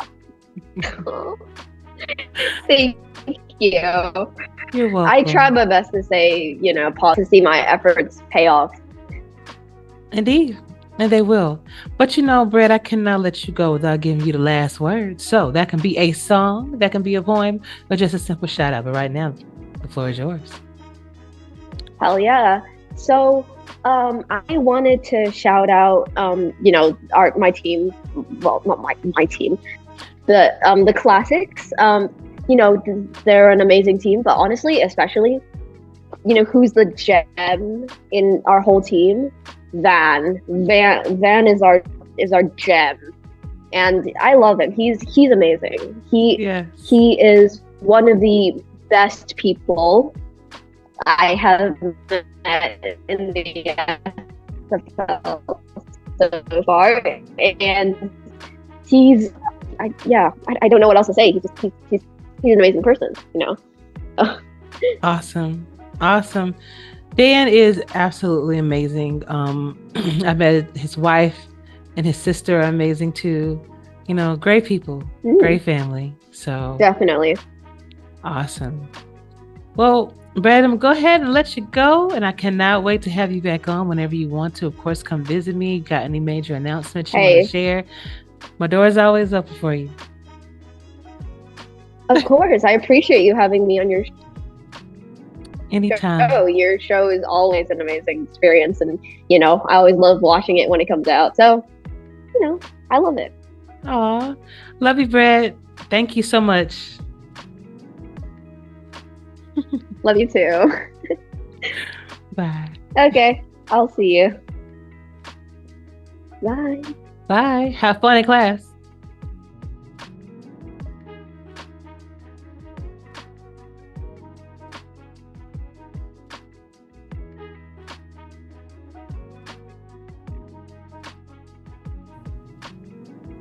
What is up, SFL Nation? We are back with my fourth and goal interview featuring my good friend, Mr. Jorge Torres. He is now, he's always in strong safety, but he is now GM of the Jacksonville Kings. How are you doing? I'm good, Ashley. How are you? It's doing pretty back. I'm glad to have you back. And look at you over there making good moves. Last time we talked, you did say that you wanted to get more involved in the community, and looks like you did in a nice way. So yeah, it's a nice promotion, I'll say. I'll definitely take it. Definitely. So before we get started with all that good SFL stuff, tell me, how have you been, like, life-wise, since we've talked? Good. It's been crazy. I got a little man now. Yeah. So Yeah, that's crazy. It's definitely kind of like a new chapter in my life, I'd say. I mean, definitely same me, but new goals, new ambitions, and obviously for little one. So yeah, that's how everything's been. It's been good though. It's been one ride though, hell of a ride. I bet it has. I bet it has. Anytime you're dealing with children, especially new ones, are you sleeping yet? Yeah, no. Like his sleeping schedule was like, well, I mean, when my girlfriend was pregnant, we kind of felt like the baby had her sleeping schedule, which is mine, which is super bad. It's like we're going to bed at like 3, 4 a.m. So now he's finally getting into the groove of his own thing, but it's been brutal. Like it's been brutal. I've definitely been trying though. I promise you that I've been trying. Good. And this stage only lasts. It doesn't last long. I mean, it feels like it does, but it'll be good for you in a little bit. So, man, on to SFL news. So you are now the GM over in Jacksonville. Tell me, how did that conversation even come about, man? And how do you feel? So, I mean, first of all, I remember when I did the first ever interview with you when I was the free safety for the Adams right before the draft. And I mean, I let you know that I had a goal in this league, and that'd be to either coach, have my own team, be a GM. Any of those, would have been great. Coming from my last season at DC, very good winning season. I was helping out with the defensive coordinator over there. Everyone, great facility over there. I love DC, nothing but love for them. But I decided I wanted to expand into my little venture here. And I thought it was an opening in Jacksonville. So I went ahead and I talked to Frank. We had a really good meeting, a couple good meetings actually. He got to know my ambitions, what I wanted to do in this league, his goals, my goals. They just intertwined in the middle. And after a couple sessions, I was officially announced as a GM. And I really couldn't be happier. I have John Martin as my mentor, who is a former GM over there. He's still with us at linebacker. It's always great, to have a little, a higher up role that kind of walks you through the whole new situation, because it is a lot. I didn't expect it to be this much, but it's something that, I wanted, I got. So I'm gonna work my hardest to keep. And there's a great group of guys over here in Jacksonville, and I just can't wait for you guys to see what we've done in the off season, what we're gonna do in the draft. So yeah, I mean that's just a little summary of how's it been going over here at Jacksonville. Awesome. Now you have actually been on a few teams. You did mention the Adams. Would you care to share your different takes on the different locker rooms that you've been fortunate enough to be a part of? Yeah, of course. I mean, just being completely blatantly honest with all the teams, I'd have to say probably in the SFLm, it's been there's a lot of chirpiness, how competitive things get down there, and how players really strive to get those top 5 draft picks. So there's a lot more banter, there's a lot more chat in the locker rooms. We got drafted by Tulsa, that year we got our franchise quarterback JQ. So that got a lot of the locker room stirred up. It was in a good way, I mean. So it was very active. I was there for 2 seasons. Then I went to QCC, which I wasn't happy with my role at QCC. It's nothing to any of the management over there or players. I have great love for all of them. It's just me as a player. I wasn't satisfied with how I was being utilized, in my opinion. So I decided to test free agency. And then on comes Destro, and we have a good conversation with him, Shabazz as well, and I signed for DC. Which, being a part of the DC culture and locker room, being part of an organization with someone like Destro, with a championship mentality and a championship skill set, he taught me a lot, and that's how I got DC position over there, defensive coordinator, not just DC again, but just to clear that up. I always have to actually type it out when someone asks me, because it's like, oh, you're DC at DC. But that locker room was fun. And it's a funny thing, because your GM, Nathaniel Diggs, has been in 2 locker rooms with me previously. And we previously had shared this ambition to go on this venture to have our own teams and, hopefully meet each other and get to play each other. And it's looking more and more like that's going to be a more of a realistic situation than more of a dream back then. So, you know, that's something I'm very proud of, and want to shout him out because that's my boy. And, you know, I want to congratulate him, and I want to congratulate you guys in getting such a hardworking dude over there at GM. Thank you. He has, he's done the show with me previous times, but even before we even got to this point. And I've always thought that there was something special about Diggy. He does have a way of expressing himself that, hey, he'll let you know what's going on. Like he'll be respectful and be cool about it, but he will let you know. And I admire that. But the fact is that he is invested in it, in the SFL 100%. And if somebody was going to replace me as GM, that was important for me to find someone that was going to be as invested as I was in that position. Because there's a bar that was set, and you have to meet it. And I think Diggy was definitely a great candidate for that. So I couldn't overlook him when the opportunity presented itself. So great to have him. Heard about, of course, no, and when I to add on to that, when I heard the news, about you stepping back from that role and moving up to the ownership. First of all, congrats to that too, because I mean that's crazy. I remember, just talking to you when I got drafted, like I said, and we talked about maybe one day playing together, and now you got your own team. It's always been your team. Let's be real, right? I mean, you've been a Scorpion for a minute. I mean, I know there was a little spell in the past, but I mean, I feel like you're very passionate. You, Eddie. Now you got Diggy in there, so I agree. I mean, there's some big shoes to be filled, and I don't think I could pinpoint anyone else but Diggy at the moment. Go and kind of walk the path that you have for all these years. Obviously, an insane spell last season for you guys. Congrats on that.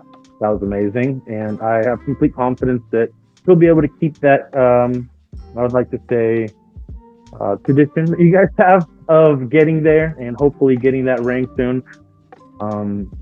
But yeah, it's been wild. I don't know what to say. It's been crazy.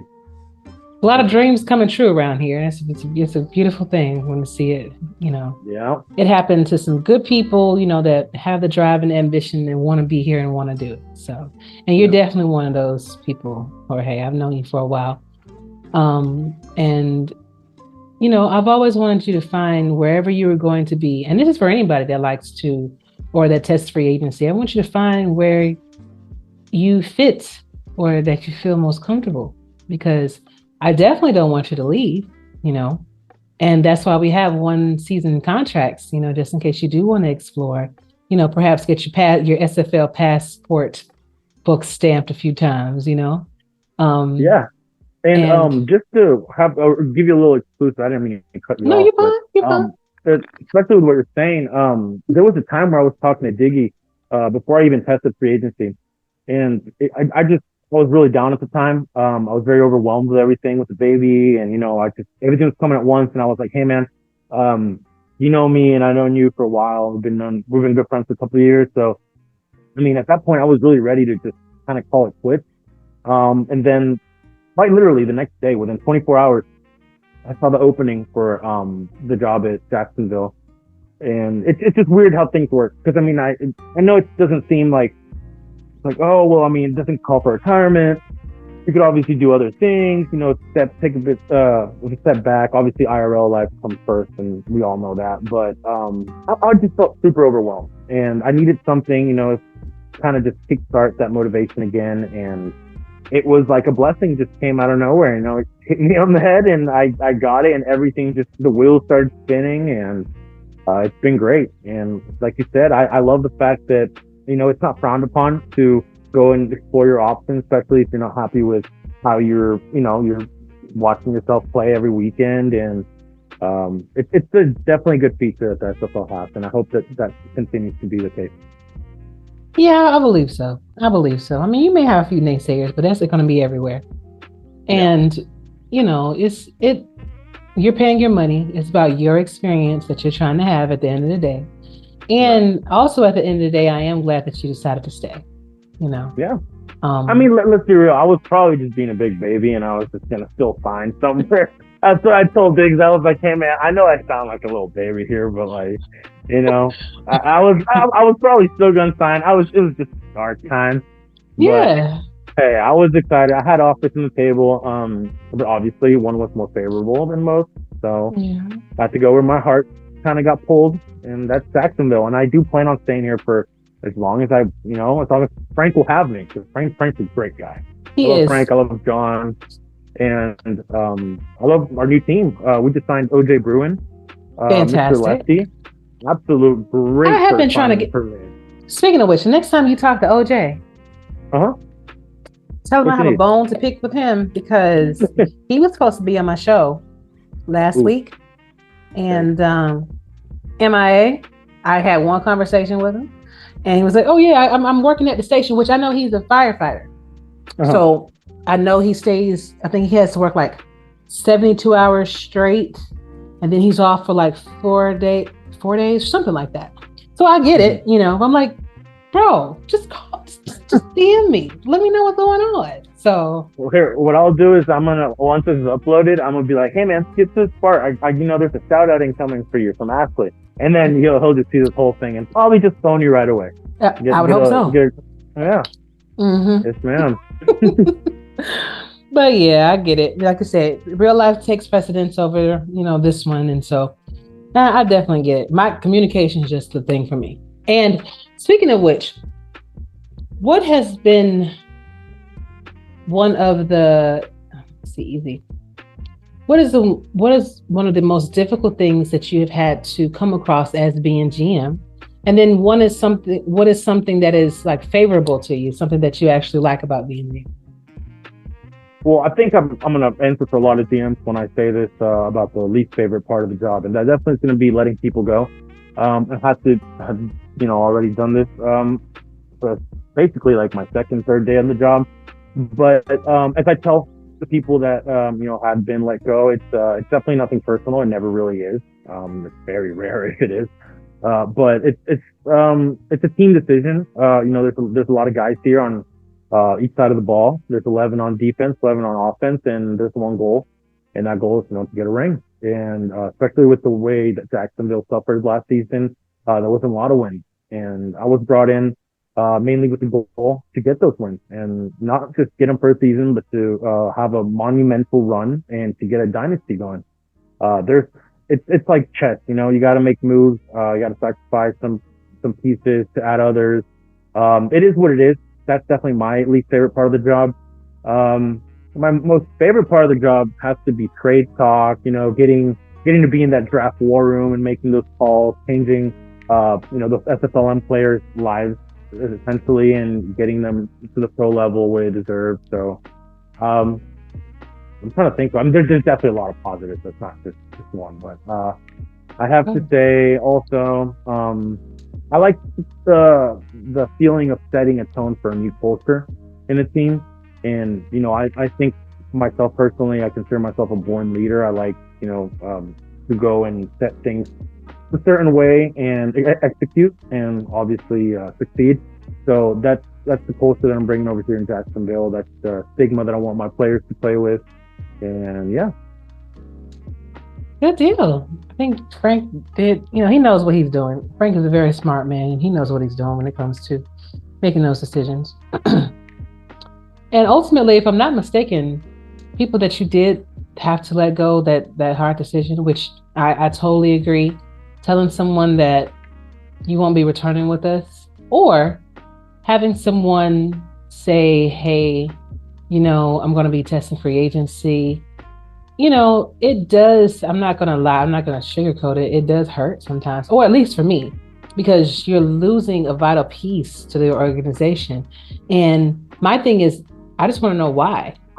You can say, hey, I'm just going to go test free agency because I want a new vibe, I want to be in or close to my home, or I want to go play with my friends. That's fine. But my thing is, just tell us what we could have, if it was something that we as a front office did to push you away. I think it's vital for us to know so that we won't make those same mistakes again, Yeah. And, I agree. Especially like you're saying, if there's no If it's just kind of like a, hey, I just want to let you know I'm testing for agency, it's not even like a bitterness feeling to me. It's just kind of like, for sure. I mean, I was definitely on that side of the fence. I had to tell my GM multiple times, 2-3 times, hey man, I'm gonna do X and X. My goals are X and Y, and for that to come true, I'm unfortunately, have to leave the team. And for example, with DC. It was a very coordinated decision, and everyone was well aware of my ambitions. I told Destro, I had told Shabazz, told Mike. They were all aware, that I was in conversations, and I was, very high up there for selection and for the role of GM. And it went very smoothly, and that's what I would love for anyone, from my team to do. If that's what you want, I'm not going to be bitter about it. Like you said, it's obviously kind of like a sad feeling. Because not only could it cost like a domino effect, like X player is leaving, so my friend is not going to be on the team anymore. That causes them to leave, and then is there a disruption in the locker room? Is management not taking care of the players? What's going on? That kind of confusion can stem from those kind of blatant leaves, I guess. Mm-hmm. But yeah, I wish things were handled more professionally. Like, let's say, kind of like a 2-week notice. If you were to, give reason, give why. Like, the company's not going to deny you leave. It's more of a professional thing, I think. Right. I never could understand why someone would just up and leave and not say anything. Yeah. I never could understand. Was it that bad that you just couldn't say anything, or were you afraid to have that conversation because you may get ridiculed, or you may get called out or something? Like I never could understand that mentality, because even when I had to leave Tulsa, to come and help out Eddie with, we're here in Arizona, that was not an easy conversation for me to have with Dion. Because he had already started, talking to me about making plans for that next season. And I had to cut him off. I'm like, brother, about that, You're like, hold on, force this real quick. Right. Yeah. And so I get it from that. I've been on both sides. So I understand how nerve-wracking that can even be for somebody else, because like, oh my gosh, so what happens if they get in contact with the team I'm going to and they might say something that, it's not about that. It's just about knowing in advance so we can set ourselves up for success later on down the road. That's it. Exactly. I mean, like, we can't have people, just kind of last minute type deal when we have a draft board semi-planned, and, there's things that we must do to take the necessary steps to get who we want, where we want them, specific decisions, just stuff like that can tip it off. And I do think it has a lot to do with, like, maybe the introvert side of the community, which, excuse me, I mean, there's no reason to blame that, and it's perfectly normal. I mean, I'll be frank. I felt like that a couple times. I was scared. I still gave a reason, but I mean, I understand where also people would come in that sense and be like, oh, well, I mean, I had a bad experience in X team, so I don't want to, have the same, people make fun of me, stay in the locker room until free agency starts and all that stuff. But yeah, no, it would definitely serve a more positive purpose for GMs if we could have a proper send-off, I guess. And we're all happy for these guys, Yeah. We want them to succeed. We don't want to see anyone, in a bad position where the player doesn't succeed. So if it's something where one of my players isn't getting the playing time he deserves and someone else is offering it to them, great, man. Go over there. It's a nice, dirty handshake. We're going to keep a good relationship. And yeah. Exactly. So if we put that out there, maybe people will be more relaxed about letting us know how you feel in regards to certain things, So draft is coming up. Yeah. How is so I haven't had the draft in a while. And, that's kind of a good thing, don't want the rookies on think like, hey, we don't want you on here. Yes, we would love to have you if, but we have pretty good team retention, which is something that the league strive for. But I remember when we did have the draft, how nerve-wracking that is, because you have to talk to this group of people and you have to hope that the conversations that you had, is going to be, what everybody says is true. But then on draft day, when you have your board sitting up there, and let's say if you're like the 10th, 15th pick, hoping that the person that you want is still there is nerve-wracking. So how are you dealing with that? Well, I've told everyone, and actually, let me get little man up here. Sure. Yeah, no worries. I love to see you, little man. Come here. Come here. Hey. It's a little man. Come here. But I guess I've always been super into running sims, whether it be on Madden or whatever game we're on. And that's the number one thing I'm looking forward to, the draft. And that's what I told Frank. I was like, and that's what I've talked to everyone about. I want to be a GM. I want to be able to make those decisions. I want to be able to build a roster and have that hype. And for me to land in this position and then have the 5th overall pick, it's definitely crazy. Not to mention that we have the most picks out of any team this season in the draft. So it's going to be awesome. We're working on a lot of things right now in the front office. So, we really want to land our guy. But we're still open to other things, We're not going to lock in yet. I know the draft is like quite literally around the corner, but it's going to be a great experience no matter what. I can't wait to just be on live and hear Cameron call our player's name and all that jazz. So and especially the days afterward, all the players want pictures with their uniforms and everything, and that little kind of puppy love stage with the new team and everything. It's always fun to have that energy in the locker room. Definitely. So, what do you think about this rookie class of season 20? We had personally, they've been one of the most active classes I think I've seen. Yeah, I've had a lot of them reach out to me, obviously, but I don't want to. I want to say names, but I don't want to give out a lot. But I'll say it's a good class. We filled a lot of our defensive needs, so we're going to be looking a little bit probably on the offensive side of the ball, maybe, depending on how everything starts falling down, how the dominoes roll. I think it's definitely a good class. There's not a lot of skill positions in a sense where it's like there's a lot of I would say top 10, top 15 talent. There's a lot of depth. Put it in the non kind of like Chammy way. There's definitely a lot of depth in the class, which is good. There's a lot of positions that we're gonna grab late, which a lot of people might not expected. Just stuff like that makes this draft class a little more special than mine, I think. I remember we had JQ, which was like a lock in the top 5. He went to Tulsa, I think, at number 4, number 3. And then I think OJ was also in my class, in that same class. He don't remember what team he came out of. But I do remember, I think he was, because we were talking about doing a podcast. I was looking back on our messages, and he was there. So that class was absolutely loaded.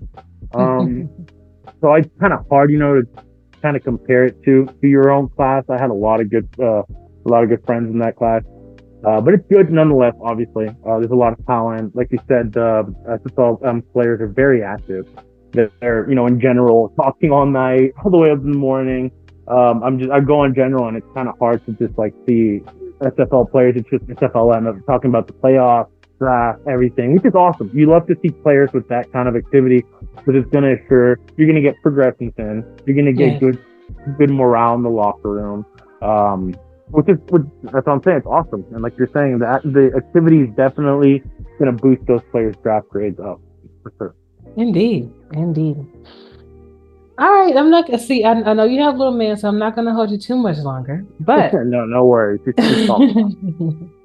So, what are your thoughts on some of the good stuff? Because it's been a while since you've been on the show. So we've had our TV deals with ESTV and Next Level and everything. So what are your thoughts on all of the good things that have been happening in the league? I think it's awesome. I'm a really big fan of the whole trading card idea, the online card. That's awesome. The TV deal, we all know that's a huge first step in the grand exposure that the SFL really does deserve. There's a lot of more steps that could be taken to even grow the league further and get a bigger audience, which I'm confident everyone in the front office for the SFL is probably already in talks to doing. But it's cool, that you could literally go to a Chili's and sit down in a little booth, ask for a specific panel, which I know, and then just sit down and watch yourself. You can be like, hey man, that's team. They just scored a touchdown right there, and that's crazy. That's something that for me was not imaginable when I first joined the league. Mm-hmm. And now, I mean, with the exposure and the positive community outgrowth that we have, it's only going up from here, and I'm super excited. Oh yeah, definitely. And to your point, I have had many conversations where people actually saw their first game in a bar or in like a restaurant, you know, and they're just sitting up there eating, and they're just like, oh, what is this? And, you know, I think that's a great thing, you know. Well, that's also what I love about it. It's the fact that, like, if you're out with friends and you're like, hey, let's go somewhere.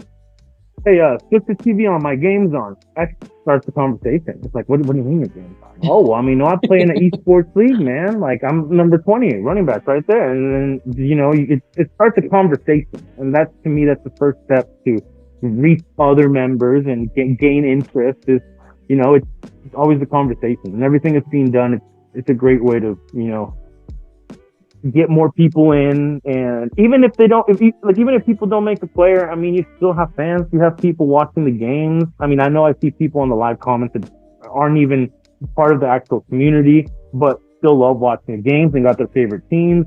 So that's always cool to see, you know. It's always great to see this big of a community keep growing at the exponential rate. Absolutely. So the last show, one of the last shows that we did together was the mental health show. Yeah. And I was wondering if you would be willing to do something like that with me again. Probably sometime soon. You know, definitely, I understand you're busy and everything, but I would like to do that again, maybe incorporating a few more people that want to kind of add to that, because mental health is important. And I think a lot of times people are afraid to say that they need help, you know, or to admit that. I would love to. And like I said, you know, there's a lot of people here that, and I mentioned it on our last show that we did about mental awareness, mental health awareness. There's a lot of people that are very introverts and that, and there's a lot of negativity sometimes when it comes to any community. It doesn't matter what it is. It doesn't matter how good the moderation is, whatever the restrictions are. There's always people that really take it a step over the line, and there's always going to be people that don't receive that well. And I think it's for the better interest of the world and everyone, you know, if we could kind of make that more of a clear point rather than just to be just kind of lost in translation. You know, it has to be very important. There's things that I've dealt with in the past. A lot of my friends, you know, have been quiet about their battles with mental health, and I'm always the person that would love to, you know, just reach a hand out, talk, you know, extend that line of, you know, I'm here. There's people that just need to vent, just need to talk.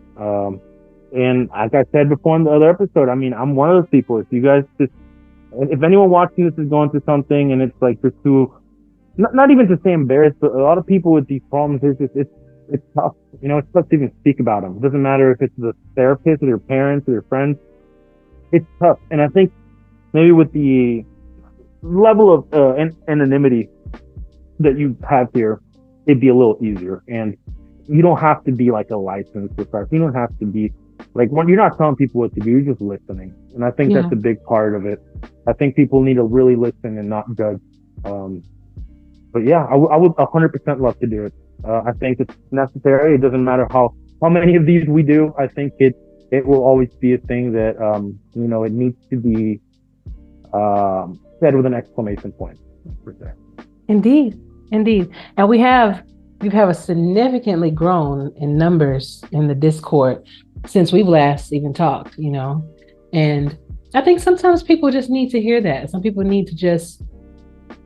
just want to know that someone is there to just listen, because you may not have all the answers, but you never know what you can do for somebody by just taking the time out to listen to them, because you don't know what's going on in their real life. You don't know if maybe they're surrounded by people that aren't listening, you know, and that's the reason why they're acting out.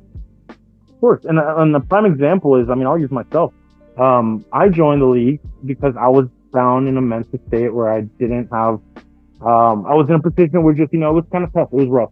And being here and meeting people, for example, like Diggs. I mean, I didn't know Diggs before I was in the SFL. Now we're great friends. We talk like every other day. We call each other. We're talking about the World Cup, talking about just, our own personal lives. And it's, I mean, I'm not saying it's like it's a cure all fix all, but it's those kind of relationships you build with people here. And I mean, it doesn't necessarily mean you have to go and seek someone to listen to you or whatever. It's just you just having that connection with someone, whether it be your friend or coach, your GM.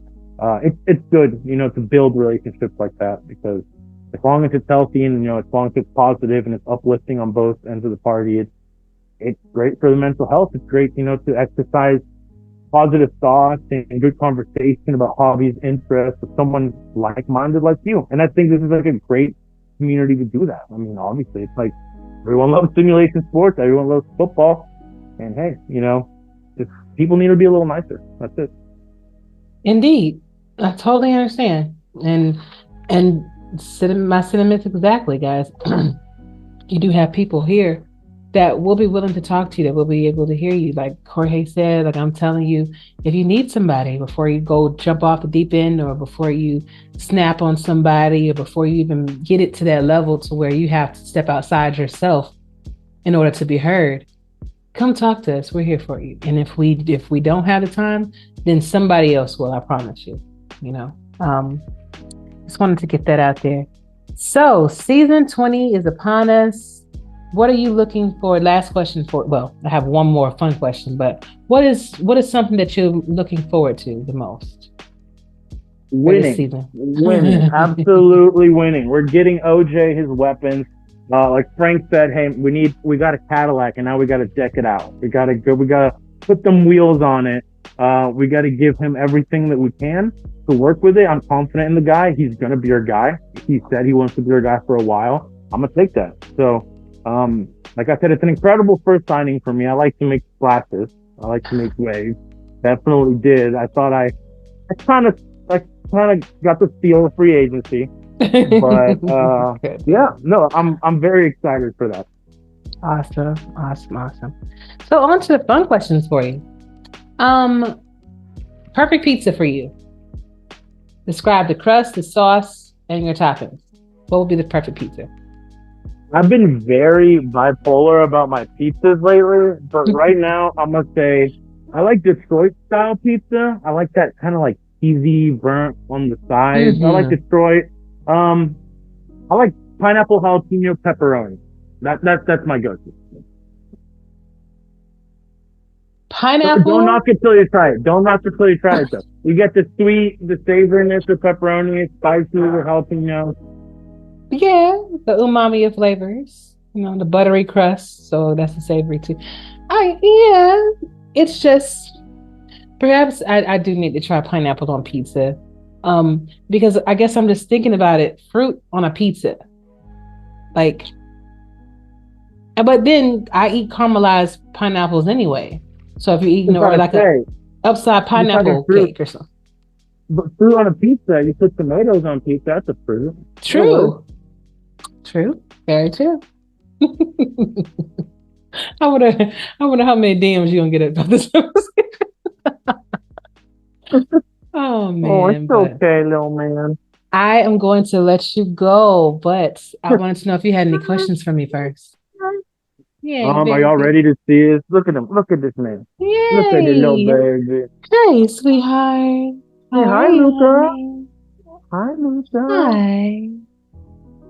Are you ready to see us in the playoffs? Are you ready? Oh yeah, I'm ready to go against Charlotte. Absolutely. Hey, let's go. I'm ready. That's the only question I had. I just need to know if you're ready. Oh, okay. We've been ready. We was ready when that game ended. Hey, I saw it, but it's fine. Yeah. Y'all gonna come back with a vengeance, and that's what I like. we don't like freebies over here at the King's South, so I will plug something for myself and for my players. I promised them more interactivity in the locker room. I promised more liveliness. So I am going to be dropping a podcast. It's going to be called The King's Table. And we're going to be interviewing a different player of our team each episode. We're going to be giving some insight on their full, player builds and everything. Just getting a spotlight on our guys. So that's going to come soon. Probably after draft. We got a lot to talk about. But yeah. Okay, cool. I'm looking forward to hearing that. The more content creators we have, the better. I love to hear everybody, when they start their own team podcast or league podcast or whatever. As long as you're getting involved and getting people's name out there that probably wouldn't be out there otherwise, I think it's a good thing, man. So awesome. Well, Jorge, I can't wait to have you back on again. I cannot let you go, though, without giving you the last word officially. So that could be a shout out, that can be a song or a poem. Right now, Jorge, the floor is yours. Shout out to my little baby right here. It's gonna be a first overall draft pick in a couple of years. Love him to death. Shout out to y'all.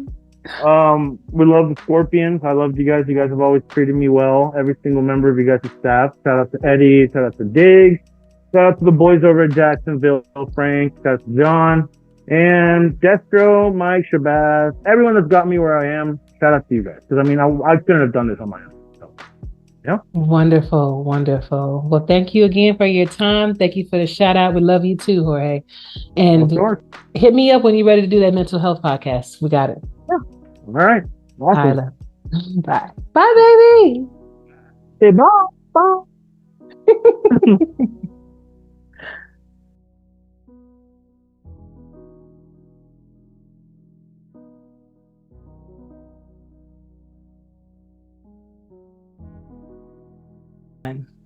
That is it, everybody. Thank you so much for joining us this evening. Special thanks goes out to Alex, Jorge, and Brad for being on the show, as well as my all-star panel tonight. Gentlemen, do you have any good words for the people before I let you go?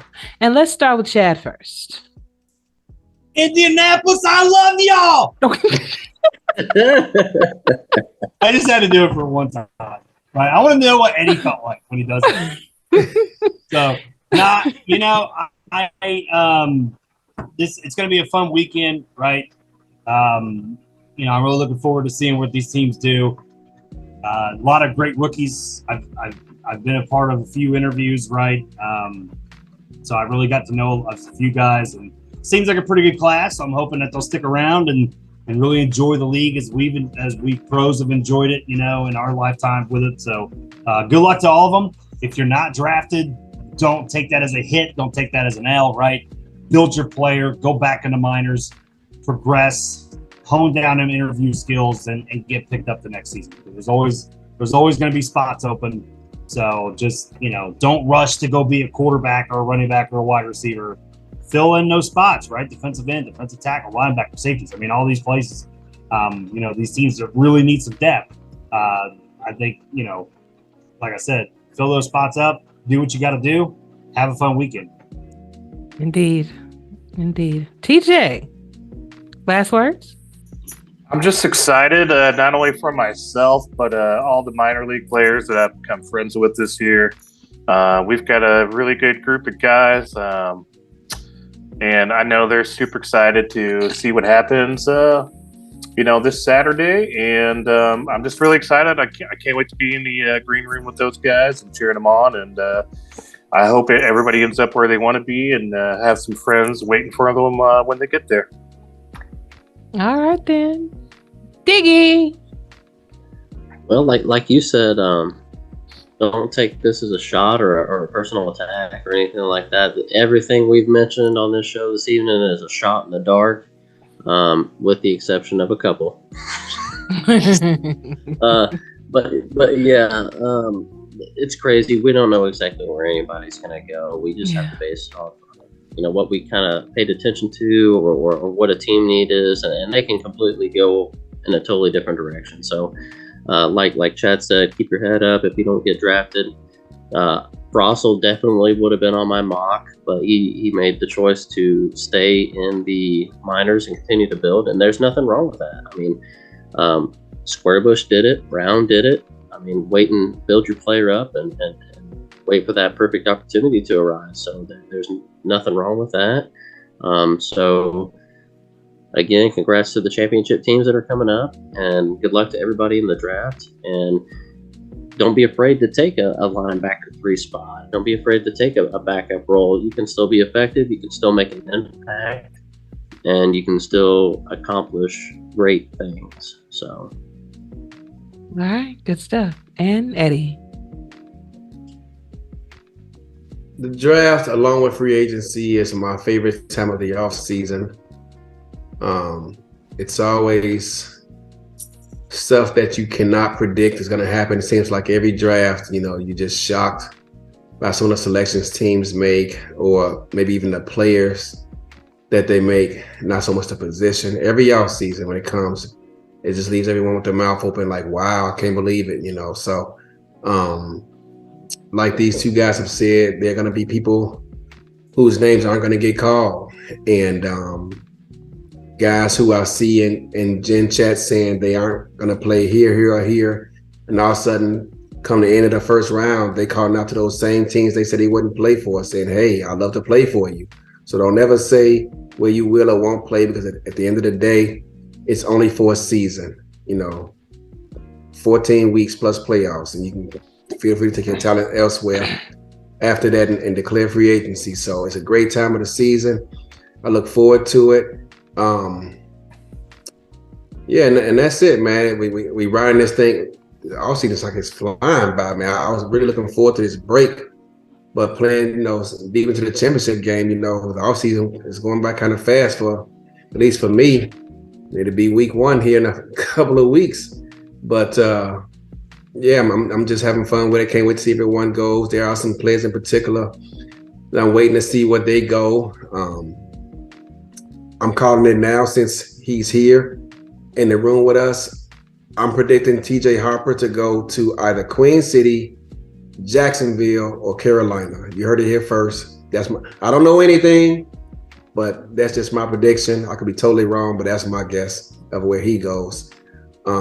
Other than that, it's been fun, Ashley. Thanks for considering me to be a guest on your show these past few weeks. But once the regular season starts, I can't do this no more, because I got to be back on my grind with coaching and stuff. But it's been fun, and Diggy can take over and dominate like he usually does. What was that? Damn, Diggs. I would never call him. That's why he wants with Don Chad. Yeah. I cannot call a grown man willingly Diggy. I just can't do it, man. But you just did. It sounded so natural too. But it's been a pleasure having you on with these guys and with Chad and these guys here. But yeah, I'm just looking forward to the show this weekend and see how it all play out. Indeed, piggyback off everybody. Great show from the rookies. It was a fantastic SFLm season. I wish you guys the best of luck on the field on the Friday. Good luck in the draft on Saturday, and just have fun. I think these are some top quality moments that you're having in your life right now. I don't know how many people has ever been drafted in real life or actually went through this whole thing in real life, but for those that haven't, like me, for instance, it was a very special time. So I hope that's the same for you. I hope that you're happy with the decisions that are being made and how you built your player and everything. And of course, if you have any questions, feel free to reach out to any one of these people that you see in front of you, or any other trusted sources, because they won't steer you wrong. All right. So before you end that, I wanted to say one more thing. Okay. Shout out to everybody that helps the process for the draft, Cam and all the guys that sit in on the draft process. Like you said, drafted in real life. I mean, we've all been in some other leagues where they just, hey, somebody sent their name in through a DM and this is who got picked. But the amount of effort this league puts in to make it an experience and to have commentators talk about you like it's an actual thing is a very special thing. And it was an experience that I truly enjoyed going through a couple seasons ago. And I mean, as soon as my players maxed out and told I have to retire, I will gladly go through it again. So thank you, Cam, and thank you to all the broadcasters and stuff that put the time and effort and the emotion into it to make it a truly life-changing thing for all these rookies and stuff. So thank you, guys. And thank you, Eddie and Chad, for all that as well. Awesome. Are you going to say thank you to TJ? He's sitting right there next to you. He didn't call my name. Oh. Oh. He wasn't a part of the process. See, TJ, he don't like you because I threatened to kick him off the team and replace you. And you don't, TJ. You remember, I put you going to Carolina, not Eddie. Eddie tried to take credit. You heard it here first. TJ